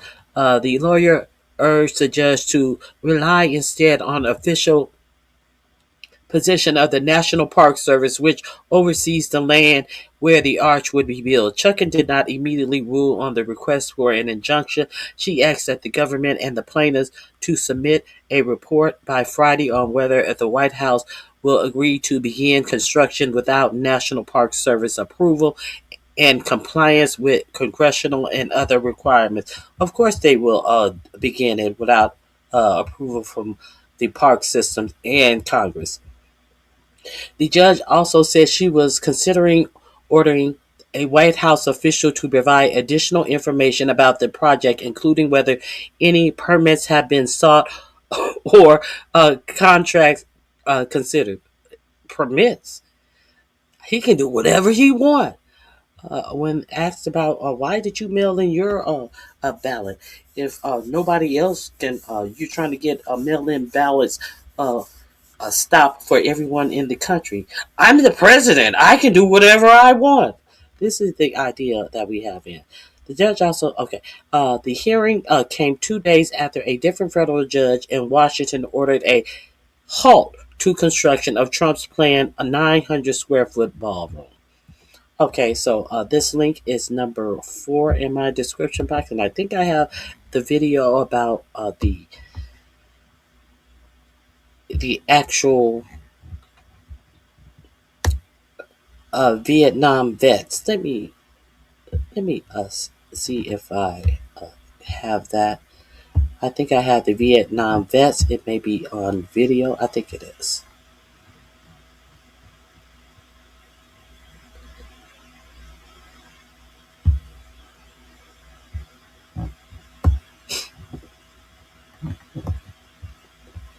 It's not. It won't be on this video. That's my video.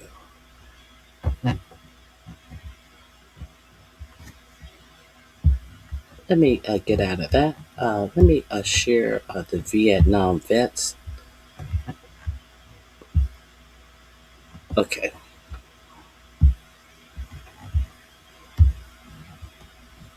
Here we go.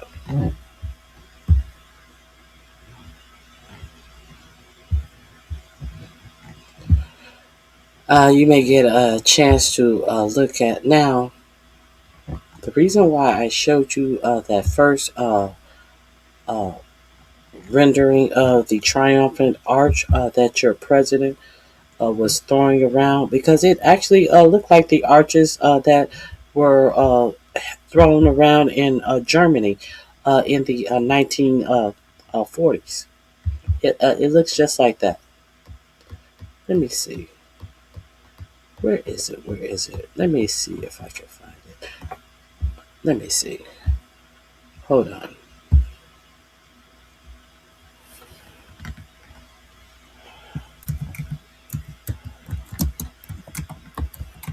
Trump arches.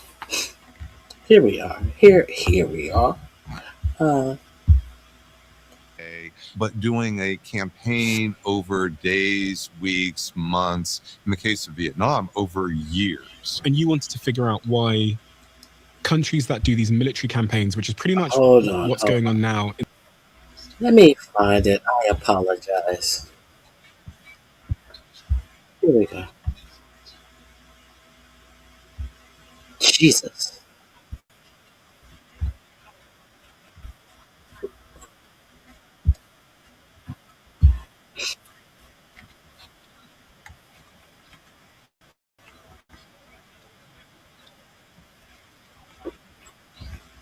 I don't know what is going on. Hold on one second.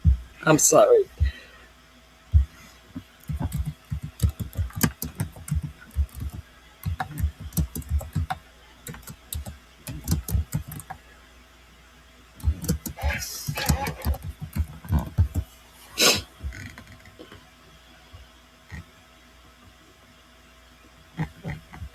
Okay, here we go.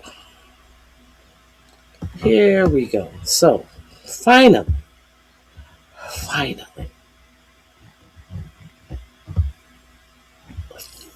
Okay, this is the reason why I show this picture of this little short man with the funny mustache with the little gacho pants stuck in his little boots, displaying a rendition of his Arch of Triumph right here, because this is what that arch reminds me of, that 4547 wants to build in Washington, D.C. To triumph what? What is the purpose of this arch that this funny-looking man wants to create an arch for?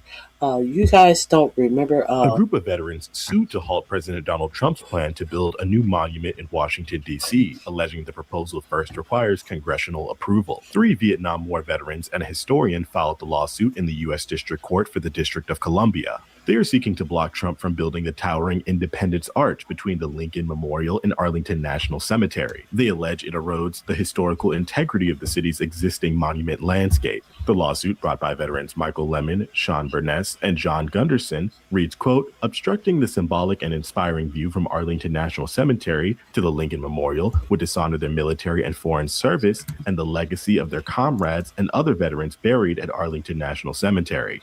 The plaintiffs cite the Commemorative Works Act and other related statutes, arguing the project requires congressional approval and an extensive review process. Aside from aesthetic and historical concerns, the plaintiffs allege the arch would pose a hazard to air travel at nearby Reagan National Airport. The issue would require a project notice to the Federal Aviation Administration, but officials have not submitted such notice to the FAA's Obstruction Evaluation Airport Airspace Analysis site. The arch is part of Trump's vision to mark the United States' 250th birthday this year. It could be reportedly up to 250 feet tall, far eclipsing the Lincoln Memorial's roughly 100-foot structure. The president said last December that he hoped to begin construction of the arch within 2 months. How you arching? How you arching? That is how 4547 is arching, and I'm pretty sure we understand what this is all about. Trump releases design for his proposed 250 foot arch between DC and Virginia. Let's look, shall we? Let me I need a full picture. Let's look, shall we? New proposed renderings tonight for President Trump's controversial 250-foot arch in the nation's capital, complete with a winged Lady Liberty. The structure itself would clock in at 166 feet tall, with the added statue on top bringing it to 250 feet, to celebrate 250 years since America's founding. For comparison, the Lincoln Memorial stands at 99 feet, the Arc de Triomphe in Paris, 164 feet. I'd like it to be the biggest one of all. We're the biggest, most powerful nation.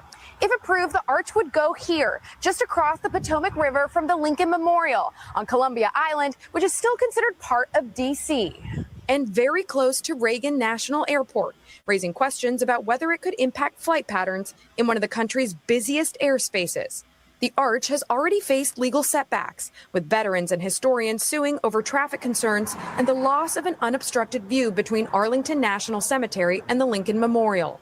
Veterans are the ones that should like it. It's called the Triumphal Arc. It's the president's latest attempt to leave his imprint on Washington after making significant changes, including tearing down the East Wing to make room for his $400 million ballroom project, which also faces an uncertain future in the courts. Monica Alba, NBC News, Washington. We thank you for watching, and remember, stay updated on breaking news and top stories. I would be remiss if I didn't remind you that, of course, that had no congressional approval either. Oh my God, I still had the Hitler thing up. I apologize. Let me go back. I'm worried about the view, and I still had the screensaver up. Let me reshare this with you. Here we go.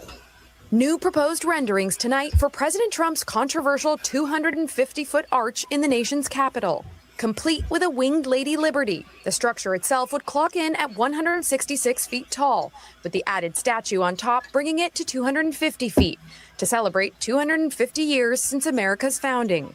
For comparison, the Lincoln Memorial stands at 99 feet, the Arc de Triomphe in Paris, 164 feet. I'd like it to be the biggest one of all. We're the biggest, most powerful nation. New proposed renderings tonight for President Trump's controversial 250-foot arch in the nation's capital, complete with a winged Lady. Powerful nation. If approved, the arch would go here, just across the Potomac River from the Lincoln Memorial on Columbia Island, which is still considered part of D.C. and very close to Reagan National Airport, raising questions about whether it could impact flight patterns in one of the country's busiest airspaces.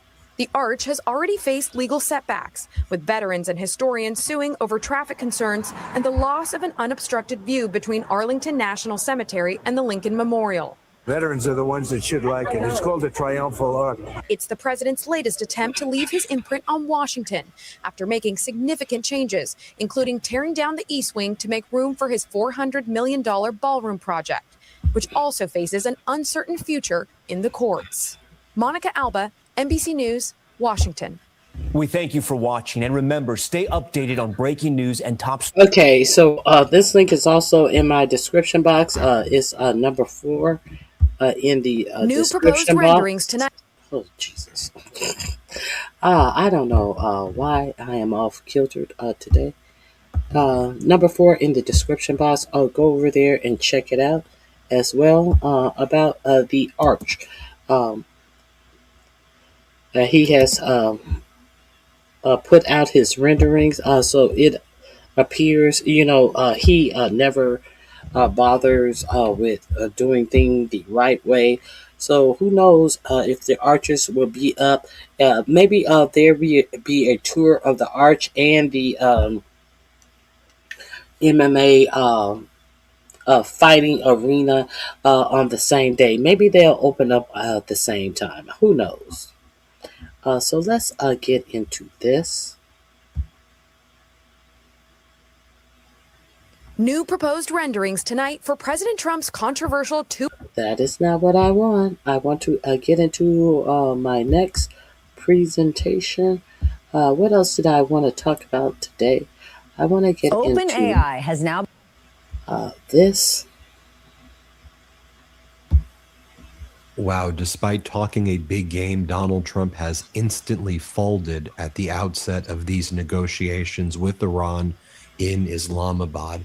Donald Trump and J.D. Vance and the entire Trump regime were posting earlier on social media that they're not going to give up their own interpretation of the 10-point plan.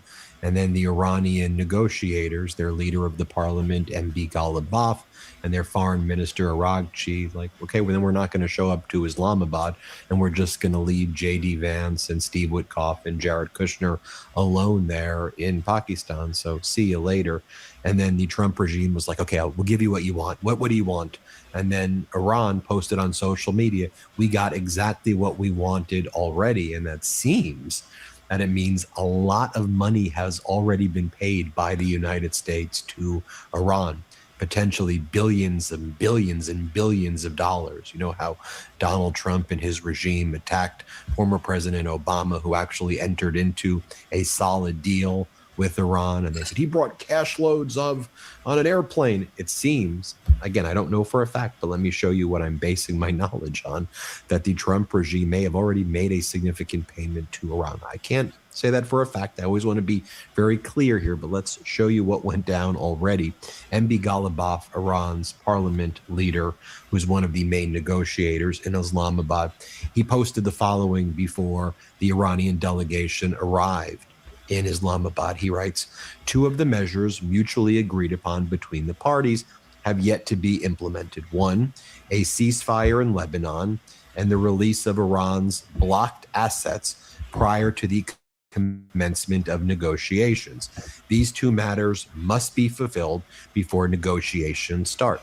Number one, these two matters must be fulfilled. So do you think that 4547 who J.D. Vance made a slip and let you know that they had been talking to Scott Bessent, the Treasury Secretary? Do you think that they have gotten their billions of dollars?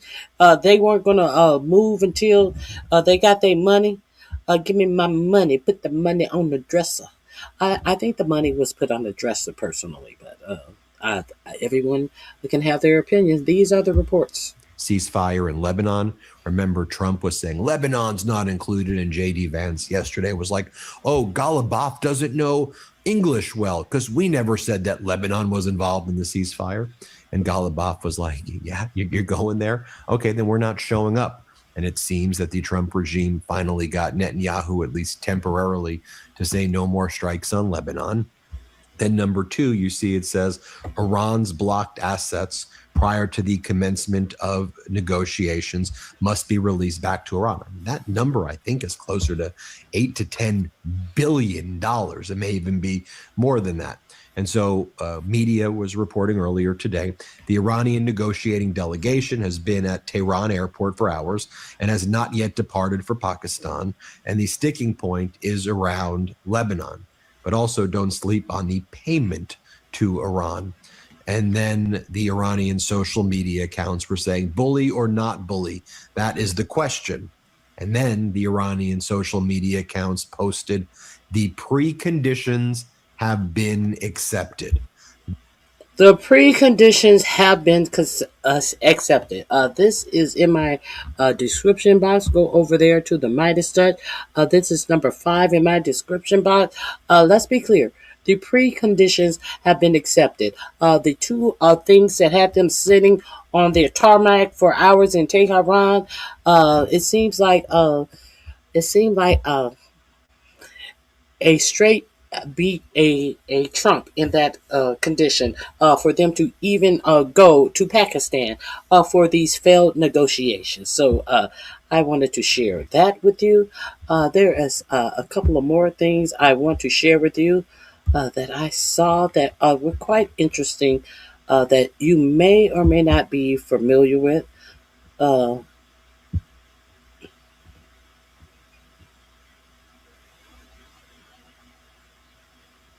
Y'all remember your vice president arriving in Hungary to meddle in the Hungarian election? Y'all remember that?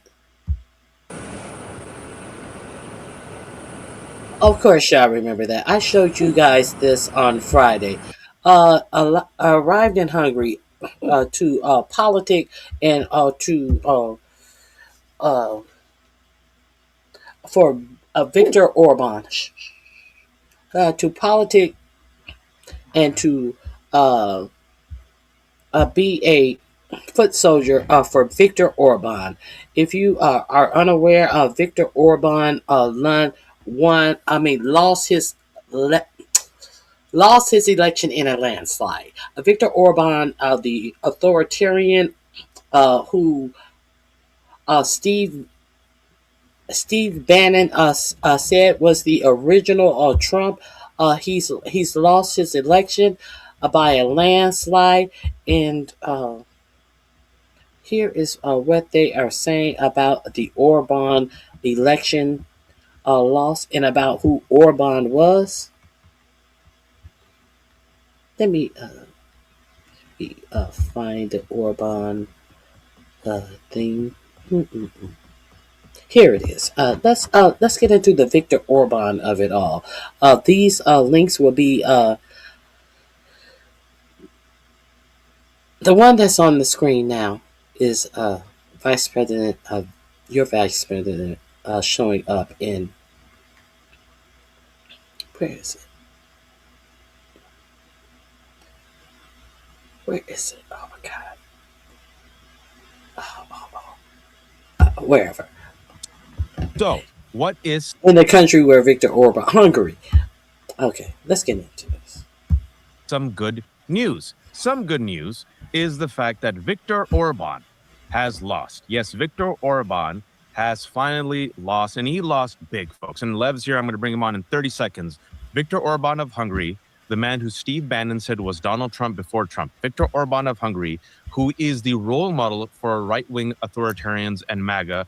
Viktor Orban of Hungary, who is Putin's ally, who was Netanyahu's ally. Viktor Orban, who, through his position as the leader of Fidesz, created Hungary into an illiberal democracy. His words. Viktor Orban, who gave the blueprint for MAGA and aspiring authoritarians to engage in essentially an illiberal democracy, a hybrid democracy.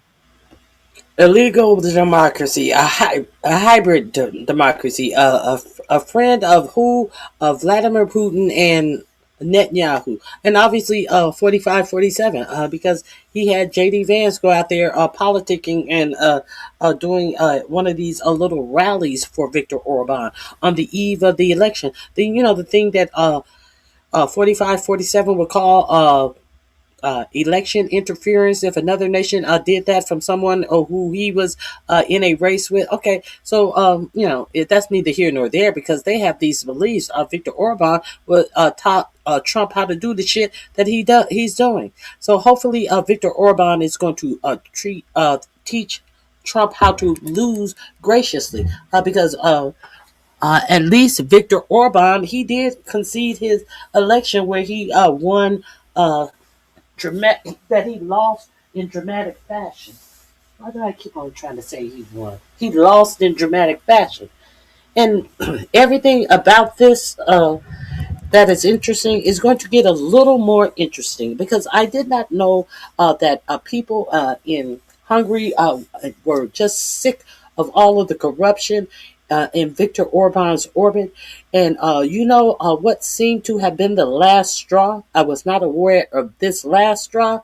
What seemed to be the last straw was about abuse of young children in hospitals. The SAing abuse of young children, and the people who were found to have be responsible in any way were not charged. They were let off. Does that sound familiar? Why does all of this type of thing always circulate in the vicinity of 45-47? Did you know that? I had no idea, but now I know. And we see who's supporting him. And Usha Vance, I was talking strangely about you because the actual person, we're going to get into that too. There has been more breaking news behind the Melania accuser who told Melania, keep your name out of my mouth bitch, because I will tell everything. There has been more information. Remember, let's finish this Orban story, and then we'll get into the Melania. Where it's essentially authoritarian rule cosplaying as a democracy. He lost, and he lost big. He lost huge. His party, Fidesz, lost after 16 years, and Peter Magyar, the 45-year-old former member of the Fidesz party, his party won 2/3 of the parliament. So not only did Orban lose, they got a shellacking, which means that the illiberal constitution can be rewritten. Already Magyar has openly said, Viktor Orban rewrote the Constitution of Hungary. Let that sink in. So, our 45, 47, he's just ignoring our Constitution. But, who's to say what's to come in the future? The Supreme Court gave him full reign. Anything he wants to do cannot be considered unlawful as long as he sees that it is in his presidential duties. That was the ruling that your Supreme Court gave. Back to Orban. all you reeks of Fidesz and Orban who are in positions of the judiciary, in media, in business, you better resign. You better resign real quick, or we're going to purge you. And he's promised. Now, the winner said, all of you lackeys for Orban who got in your position because of corruption and you were placed there under corrupt measures, ways and means, you need to resign or you're going to get resigned. So there it is. Accountability. Furthermore, Magyar, who, went conservative, Hungary's kind of a conservative country. He didn't really say much about family values and LGBTQ. If you look at his messaging today, he said Hungary could be a place where anyone, love anyone who you want to love.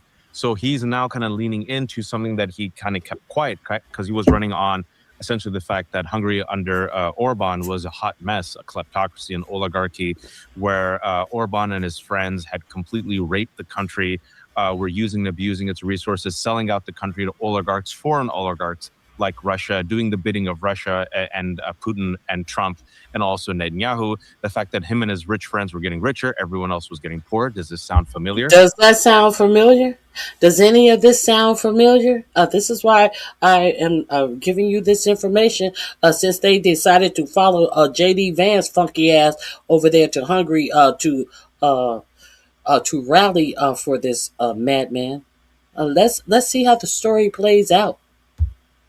Corruption was endemic. The fact that he had created a new constitution, taken away checks and balances, taken away accountability, made the country less free, attacked Muslims. Does that sound familiar? Taking away checks and balances, taking away accountability. As this administration, his cabinet officials run around here with no accountability. Made the nation less free. As this administration looks for ways to determine that you are a domestic terrorist if you do the slightest thing that they can characterize under some vague description that they have given the FBI and the Department of Homeland Security a reason to say that you are a domestic terrorist. But I digress. A lot of you people don't know because black people and black on black crime is your problem in America, and you have not been criminalized by no black people. But you know black on black crime statistics, but you don't know the fact that your FBI and the Department of Homeland Security are looking for ways to make you an American, average American citizen, a domestic terrorist. Not because anything you do, they are going to try to get you on pre-crimes. We're going to get you before you do something. Your FBI and your Department of Homeland Security, but you want to cry and you want to bemoan a black woman being a racist because she's giving you facts and information. Okay, but carry on. Immigrants, LGBTQ, attacked wokeness. And everything got worse. Surprise, surprise. As his friends got richer, everything else got worse. And there was more open corruption. And wait for it, 2 years ago, What really got Peter Magyar to break from Orban was, can't make this up, there was a scandal in a children's home where there was a cover-up of sexual abuse of children. And the person who was close to Orban and Fidesz got pardoned. And apparently... And there's a scandal going on in the United States around young girls. There's a scandal going on because they were told to release all these files. And the scandal is that they never released the names of these co-defenders willingly. The scandal is instead of releasing the names of who was looked at by the FBI to be named co-defenders, nothing has happened to these co-defenders that were talked about in. All of these Republicans who believe in the right for life and all lives matter, all children matter. When it came to time to interview one of the very, very, very rich and connected billionaire who was alleged to have Epstein live in one of his properties called the Epstein, the guest house of Lex Wexler, the Victoria's Secret, Abercrombie and Finch owner. He owned so many different companies. A billionaire living in Ohio who is now buying up a whole Ohio town and filling it with data center. That Lex Wexner, when it came time to finally subpoena him and put him under oath because they had to go through a DOJ redacting of the 6 co-defendants' name off of the Epstein files that Pam Bundy was supposed to only redact the names of the victims. But why did Pam Bimbo do it backwards? She left the names of the victims on there for everyone to see and hid the names of the named co-defenders and did nothing to them, didn't question them, didn't do anything. What did Pam Bimbo do? She redacted their names. Does that sound familiar? Now, you hear what Orban was doing with people who were convicted of SAing children in Hungary. Okay, so birds of a feather flock together. That's all I'm saying. Was the last straw for Magyar, so he broke away. So he ran on accountability, he ran on anti-oligarchy, he ran on anti-corruption, he ran on getting Hungary back in the EU and in NATO, away from Russia, pro-Ukraine, and voila. I don't know if you saw that the beautiful videos that were went mainstream the last couple of days. Once I saw all those people gathered openly, proudly, freely singing, I'm like, oh, there's probably going to be a shellacking. But this was a massive beatdown. Lev, if you're here, I'm going to add you. And we want to just talk about what this means for not just Europe, but also MAGA, Russia, and Israel. Because, folks, you've been following this space. I've been trying to mention it. I know there's a lot of news happening with Melania Trump and also Iran, the economy. But J.D. Vance, before he got shipped off to Islamabad with Witkoff and Kushner, he was in Hungary, where the vice president of the United States of America was rallying for Orban. Totally normal. And then also we have Russia. Russia's main guy was, wait for it, Viktor Orban. Zelensky was made into a villain. And Donald Trump, Steve Bannon said that Viktor Orban, 10 years ago, this quote I've never forgotten, Lev. Steve Bannon said, Orban was, quote, Trump before Trump. And all of these right-wing Greeks, including Tucker Carlson, went to Hungary and gave these easy kind of meatball down the middle type of interviews. They loved him. All these conservatives loved him. Viktor Orban was attending CPAC rallies. And now that Viktor Orban is out of power after 16 years, Magyar has won, resounding victory. And I know, Lev, you're Ukrainian. What does this mean for Ukraine and EU and NATO? Oh, this is... Okay, Lev Parnas is, if you are unaware, he worked in the first Trump administration. He was one of the ones who Trump tried to get to set Zelensky up about the phone call. It was a perfect phone call. If I'm not, he was the one who dropped the dime. He went with Rudy Giuliani to visit Zelensky, and they were trying to get Zelensky to lie about some investigation into the Bidens. So that's and I do believe, yeah, he did. He did serve some time in jail. If you are also unfamiliar, this greatly impacted his family, and how it impacted his family. His one of his sons was in law school.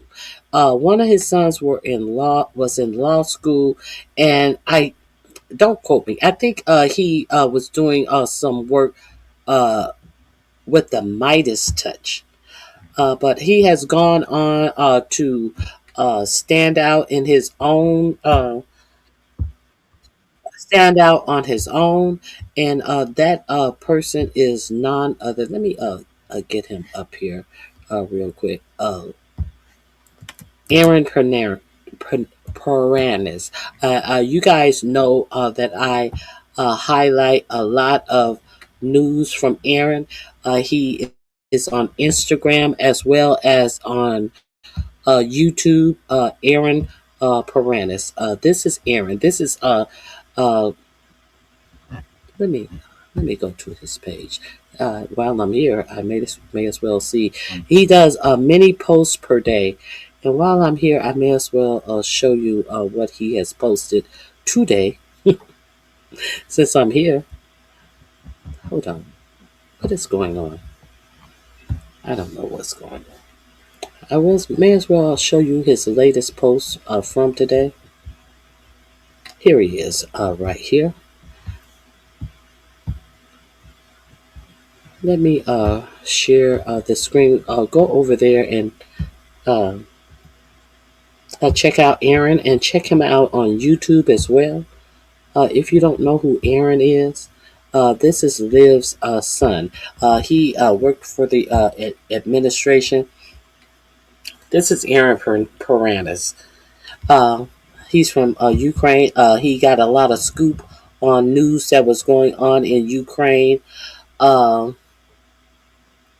Paranis rises to his media moment.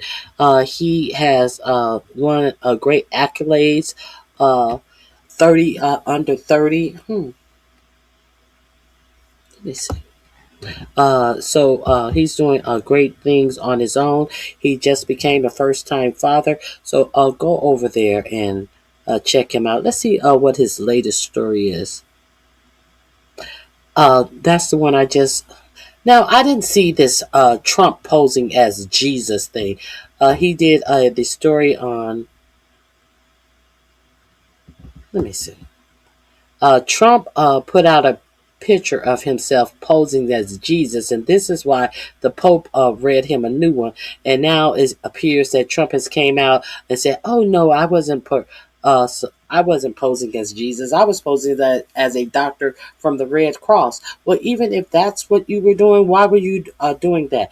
Because we know that you have cut off all type of aid to other countries. You care nothing about other countries. You care about not U.S. aid. You have cut out. So why would you post yourself as being a motherfucking doctor for the Red Cross? You have cut off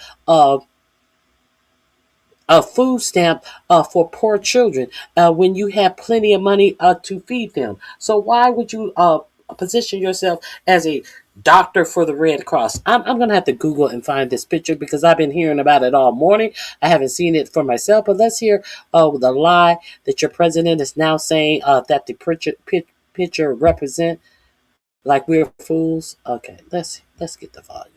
Picture of him as Jesus, but is claiming that it wasn't him as Jesus, it was him as a doctor, part of the Red Cross. Not making this up. This is a serious thing. So I want you to decide for yourself. This is the image. You've seen it on the internet. Trump says that this is him depicting himself as a doctor, part of the Red Cross. Not Jesus, but doctor as a member of the Red Cross. That's what the president says this is. And mind you, his supporters pretty much knew what it was because they started calling him the Antichrist from the beginning. demanding that he apologize. They knew that this was depicting him as Jesus, not as a doctor, part of the Red Cross. Wow, I didn't see it. He's disgusting. This man is totally disgusting. He just called for a genocide of 92 million people in Iran, a civilization. And now he comes out with this. This man is nuts, in my opinion. This man has lost all of his marbles, in my opinion. And I'm going to play for you something that better makes me believe that. No, everything about me, just watching him, makes me believe that. But I did not see this. This is frightening. That this is the man who have the nuclear codes. The president of the United States is actively, and he's blaming the media, by the way. He says only the media could think of something like that this was Jesus and not of him as a doctor, because according to him, he thinks it's pretty evident that this is him as a doctor. Any events, spread the word. Subscribe to my Substack, link in bio to support my work. Follow along for all the news you need to know about. We have some news right now. Donald Trump is admitting to posting the picture of him as Jesus, but is claiming that it wasn't him as Jesus, it was him as a doctor, part of the Red Cross. Not making this up. This is a serious thing. So I want you to decide for yourself. This is the image. You've seen it on the internet. So a doctor from the Red Cross is touching someone on their head, like they are praying for somebody, and a light is coming from the person. Why is this a person over here praying? And of course, they always have to bastardize the American flag. And here is the American eagle, the bald eagle, or whichever type of eagle it is. They always have to bastardize this fake patriotism. And if he is a doctor from the Red Cross, why is it all of these souls are floating up into the heavens? Give me a motherfucking break. The whole Antichrist. Is this a jet plane right here? Is this a fucking fighter plane right here? It does to me seem not like an eagle. This one right here, it seems to be a fighter plane. I guess it's on its way to Iran to save souls. Trump says that this is him depicting himself as a doctor, part of the Red Cross. Not Jesus, but doctor as a member of the Red Cross. That's what the president says this is. And mind you, his supporters pretty much... There you go. I didn't know I was going to get to that, but this is where we arrived. I'm going to put this link in the description box as well. So also the other link that I showed you about Orban losing, that is number 6 in my description box. Trump being the Antichrist, therefore will be number 7 in my description box. So this is just a little information that I didn't know if you were aware of, so I just wanted to make you aware. Here we go.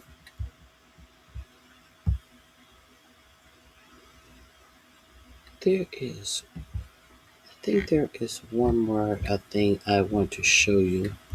Let me close this out.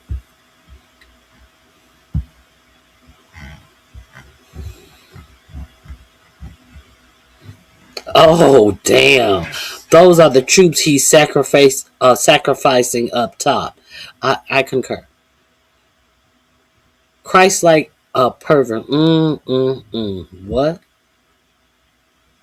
They think a felon apis pedophile is Christ-like. Yes, yes. Isn't that crazy? Yes, a weirdo. A whole weirdo. Okay.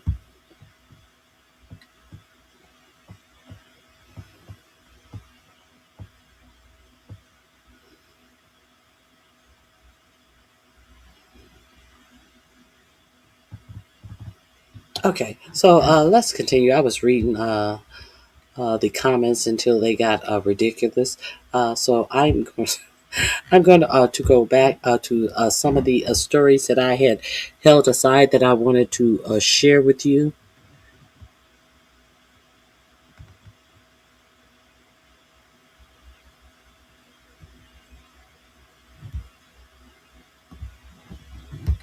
Okay, let me share my screen with you. Once again, let's go to a couple of things. I want to make sure I don't miss out on sharing. Uh,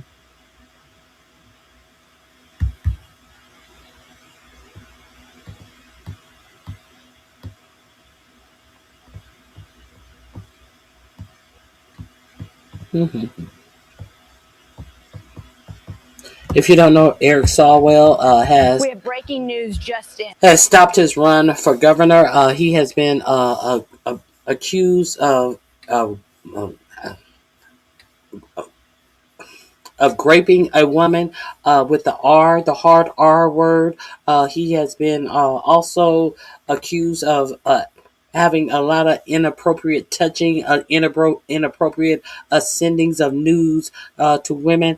Now, I did not even know Eric Swalwell was running for governor, but he is now pulled out of the governor's race for governor of California. Let me, I am sharing this with you. So let's get into this story. Understand that right is right and right don't hurt nobody. If he has done these things, he's despicable. So he is leaving the race for governor. He came out with a statement on,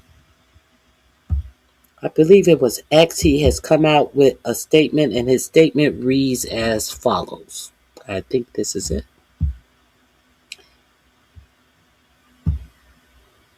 I am suspending my campaign for governor. Let me remove this comment before I go into this. I am suspending my campaign for governor. To my family, staff, friends, and supporters, I am deeply sorry for mistakes in judgment I've made in my past. I will fight the serious false allegations that have been made.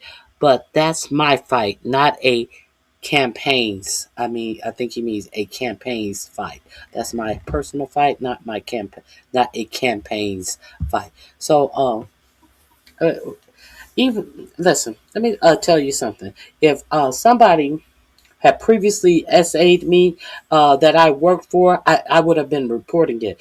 If somebody had previously SA'd me that I worked for and I no longer work for them, I would not be contacting them and agreeing to sit down and have more drinks with them when I said that the first time that I was SA'd by that person that I had too many drinks and I woke up naked in the bed with them, not knowing what happened last night. If that had happened to me at any juncture, if I felt that I had been criminally violated, I would have reported it. Everybody's different. But what I do know is I would not have recontacted that person after I no longer work for them and I thought that I was doing it in a new career and I don't know what, I can't say what people thought, but I would not contact that person and agree to go out and do what again with them, have drinks. No, that's something I wouldn't do. But if the investigation proves that it was done or was not done, let the law take its course, and I am not going to cry about either one of the people involved. Grown people do grown things. You choose to do dumb shit happens to you. You choose to commit a crime, you pay for the crime. That's all I got to say about this one case that I heard. Get the fuck out of here. Nobody's talking about no Christianity. Get the fuck out of here. What are you talking about? Wait a minute. I may have misread that. To pity Christian world ruled by Satan, the greatest nation of the USA ruled by Satanist governments. Okay, I concur with you. I misread that. So you can stay. Hit the like button. So here's Eric Swalwell's response and the reporting. And Congressman Eric Swalwell is suspending his campaign for California governor as he faces allegations of sexual assault. He made the announcement minutes ago on X, writing, quote, "I am suspending my campaign for governor. To my family, staff, friends, and supporters, I'm deeply sorry for mistakes in judgment I've made in my past. I will fight the serious false allegations that have been made, but that's my fight, not a campaign's." Well, clearly the bottom fell out, right, and it was unsustainable for him to stay in the race. But he's motioning, he's staying. They said that he's saying he's going to stay in Congress. He's still a congressman. Now, they said that I believe it was 21 Democrats who had supported him and came out and supported him, and all of the Democrats who were supporting him have taken back their support from him. So that's what they mean. It seems to be unsustainable. Now these Democrats are coming out saying that this was this is something, everybody knew about this. No, everybody did not know about this. I never heard anything about this. The way Eric Swalwell spoke when he was questioning people, I would not have any idea about this. I knew that there was some rumor about him allegedly having a liaison with a Chinese spy in government. He has been denying that. I had never heard a whimper about him essaying sending news pictures to employees. That is one of the most, a lot of men never encountered this. But to have to make a living and people to do unwanted, unthwarted advances towards you is one of, and to the point where you have to contemplate quitting your job. When you complain, nothing happens. That is one of the worst positions that a lot of women are put in. Don't get it twisted. Do not get it twisted. I don't know what happened in this situation, but I know this happens in a lot of situations. So for the Democrats, no, it's not a open book. Everybody didn't know that. A lot of people never heard this story before. Let's keep it a buck. In Congress, and he is going to fight these allegations. Yeah, and we've been hearing from, I think, a lot of Democrats who have talked about the importance of walking the talk, right? And I think there has been like a sea change in this country about believing victims. And, Eric Swalwell has even himself come out in the past and talked about the importance of believing victims when they come forward with their stories. And I think given the context of what has happened in this country on the Epstein files and the seriousness of the allegations and the leaders of the Democratic Party who've called on him to step aside, there was no way for him to sustain this campaign.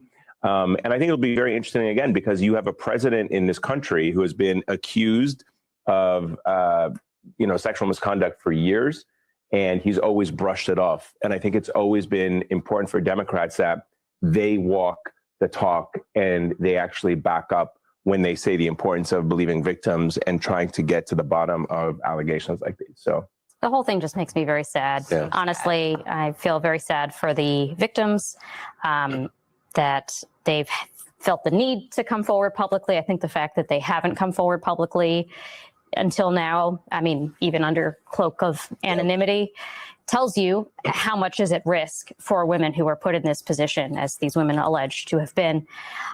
So the whole thing just makes me very sad. And I don't know. I hope that those who have been hurt, if indeed these allegations are true, get some sense of closure from all of this.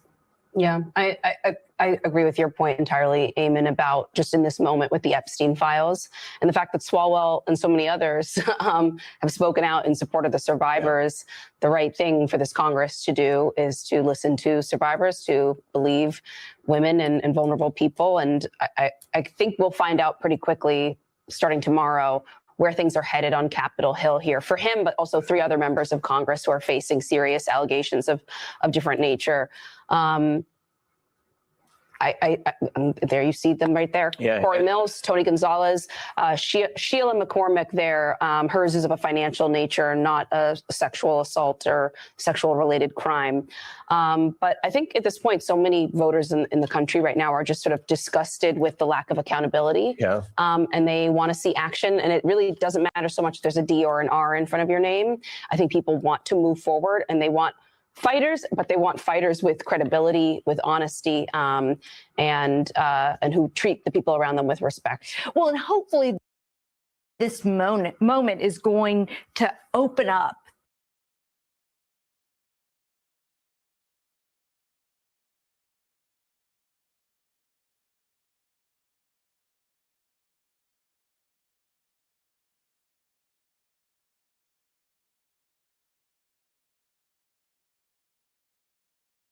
And so we'll have to see, you know, like, if there are expulsions, will there be special elections? And if there is a concern about how the special elections would go, or if they would be slow walked in different states, how that would affect the calculus. I wish that wasn't an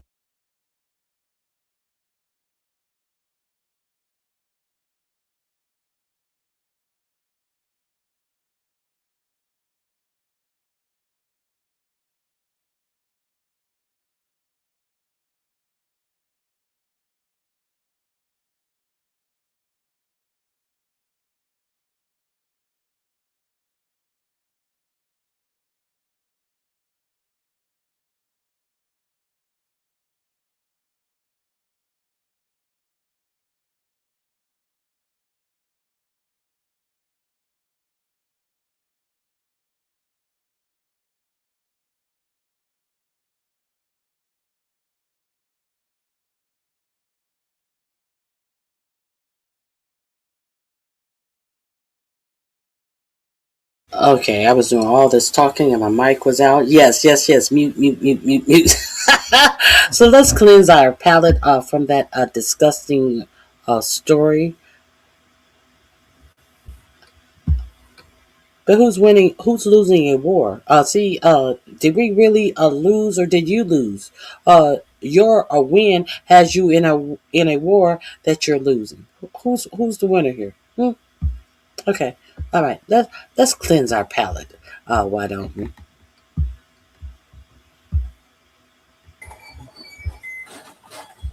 This link will be in my description box.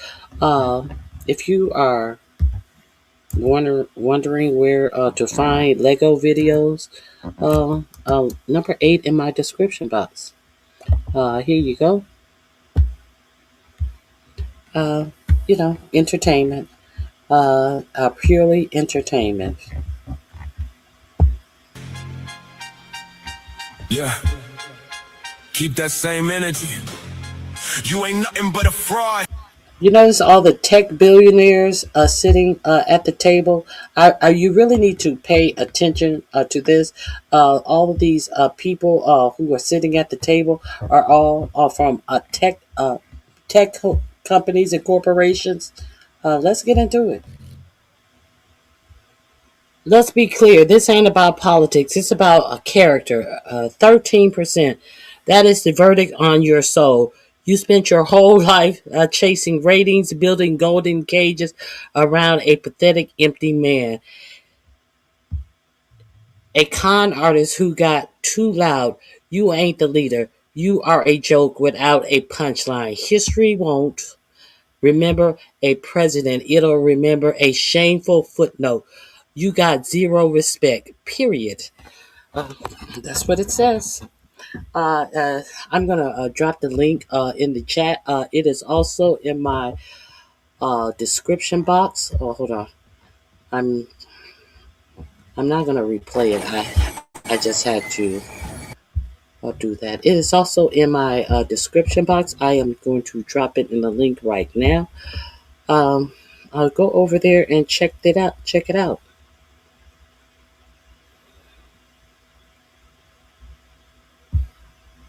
Here you go.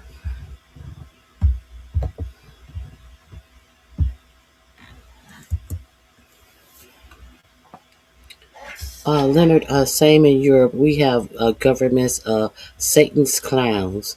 Yes, a bunch of clowns.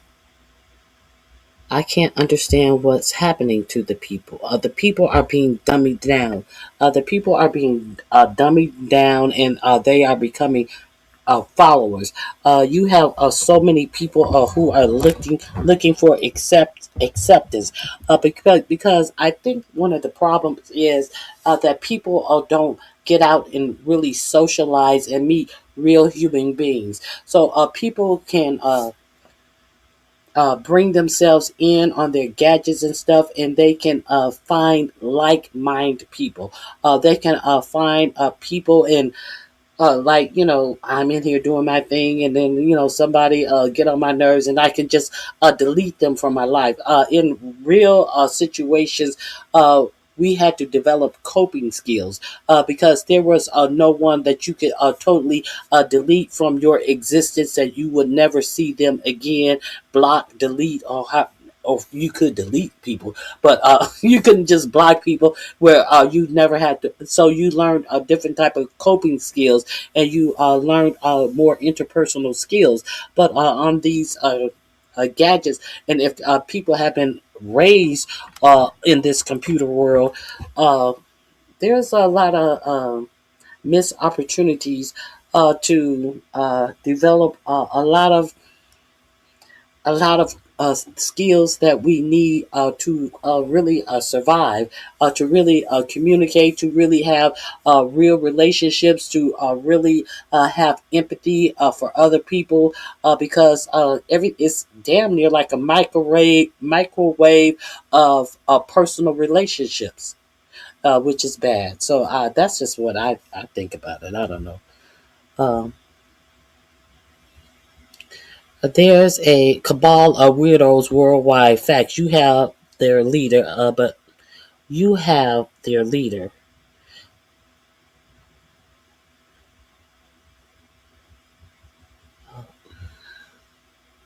That dude is their leader with his weird looking self. What dude?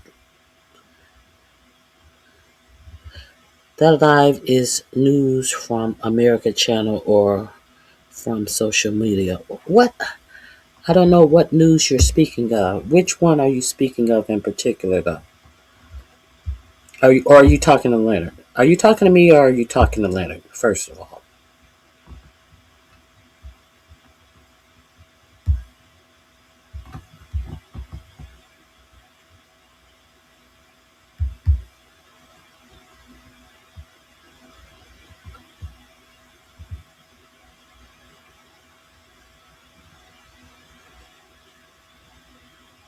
He must be talking to you, Leonard.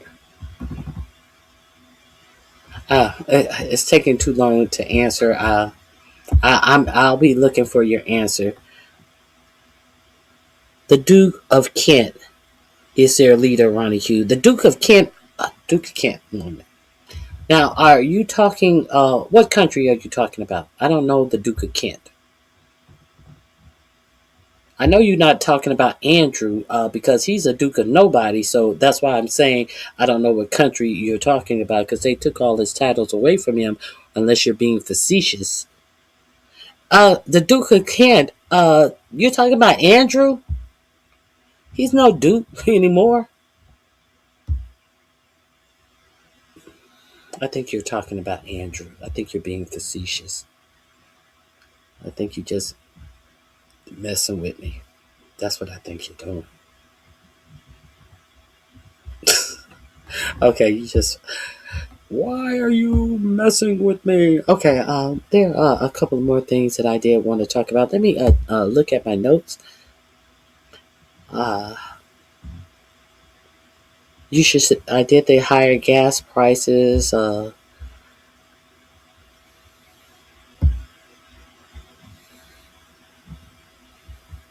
Sitcom lies, Orban. Now, Cake Breath is told that he must stop hiding the real war from the media. I kind of talked on that story. I will drop a actual link about that story. Let's get into that story right now. What a judge said that Cake Breath must do and stop hiding the real war from the media?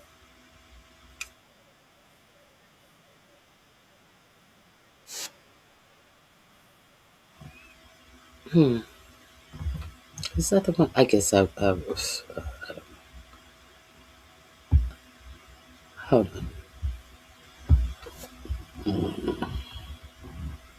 Let me see. Let me see. Share screen.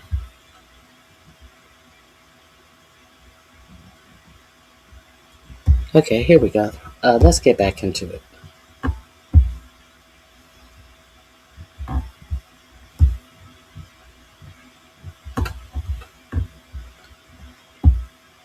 I apologize if I take a little second. A lot happened. And I even went live Saturday. I cannot believe OpenAI has now become. It's like I didn't even have a weekend because I went live Saturday. Trump instantly folds in Iran negotiations.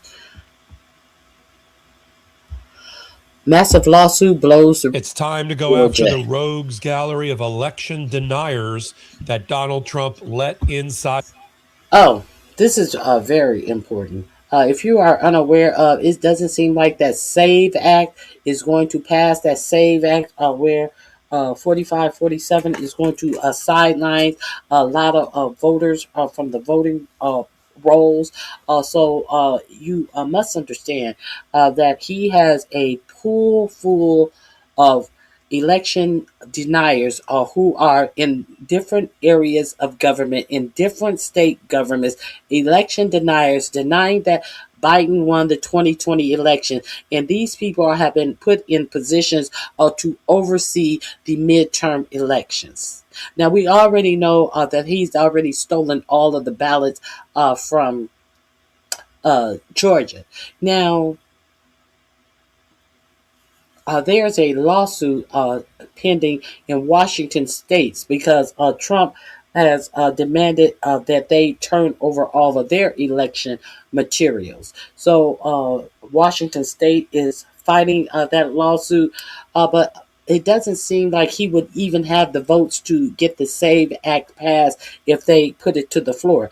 And one of the reasons we know why they aren't putting it to the floor is because they do not have the votes. So, of course, if they had the votes, swooshy Mike Johnson would be putting it to the floor. So your president has come up with an executive order to be a go-around if, in fact, the SAVE Act does not pass.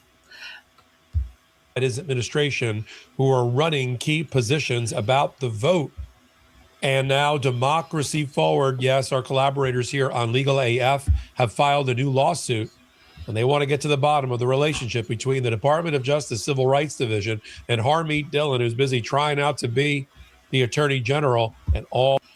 Now, Harmeet Dillon, if you do not remember, she was over the Civil Rights Division of the Department of Justice. Harmeet Dillon, the woman who arrested Don Lemon and tried to charge him under the Ku Klux Klan Act. As if he was doing something that they had to make a whole law to stop the Ku Klux Klan from doing to black people. She wanted to charge Don Lemon under the Ku Klux Klan Act, and she wanted to bring those charges on Dr. King's day. Let that sink in. Harmeet Dillon, who has been instrumental in trying to claw back any civil rights lawsuits that are made by people of color. Let that sink in. And she is in the running to take over for whom? Pam Bondi. She's more skilled and acute in her job. Pam Bondi was such a lapdog that she can't even play or portray a real attorney, even though she is one. So let's continue. All of those election deniers inside and outside of the administration.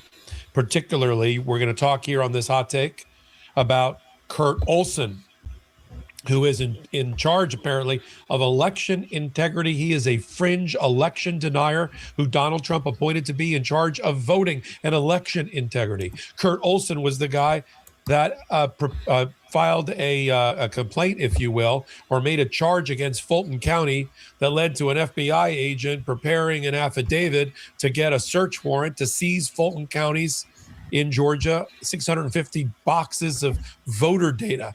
All starts and emanates from the demented mind of Kurt Olson, who was so fringe that even the first round of Trump lawyers like Sidney Powell and Rudy Giuliani sidelined him in the first administration. But now he's front and center. He's become an earworm for Donald Trump. And you know that Sidney Powell and Rudy Giuliani both lost their law licenses for what they did in the first administration. And this man was too crazy for even them. And they were willing to do shit that lost them their law licenses in their late stages of life.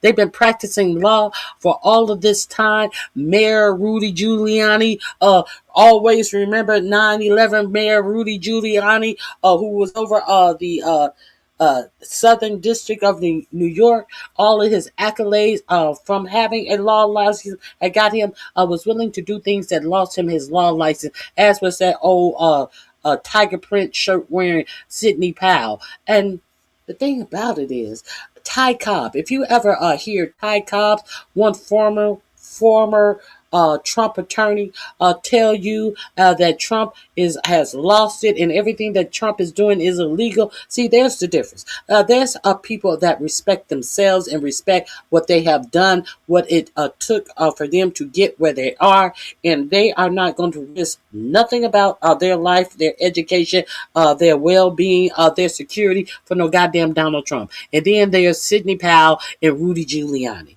and Pam Bondis. And now, the reason I'm saying this is, if this man was too crazy for two motherfuckers who lost their law license and doing what they did for Donald Trump the first round, he's front and center himself about your election security in the second round of this Trump administration. That ought to frighten you. They are trying to set this election up every way till Sunday. Now, I know that I just take it as a given that this administration will be taking voting machines and taking ballots out of poll stations. I know they will be taking them and confiscating voting machines. You can. Who want to put some money on it? Let's put some money on it, because I am of the belief that we will be seeing voting machine confiscated. We're going to be seeing ballots confiscated in this midterm election. Okay, let's continue. About fraud in the election. And now Democracy Forward, and their new complaint for injunctive relief, wants to get to the bottom of the communications between the Department of Justice's Civil Rights Division and Kurt Olson. And we want to know more about Eric Neff, that shadowy figure that's behind the 30 lawsuits that have been filed against states to try to get their voter data. The voter data that belongs to you and me. The voter data that the government has no role in, has no purpose for. And yet they want to create a giant database to try to make it so they can check citizenship through a federal system before the election, which is against the Constitution. That's being led by... Now, you notice what they are doing to get your voter data. They thought of a way where they can determine to get your voter information. They just want to check your citizenship.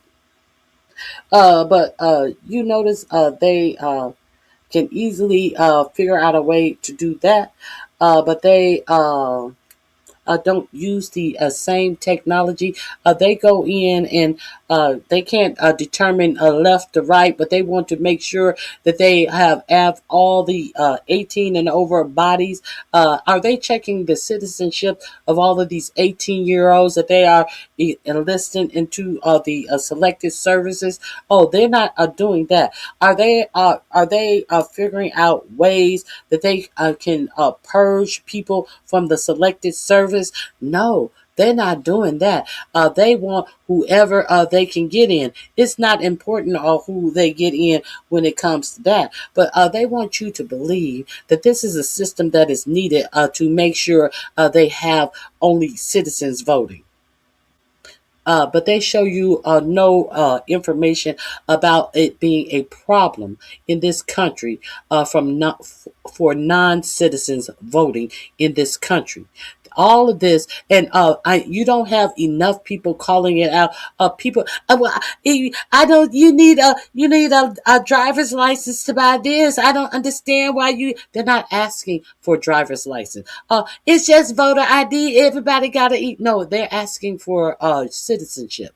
Let's be real clear. This is not a voter ID anything. This is about citizenship. With a birth certificate with your name, middle in your ID must exactly match your birth certificate. Most people still don't have their same last name that they were born with. It must exactly match it. If your middle name is on your birth certificate and your middle name is not on your ID, that is not matching. If your full name, your middle name, and your last name, and your full name and only your middle initial and your last name is on your birth certificate, you can't vote. So, they can use all of this technology that they have let Elon Musk and Doge go into, all of the regulatory systems in the United States, from the IRS to the everything, Treasury Department, everything, to the Health and Human Services data bank, everything. But they cannot figure out who is and is not allowed to vote. They can't figure this out without having you to then go get new ID.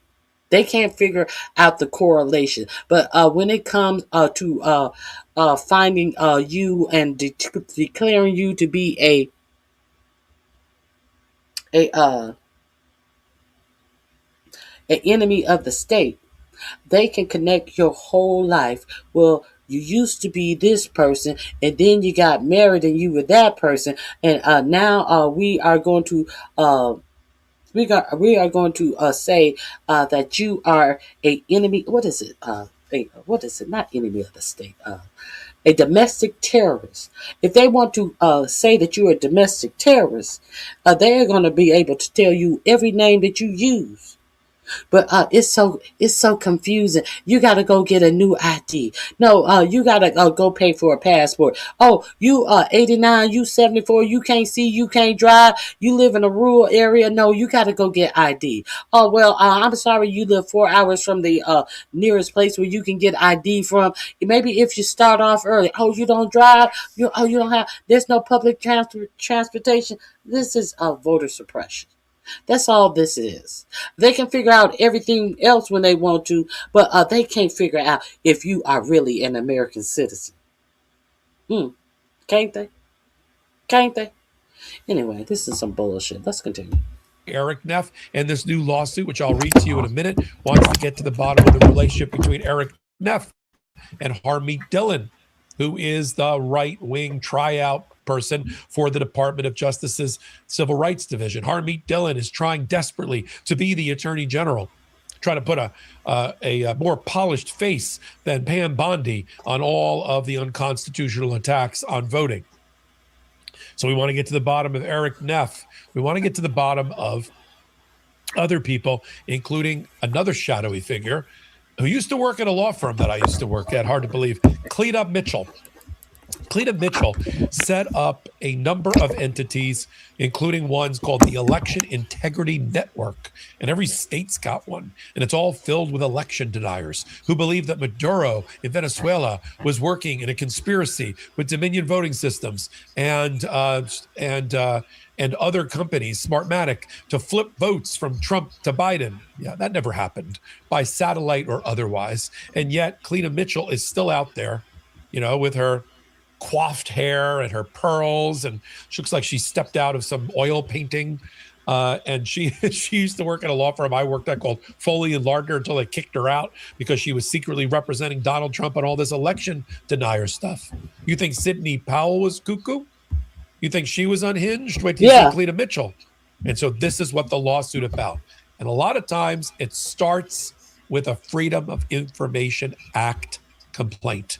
That means that an entity, a public service entity, a public entity like Democracy Forward, led by Sky Perryman, makes a records demand on the government under Freedom of Information Act to get all of the emails and all the correspondence about a person, about a subject delivered to them. And when it's ignored or denied, you can then run into court and you can file for a court order to have that information delivered to you promptly and attorney's fees for having done it.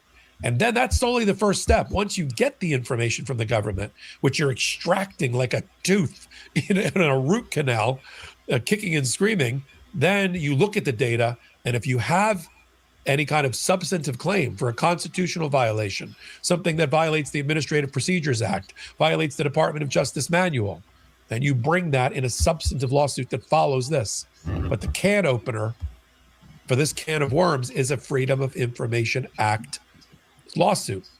Let's get to this one in particular. Now, Harmeet Dillon, there's a lot of mail ballots and voter data information floating around out there. Let me grab it and explain it to you, okay? Trump administration, through its Civil Rights Division, led by this guy, Eric Neff, is trying through lawsuits to get 30 different states, including the District of Columbia, to just turn over their voter data. They're claiming they need it under the Civil Rights Act and under the Help America Vote Act, HAVA, or under the National Registration Act, which they don't need it at all. And they need to still have a proper purpose to get it from the states. Otherwise, it stays with the states. Now, the states under the Civil Rights Act have to accumulate this data, but it doesn't mean they have to turn it over to the feds.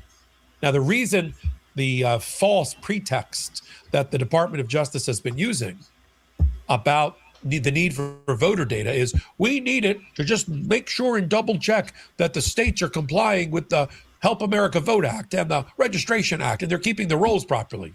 Well, neither of those two statutes say that the federal government has that role and that they're entitled to that data in order to do that. That's one problem. Even the Civil Rights Act says you got to have a purpose stated, and they're not stating any proper purpose because they don't have one. Now, at the same time, they're running into court and different courts trying to mislead judges, and they're telling them different stories. When one judge asked, for instance, are you building a giant database under this executive order that Trump just entered last Tuesday to check citizenship before voting? Is that why you're getting this voter data? Oh, no, that's not why we're getting this voter data. And then in response to another judge, yes, that's exactly what we're doing. Some of them just said, no, we're keeping it for ourselves for what we said to check to see if it complies with the Help America Vote Act. And others are very candid because I guess they didn't get the memo and they said, oh, no, we're building the giant database that you're worried about.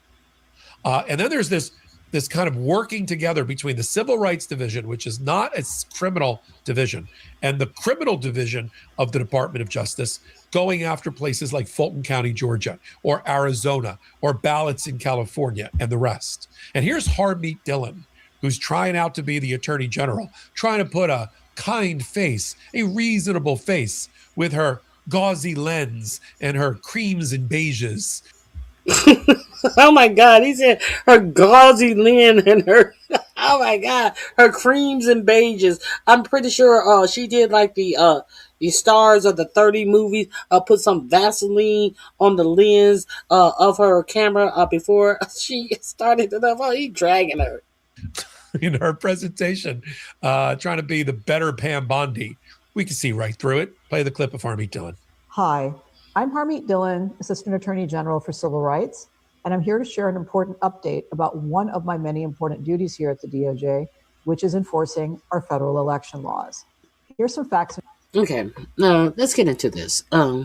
This is her chair in her office at of the DOJ. Is this one of these expensive? Because that's a good chair. That doesn't seem like just a regular office chair. That seems like some of these high-priced chairs that they're wasting your federal dollars on. She is in her office. She's not in her home. She's in her office. This is just something I noticed because, I'm just like, oh, I love that chair. That's not just a regular chair. She didn't get that from Amazon. It don't even have any wheels on it. Oh, that is a good chair. Let's continue. For you. In the last 8 months, the DOJ has reached out to all 50 states, asking them to share their voter rolls with us so that we can help them comply with the Help America Vote Act, which requires states. So when did the states need your help with this in previous administration? And why do you think that states would need the federal government's help? Show me some data that shows that the states are not doing a good job at doing this on their own. Thus, we need a federal intervention.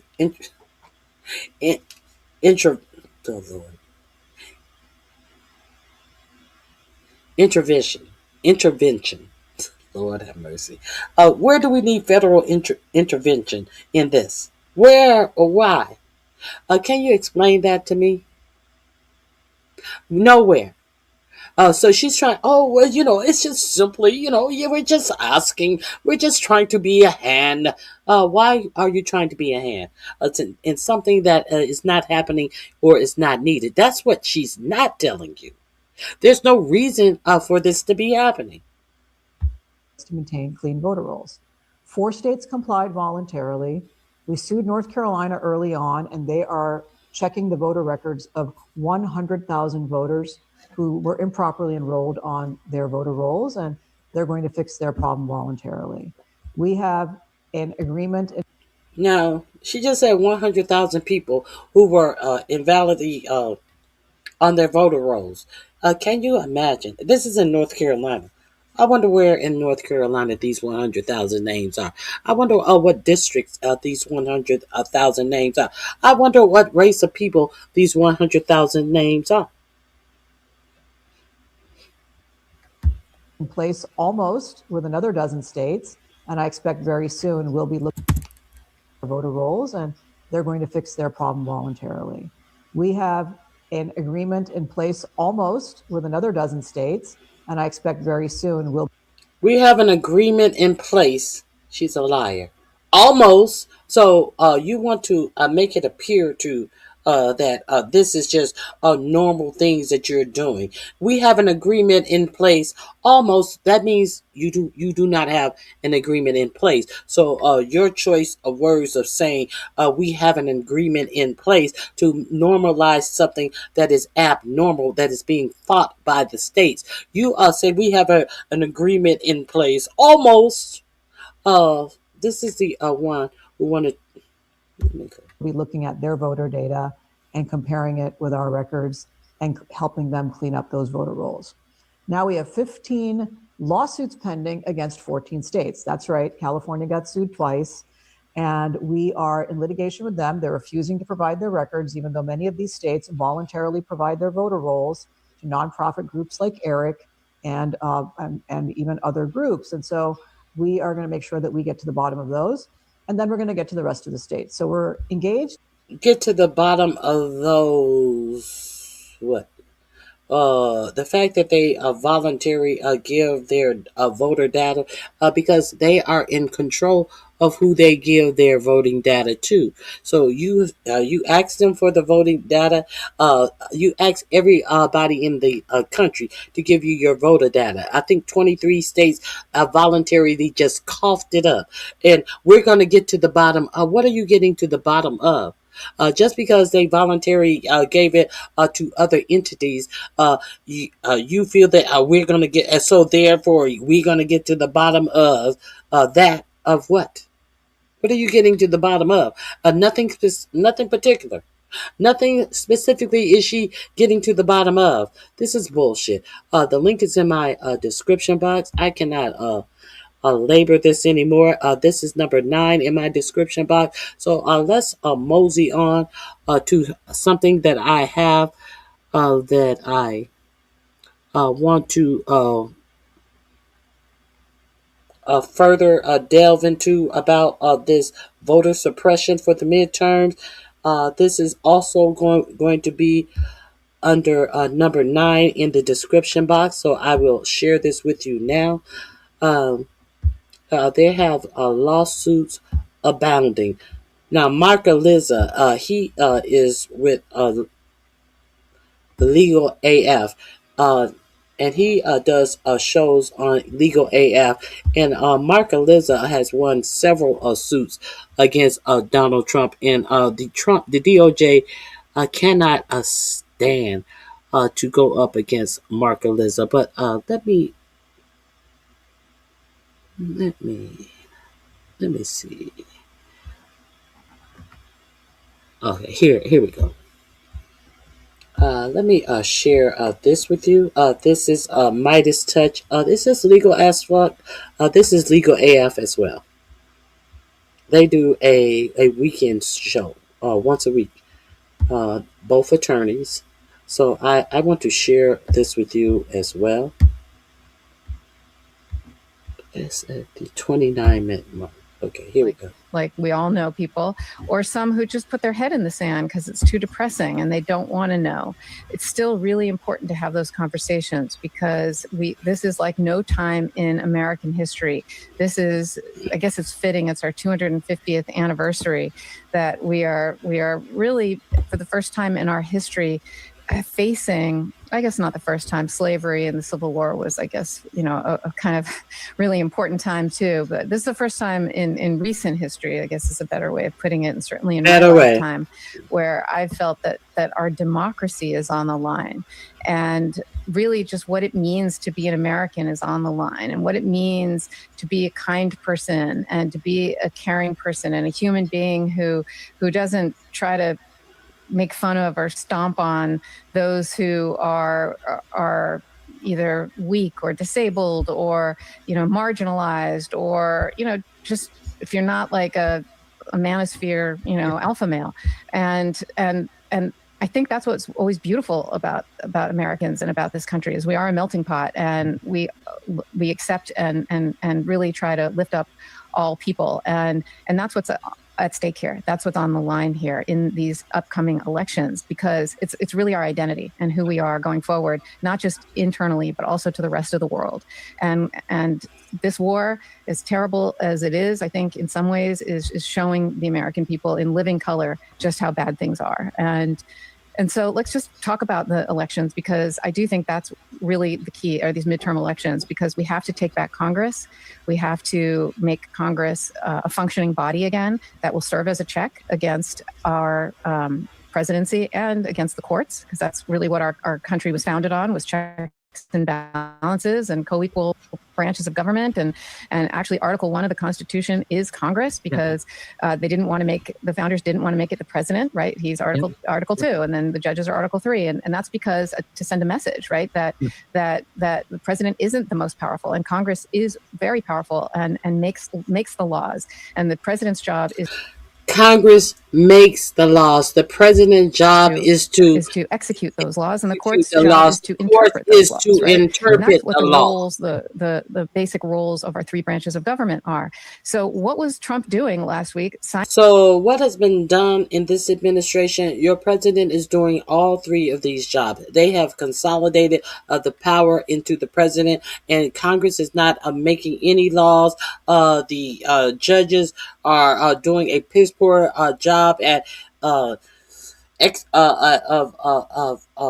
explaining what the laws mean, and 45-47 is doing whatever he wants to do in exercising anything that he feel is lawful. He don't even care if it's lawful. He is just executing any way that he feels fit to execute, because the Supreme Court has given him the right to do this. So this is why this is important in the elections. Signing an executive order, essentially creating. And that's what the roles, the basic roles of our three branches of government are. So what was Trump doing last week? Signing an executive order, essentially creating a suppression contraption between the American people and the ballot box, right? That's what he has essentially did. He basically said that I'm going to put all these agencies, Department of Homeland Security, Social Security, the Post Office, right? The U.S. Postal Service.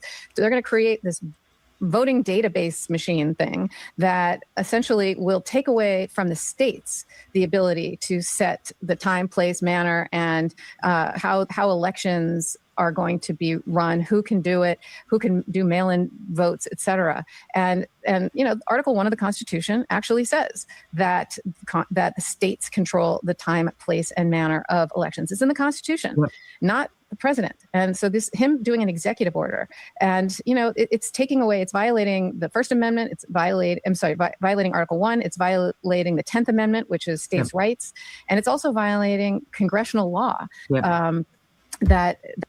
So if you thought that the SAVE Act was the biggest obstacle that is happening in this midterm election, understand that last week your president signed an executive order, because it appears that even on the Republican side, they will not have enough votes to pass the SAVE Act. So this is part of 3 or 4 of the plan, because they understand they have all of these people already set up in these different agencies of allegedly protecting your vote. They already have voter deniers already set up in these agencies. So this was a long plan.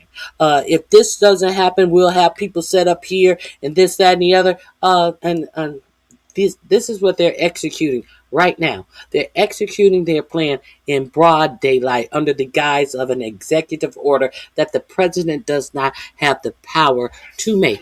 But he has gone forward with this order that that talks about this. So why don't you talk a little bit about where we are, this executive order, and what's going on with this voter suppression, this latest voter suppression issue, because we know Trump has been trying to do this through the Save America Act and other ways. But let's talk a little bit about this executive order and then what's happening in response. Well, I just want to begin by thanking you for what you said about our democracy and the perils we face. And really, democracy is a method for us securing our freedoms. And one of the most important ways we secure our freedoms is through the right to vote. The right to vote is sort of the gateway right that helps enable all the other rights, helps us secure the other rights. And so to see a president, any president, asserting that he himself has the power to set the rules for our elections is unfathomably dangerous. It's unconstitutional. It's contrary to the express language of the Constitution, as you mentioned, which expressly says that states are the ones that set the time, place, and manner of elections. And Trump is trying to usurp that power. As he's trying to usurp power in other ways, he doesn't have any authorization in the Constitution in Article 2 to play this role. He doesn't have any power delegated to him to do so, to direct these agencies to intervene in our elections. And he doesn't have the the congressional consent. In fact, he's losing.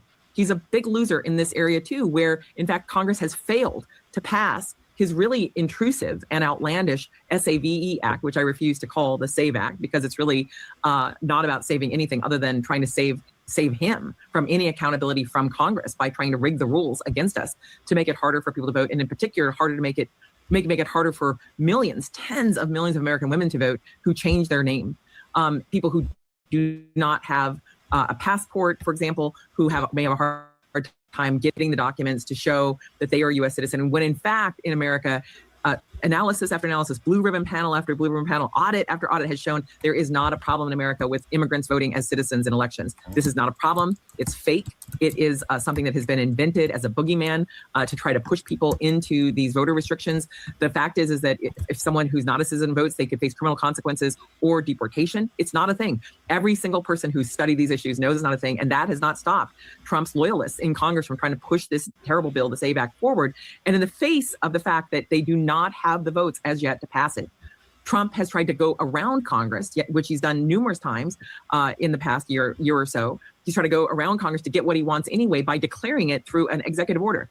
Now, executive orders, these EOs, are, I think in some ways, they're not worth the paper they're written on. They're like as if someone wrote on a paper napkin, because just because he declares it as an executive order doesn't actually make it binding law, which is why American Oversight and a group of historians have challenged in a separate action we'll talk about later, another declaration of his department about power, and numerous of his executive orders have been challenged by other litigants, other advocacy and rights groups, because just because he signs an order doesn't make it law. He's asserting a power. And in this instance, on the voting rights, it could not be more disruptive than what he's proposing, which you described, Karen, quite accurately, of course, in terms of trying to direct all these federal agencies to take over voting, take over checking who's on the voting rolls, try to declare that certain people can't vote, put new restrictions on the envelopes and the type of mailers that can be used for mail-in voting. And this comes at a time when Louis DeJoy, who is his postmaster general, has already massively disrupted the functioning of our mail. Almost every American who's watching knows it takes longer for your mail to get there now under Trump's postmaster general, Louis DeJoy. That's because he's been consolidating the mail sorting processes into a couple regional areas, basically so he can later try to privatize them. So he or his successor can private. Understand, Louis DeJoy was over the post office. He was the postmaster under his first administration. And what what's his name, DeJoy or DeJolly, what he does is he goes into these local post office facilities, close them down. He goes into some of these mail sorting facilities, and he actually take apart the machines that they have been using to sort mail for no reason other than to say, oh wow, this mail system is out of control, these people ain't doing their jobs, as he has dismantled the mail sorting machines. If you have never been to a major post office where you see the machinery that they use to sort and handle this mail, you would be amazed. And this is what Jolly is taking apart.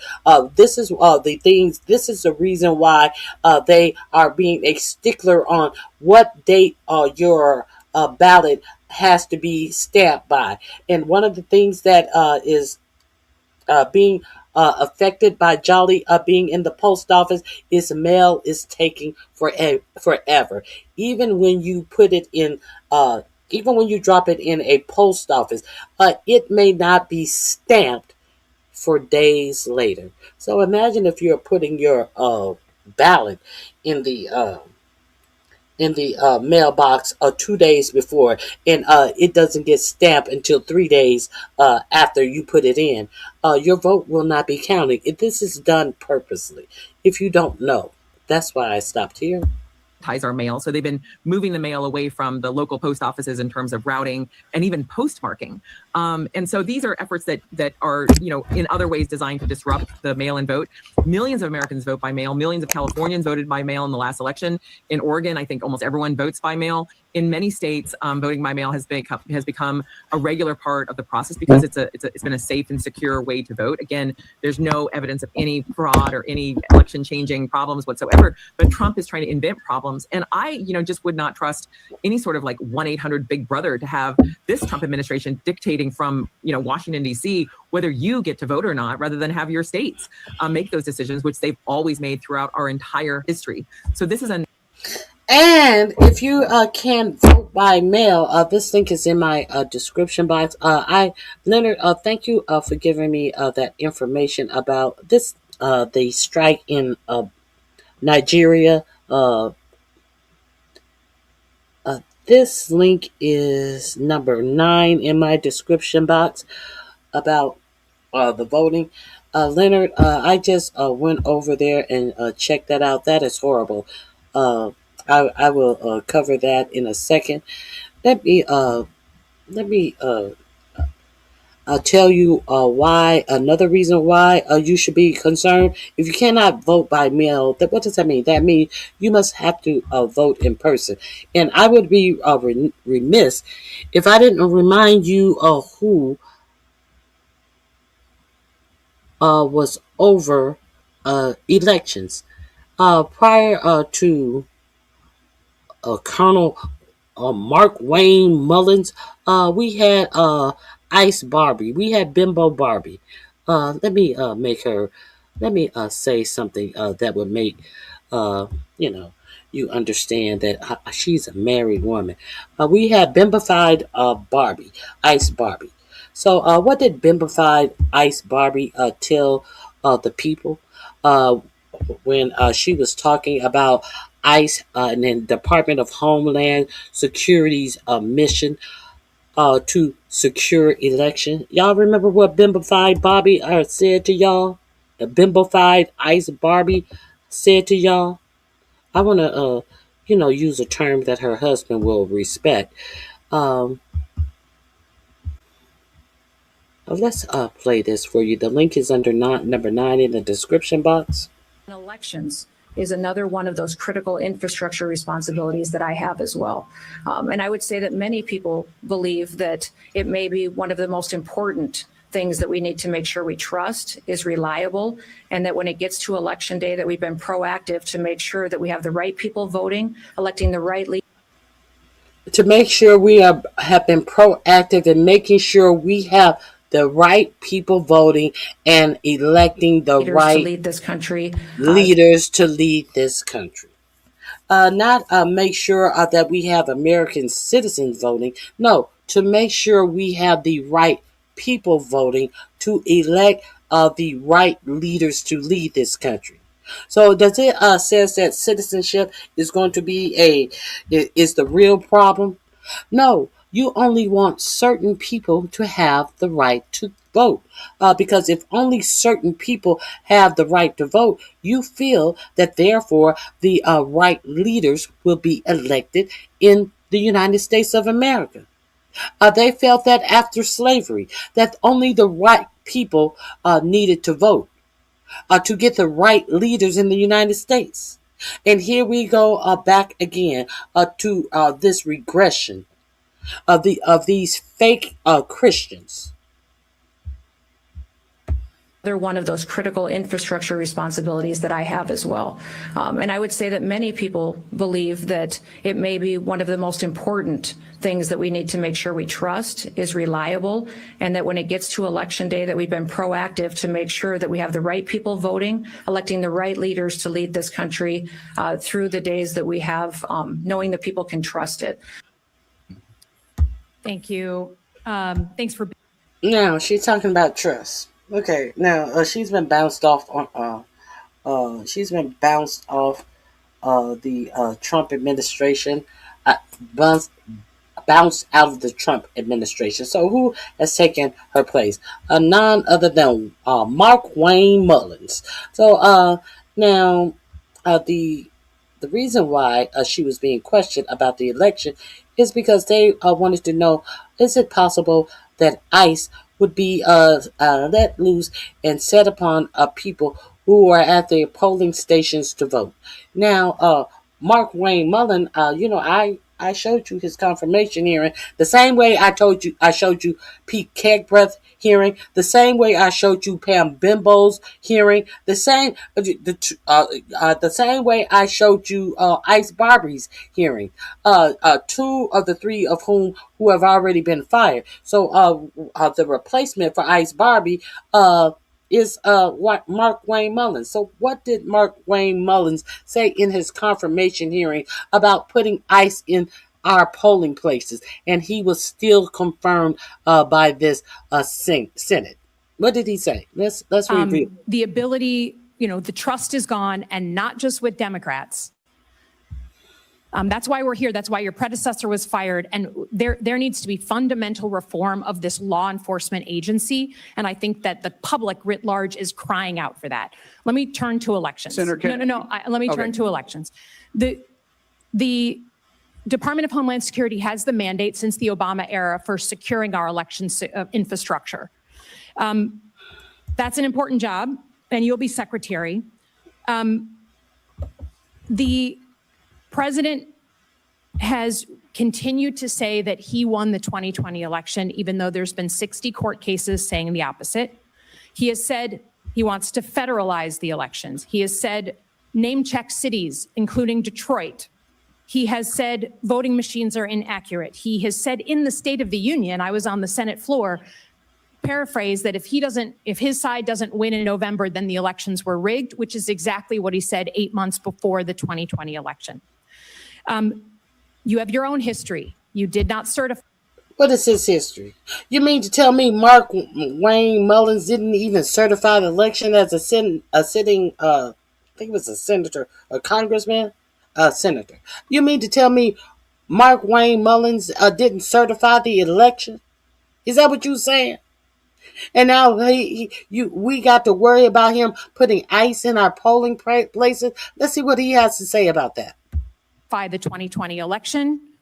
There are people at the Department of Homeland Security, 3 people specifically who are well-known election deniers now running election security functions.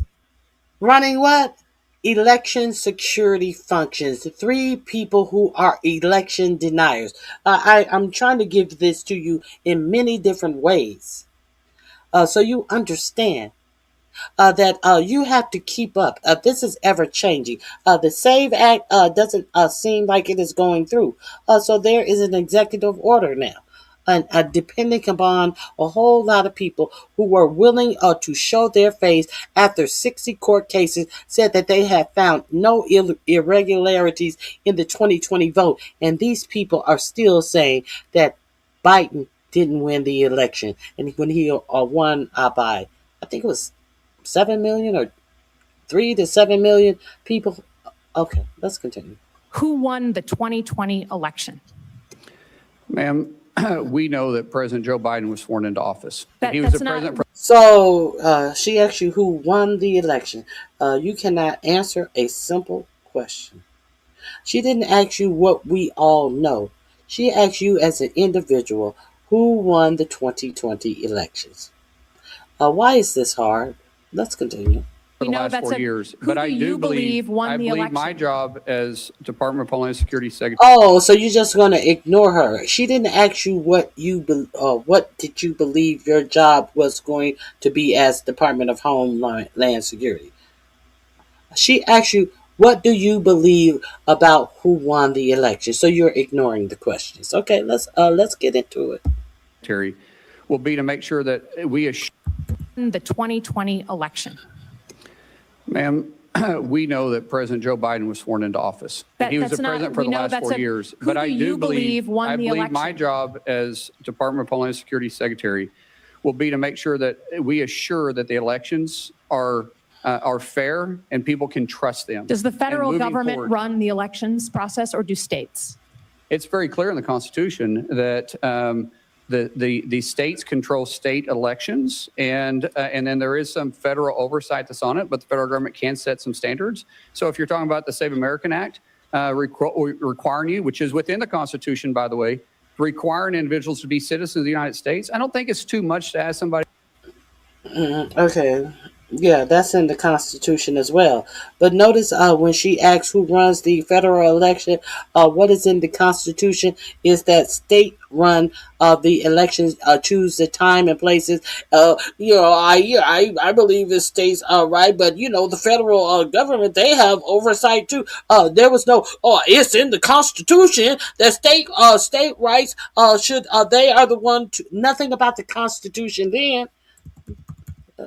Let me see. Let's go back. Very clear in the Constitution that the states control state elections, and I was wrong. And what? What does the state say about the federal thing that you're about to add to? Is that in the Constitution as well? Let's see. And then there is some federal oversight that's on it, but the federal government can set some standards. So if you're talking about the Save the federal government can create some standards. Is that in the Constitution? You're kind of vague about this federal stuff that you're trying to put on elections. That is a part of the duty of the federal government. You said. I was wrong. You said clearly about the Constitution said that they was the states' right. But what about these tag-alongs that you're giving about the federal government? I don't hear you saying nothing about that being constitutional. That the states control state elections, and then there is some federal oversight that's on it, but the federal government can set some standards. So if you're talking about the Save American Act, requiring you, which is within the Constitution, by the way, requiring individuals to be citizens of the United States, I don't think it's too much to ask somebody to prove they're a citizen of the United States. That's not what we're talking about. I'm talking about administration. So did you hear what he said? He didn't say that the SAVE Act was about making sure you ID or show ID. He said the SAVE Act is to make sure that you are a citizen of the United States. And if you cannot prove that, you will be purged from the voting rolls. That's why this is important. All of this, and then they try to talk you down, then simplify and lie in your face. Oh, well, you need an ID to do anything. You need an ID to go to the movies. You don't think you need an ID to vote? No, I don't have to show proof of my citizenship to go to a movie. I don't have to show proof of my citizenship to buy alcohol. I don't have to show proof of citizenship to do all of these things that you guys are trying to simplify down that we have to do in anything that we show our ID for. We show our ID. We don't show our citizenship for these things. So this is the thing that I wanted to show you. And let's get to the polling stations. The elections. If you are Secretary of Homeland Security, do you feel you have the authority to put uniformed officers at polling locations in 2026? Ma'am, we said this in your office. The only reason why my officers would be there if there was a specific threat for them to be there, not for intimidation. And so I said even though we So that's a yes. The only reason my officers would be there is for a specific threat. So he's saying yes. And anything can be constituted as a specific threat. We know that they can constitute anything as a threat. We know how many black men have lost their lives over this alleged threat that they thought cell phones were guns. What cannot be perceived and what cannot be lied about that was perceived as a threat in this country? Absolutely anything. Anything they want to lie about that has been a perceived threat in your polling station. Mark Wayne Mullins said that ICE will be there. I'll be there. Michael be there. Ooh, just call on ICE and they'll be there. Don't you know, baby? Yeah, yeah. ICE be there. didn't need it during World War II. We didn't. Ma'am, we said this in your office. The only reason why my officers would be there if there was a specific threat for them to be there, not for intimidation. And so even though we didn't need it during World War II, we didn't need it during Vietnam or the War on Terror, we never had to put uniformed military there. Now you feel that there's going to be a reason that there's going to be an armed threat to the United States that you no, need ma'am. to potentially I said be there? I can't sit there and guarantee hypothetically what threat would be and not. I'm not putting military. That's not within my privy. Uniformed officers. But if there is a threat, a specific threat, say it's in a Jewish community, and there is a threat that's specific to that polling area, then we will work with local law enforcement. There'll be a reason for us to be there, and it'll be known why we're there. I think the reason you're here and not Kristi Noem is because Americans trust their local law enforcement now way more than they trust ICE. So I would just say if we ever get to the point where you are being asked to put armed ICE officers at polling locations, we have lost the plot as a country. We have fundamentally lost it. And until I hear someone tell me that this man, President Trump, will actually allow us to have a free and fair election, there is zero trust here, and I cannot trust that he won't try and steal it.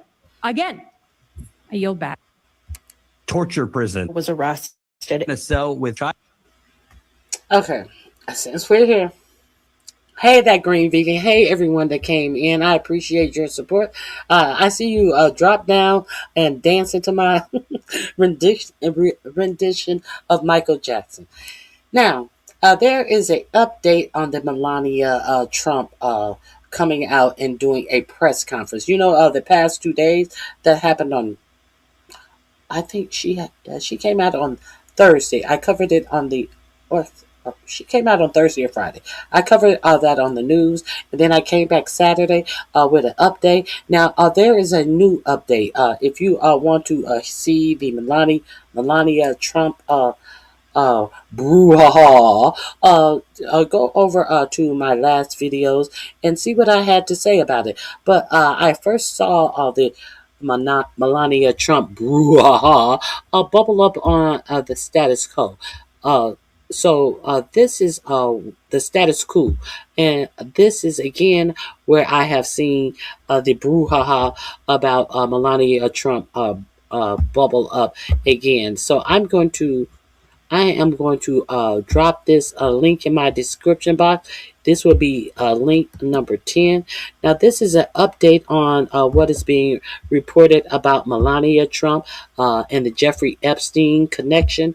And you may want to go over there, and you really want to go over there. I'm serious. The status quo, I have found out so much information that they are actually following, that they are actually on the ground reporting on.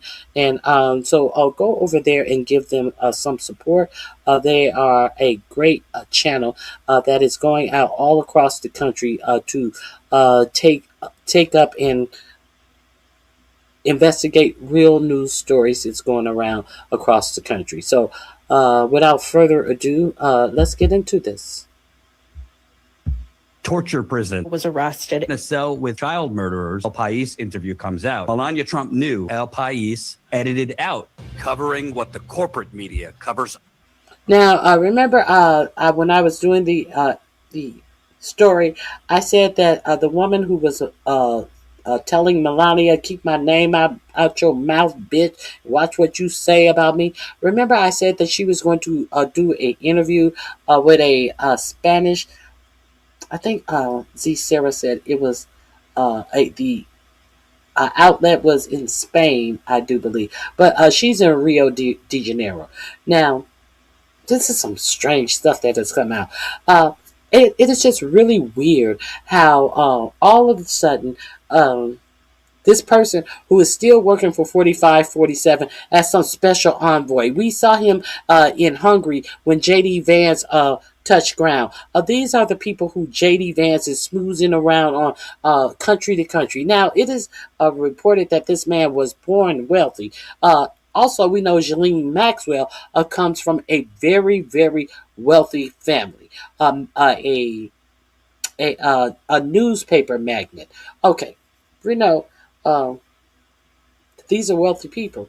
So they have, they have kind of, these are not people that came up via politics, worked regular jobs, had regular lives. No, these are people who were born into money. So now his they call her his baby mama. I am still unclear if they were married. Sometimes she's referenced as a wife. Sometimes she's referenced as a common law wife. Sometimes she's referenced as a girlfriend. I know that she birthed his child, so I'm going to call her what they love to call black women, baby mamas. Okay, so, not the mother of the father of my son, the mother of my child. What happened to baby mama and baby daddies when it comes to other people? They love to that's the baby daddy, all that. Okay, the baby mama suddenly was arrested. She had divorced this Trump connected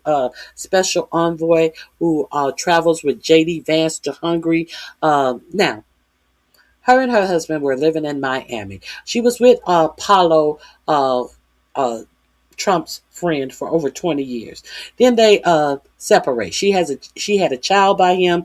The child, I find out, is, while underage, the child is 17 years old. It has also been reported, either here or the Daily Beast, that the child had gone to Brazil to live with her, and then the child decided to come back. How did she wind up living in Brazil? It has been reported that when she had changed her life, she left that relationship with the man who is still on the Trump team to with nothing, and she started her life over again. It was reported that she was remarried. I don't know if she was married to the first guy who works for Trump, Zimpali. She had was remarried, and she was working in Miami, and then all of a sudden, her husband's company, it was some type of plastic surgery place. It was raided by the FBI, and her and her husband were arrested. Now, for some strange reason, they were arrested on fraud charges. Now, how did they come about that they were arrested on fraud charges? It is reported that it was a anonymous caller burst into her husband's office, and they were arrested on fraud. And then, on top of it, once they were arrested, there was another anonymous report that came in and said that she was undocumented and that her visa has expired. So ICE should take her. And then what happened? ICE took her, and she was mad at Melania. She referenced that you knew that I was in ICE and I known you for 20 years, blah, blah, blah. So this is how she got into ICE possession. So then they took her to Louisiana, where she was talking about women who were being a horrible place. She said the place was so horrible. The report says that the place was so horrible that she self-deported back to Rio because she said when she got out of that place, she was full of lice. This is where they are holding these people. She was full of lice. Now, understand, this is the same ICE. This is the same federal government that want to determine who is or is not a domestic terrorist in the United States, who are still building ICE determined camps. Why do you think this is going on? You guys couldn't figure it out about healthcare. You couldn't figure it out about what they were going to do with you with healthcare. So are you able to figure out why they're still building detention centers as they enact that executive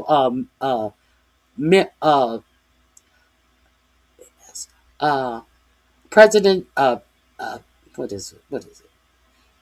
MSPM7 memorandum, presidential memorandum PS. What is this? MSPM7. What is no. That memorandum that they have put out that says that you can be arrested for a whole array of vague situations that will determine you to be a domestic terrorist. Are you catching on to why all of these facilities are still being put up? Are you aware about all of the fraud that is going on in your government? All of these government contracts that are going to these people who have ends within this government that are making billions off of setting up traps that they plan to use on the American people? I don't know. That's just my opinion. But I know that people are making money. Private billionaires are building these private facilities, not federal facilities, private facilities where they can make money, and they have to hold up to zero federal standards to have you in these facilities. So she left this facility, she said, it is reported full of lice. And when she got home to Brazil, now understand that previously she was a wealthy person. She grew up a wealthy person. It is alleged that she came out here on Jeffrey Epstein plane when she was 16 years old, underage, and hooked up with this guy who worked at with the Trump administration still. And when she was 17 years old, had a baby by him and was with him for over 20 years. And all of these anonymous reports came in when she was asking, they were fighting over child custody and how much money she would be getting. And then all of a sudden, he wasn't showing up to court. Let me let status quo give you the story. Shit. Hey, it's Jordan with Status Quo. Amanda Ungaro, the former Brazilian model who has threatened First Lady Melania Trump with exposing what I know about you and your pedophile husband in relation to the Epstein scandal, is speaking out. A interview she did with El País newspaper, the paper of record in Spain, is out, and it is extremely notable for what it does not include any mention of Melania Trump. We will get to that. But first, let me remind you, we've done 2 videos already on this. So for background on this story, we'll put the links in the description. But let me remind you of the timeline here, which is extremely important before we get to her interview with the Spanish newspaper. Ungaro, a former Brazilian model, she was brought over here when she was a minor. She was on Epstein's plane. She says with 30 young girls, it made her extremely uncomfortable.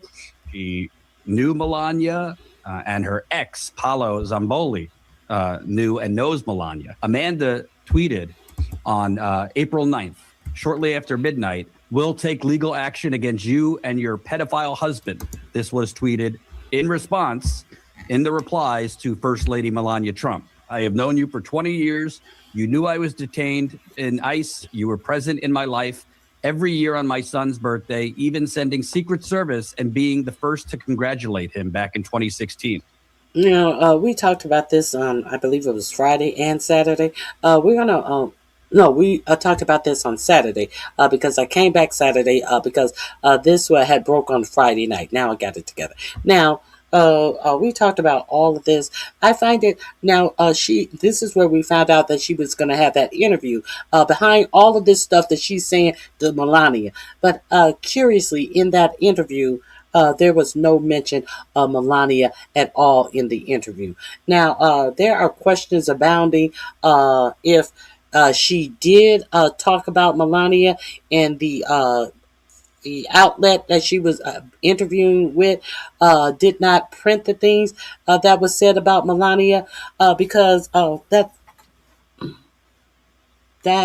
Friday when I reported on Melania coming out on Thursday with that press conference. That Friday, I did a story, and I was talking about these things that are called SLAPP lawsuit in New York City, where people with a lot of money may come out and have an attorney write up a letter of intent to sue you for something you said unless you retract it and apologize.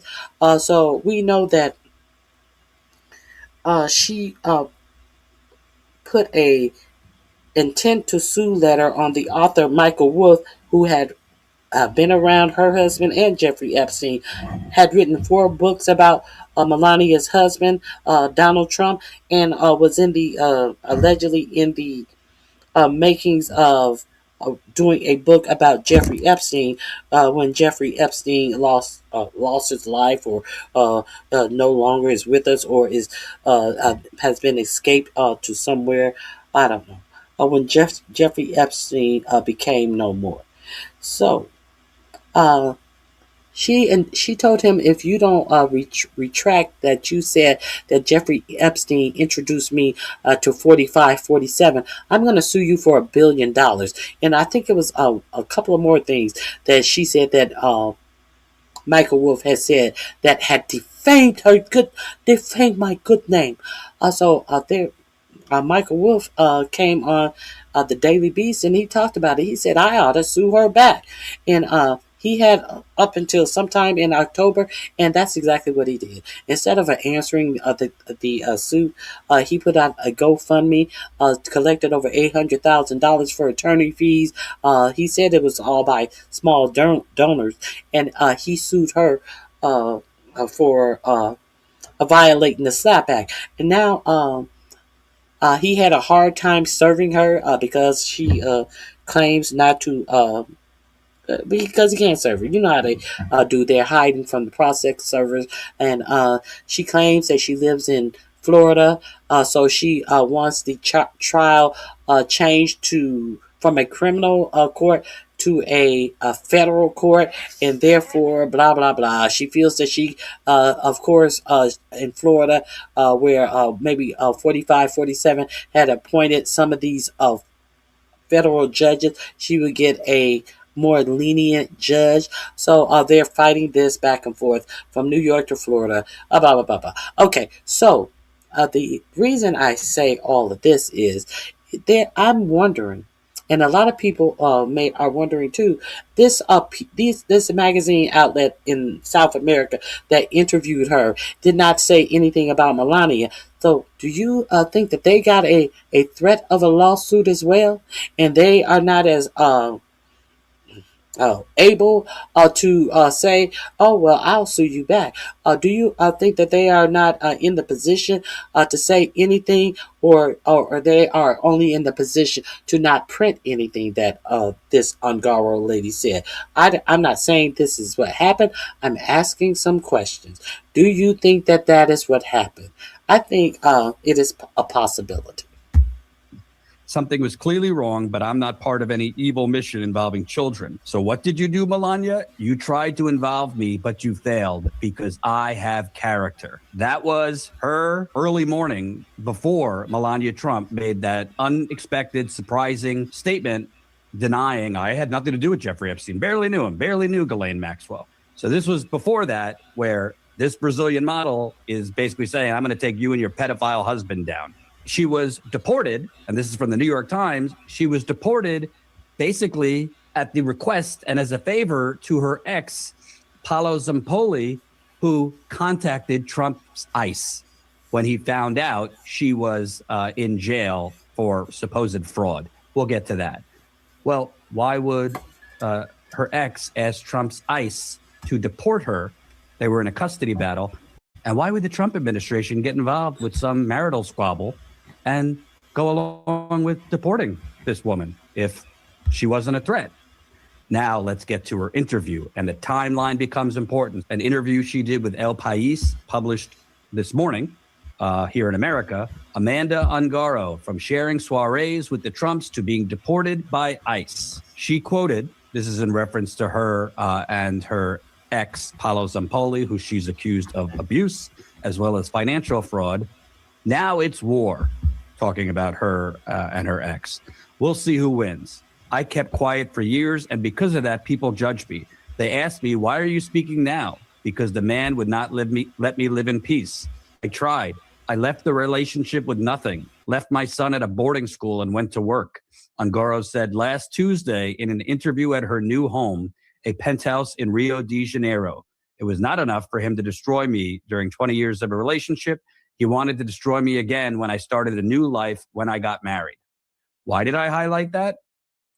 Because this interview she did, which published today, Sunday, April 12th, she sat down for it on Tuesday, April 7th. That would be 2 days before Melania Trump made that unexpected statement. So we got April 7th. She sits down for the El País interview. April 9th, 12:58 in the morning. Amanda threatens legal action against the Trumps, says, I'll take you and your pedophile husband down. Later in that day, Melania Trump unexpectedly gives this statement. By the way, the White House had put out that Melania was going to give the statement, but it was still very unexpected, and it was not known what she was making a statement for. The day after the statement, April 10th, Amanda's ex, Paolo Zampoli, tells Sky News, I'll testify to Congress that I was the one who introduced Melania to Donald Trump, not Epstein. And then April 12th, today, this El País interview. How convenient. Let me make sure my mic is on. How convenient. Then who falls on the sword? But Paolo Zampoli, the husband and the person who had the baby with this person who has come out against Melania. I will testify and say I met you. You're still in the Trump administration. You were in the first Trump administration. I'm pretty sure you would do whatever is required. I'm pretty sure you'll be like Jasmine Guy when Eddie Murphy asked her, what did she do for Mr. Calhoun, the fat Italian gangster that Jasmine Guy character was dating. What did Jasmine Guy say, Leonard? Leonard, answer the question, Leonard. If you don't answer this question correctly, Leonard, I am going to threaten to take your mod stick. What did Jasmine Guy say to Eddie Murphy when he said, ooh, what do you do for Mr. Calhoun? What did Jasmine Guy say? I'm pretty sure the same thing that Mr. Zampoli said. I'm counting. Let's do a countdown. I'm going to do a 10-second countdown for Leonard to answer this question. Anybody can answer this question. What do you do for Mr. Calhoun? Can I see the answer in the chat? Let's see.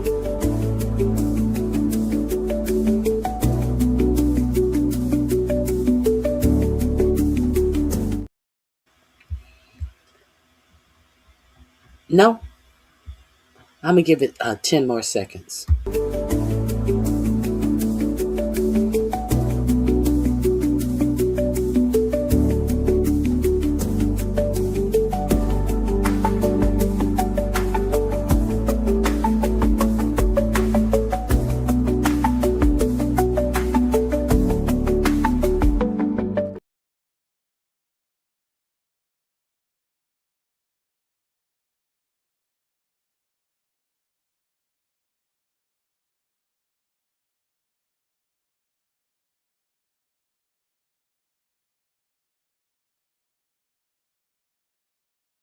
So what do you do for Mr. Calhoun?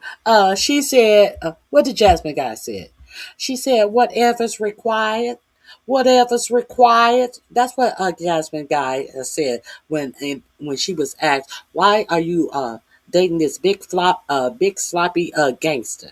And what do you do for Mr. Calhoun? Jasmine Guy said, I do whatever's required. I'm pretty sure Zamboli or whatever his name is, Zampoli, is in the same situation, working as a special envoy for 4547 over there bootlicking with JD Vance, trying to get a oligarch reelected after 16 years of being totally despicable and opportunist of his country. I'm pretty sure Mr. Zampoli will do whatever's required. Let's get back on into the story while I was clowning a little bit. Let's get back into the story. Comes out. I could tell you journalistically, Congress, that I was the one who introduced Melania to Donald Trump, not Epstein. And then April 12th, today, this El País interview comes out. I could tell you journalistically, it doesn't make sense to me if Amanda Ungaro is making these claims to on Twitter and this and that she knows stuff about the Melania and Epstein and that whole ring. Why there was nothing about that in the El País interview. And as I record right now. What is that? Hold on. What is that? There are people on social media who are claiming to be in direct contact with Amanda Ungaro saying El País edited out things she said about Melania Trump. I can't confirm that, obviously. I have reached out to El País, the Spanish newspaper, to ask, did Amanda Ungaro give you information or say anything about Melania Trump? And was it edited out? I also asked, from the time of your sit-down interview with Amanda Ungaro, which happened on Tuesday, April 7th, to publication, did the newspaper get any overtures or outreach from the White House or Melania Trump's representatives? Because this stuff happens all the time where overtures such as if you print anything about me, I will sue you, like they did Michael Wolff, the slap suit to keep what did Michael Wolff tell you? They do things like that to keep you quiet. So he's asking the question: were there any overtures from Melania Trump and the White House? Because we understand that those are two separate entities, don't we? Politicians try to kill stories, including with international papers.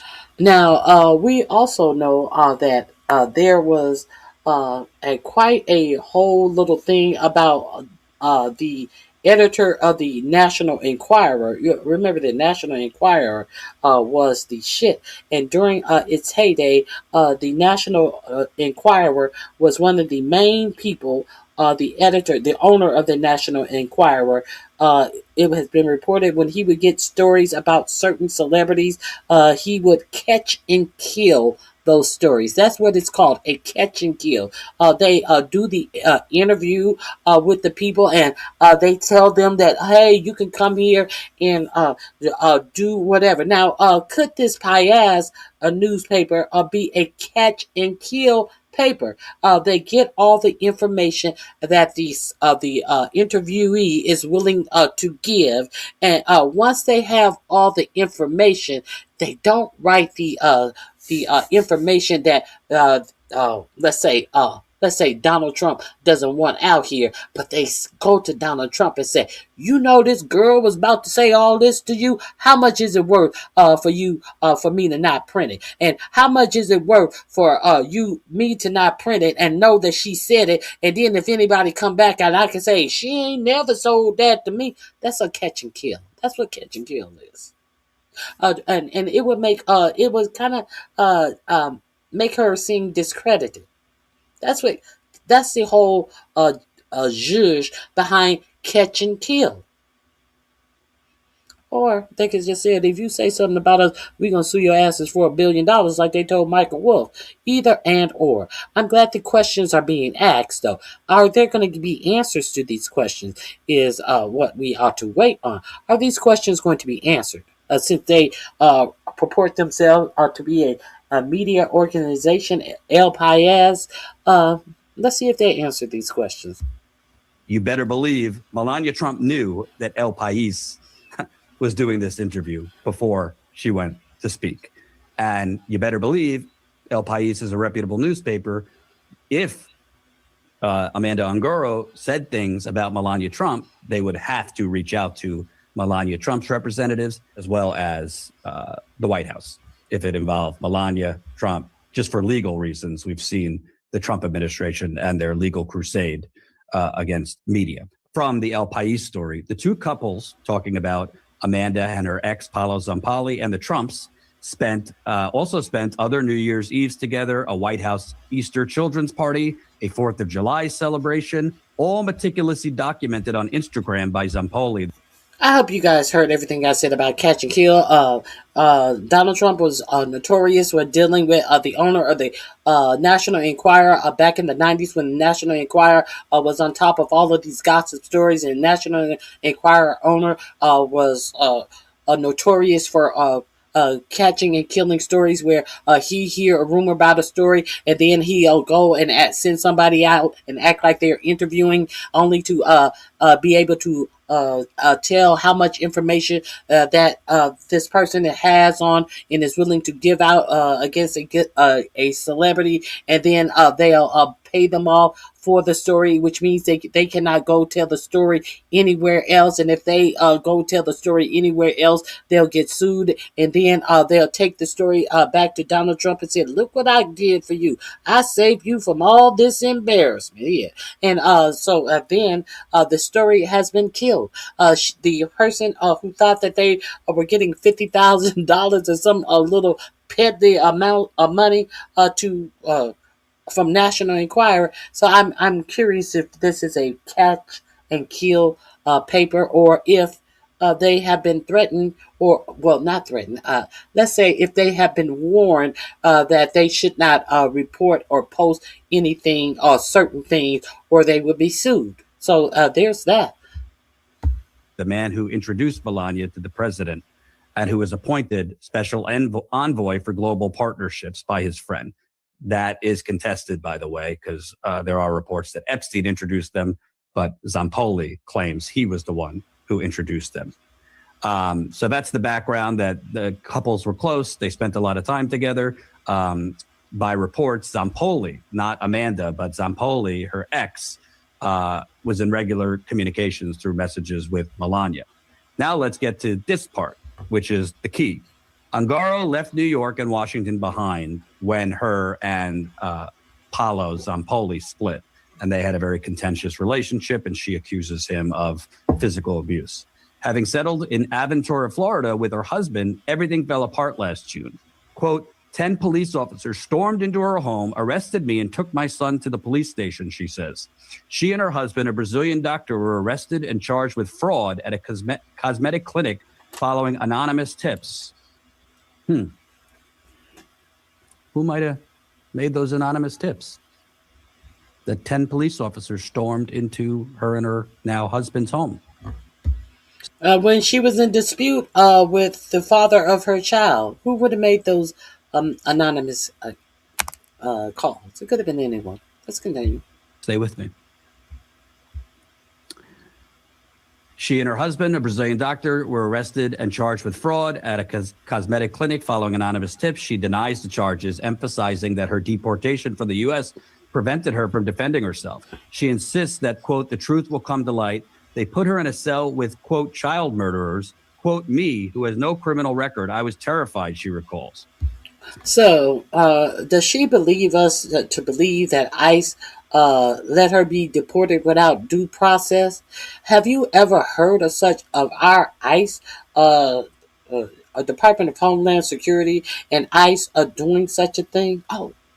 We saw it. We saw how this was going on last year.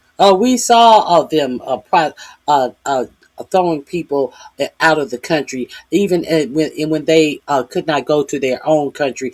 We saw that they have been taking these people to third countries, many countries in Africa. Many of these people from South America have wound up in African countries with a poor human rights record.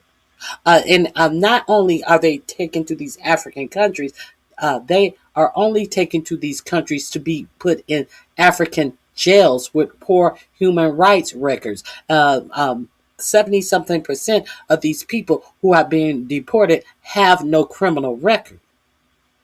Let's be real clear.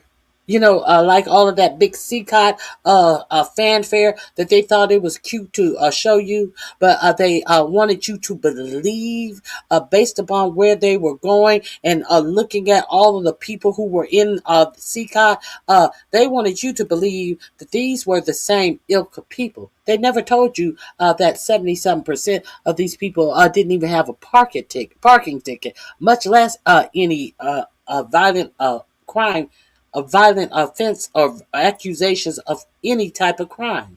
But this is what your government was doing. So it was easy for her to slip through the cracks. We're going to pretend like this wasn't the shit that was going on? Okay, let's go.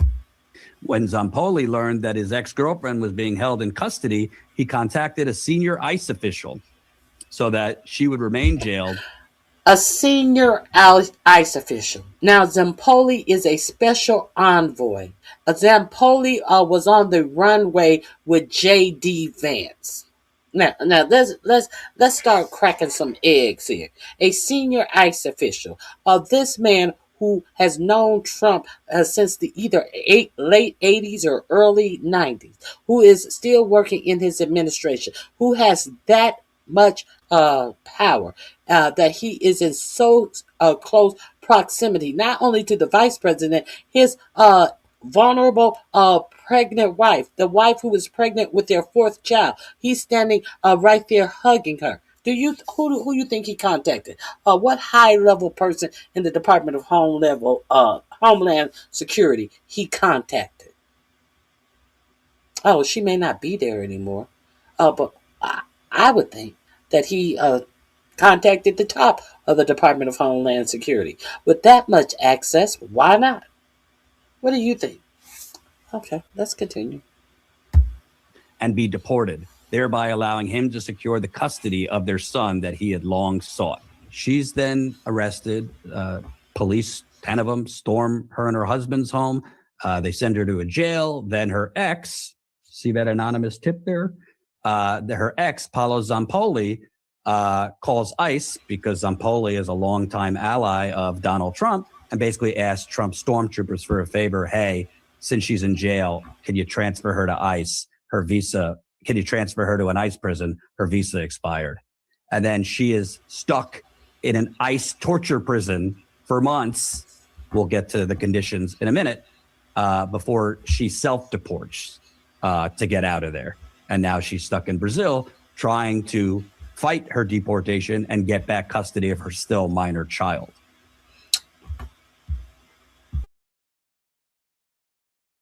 Okay, I'm gonna leave it there. That link is in my description box. This link is number. Let me tell you. This link is number 11 in my description box. I think that's all I'm gonna try to tackle today. I've been here a long time. I had you guys here a long time. I appreciate my mods, Very Carey and Leonard, for coming in and helping me out with the chat. I appreciate you all in the chat for stopping.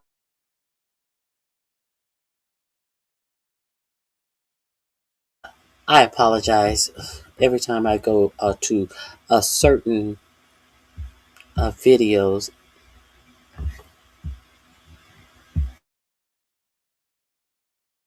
Every time I go to certain videos, it put me on mute. I don't do that on purpose. I don't do that by forgetting. But some put me on mute when I play, and then I'm talking and you don't know I'm talking. But what I'm talking about is, I think that is all for me today. I have done a lot today, and I appreciate you guys coming out and spending. Oh my God, I appreciate you guys coming out and spending some time with me today. I didn't realize how late it was. Please hit the like button on your way out. I greatly appreciate it. I thank my mod, Very Carey and Leonard. I hope I have given you something that you have not heard. That is my only mission, is to alert you to some news that you may not be hearing on the for-profit news media. If you like this channel, give me a thumbs up, subscribe. You can become a member at $. No, you can hit the member button to join a membership to support the channel. You can also support the channel at $RonyiQ. I appreciate all of your support, and we don't have to agree, but if you be disrespectful, you get what your hand calls for. That's it, and that's all. All right, guys. I hope you have a great remainder of your day. And I guess me and Kitty is going to dance out of here. Where's Kitty? Here, Kitty, Kitty, Kitty. Hey, Kitty, Kitty. There Kitty, Kitty is.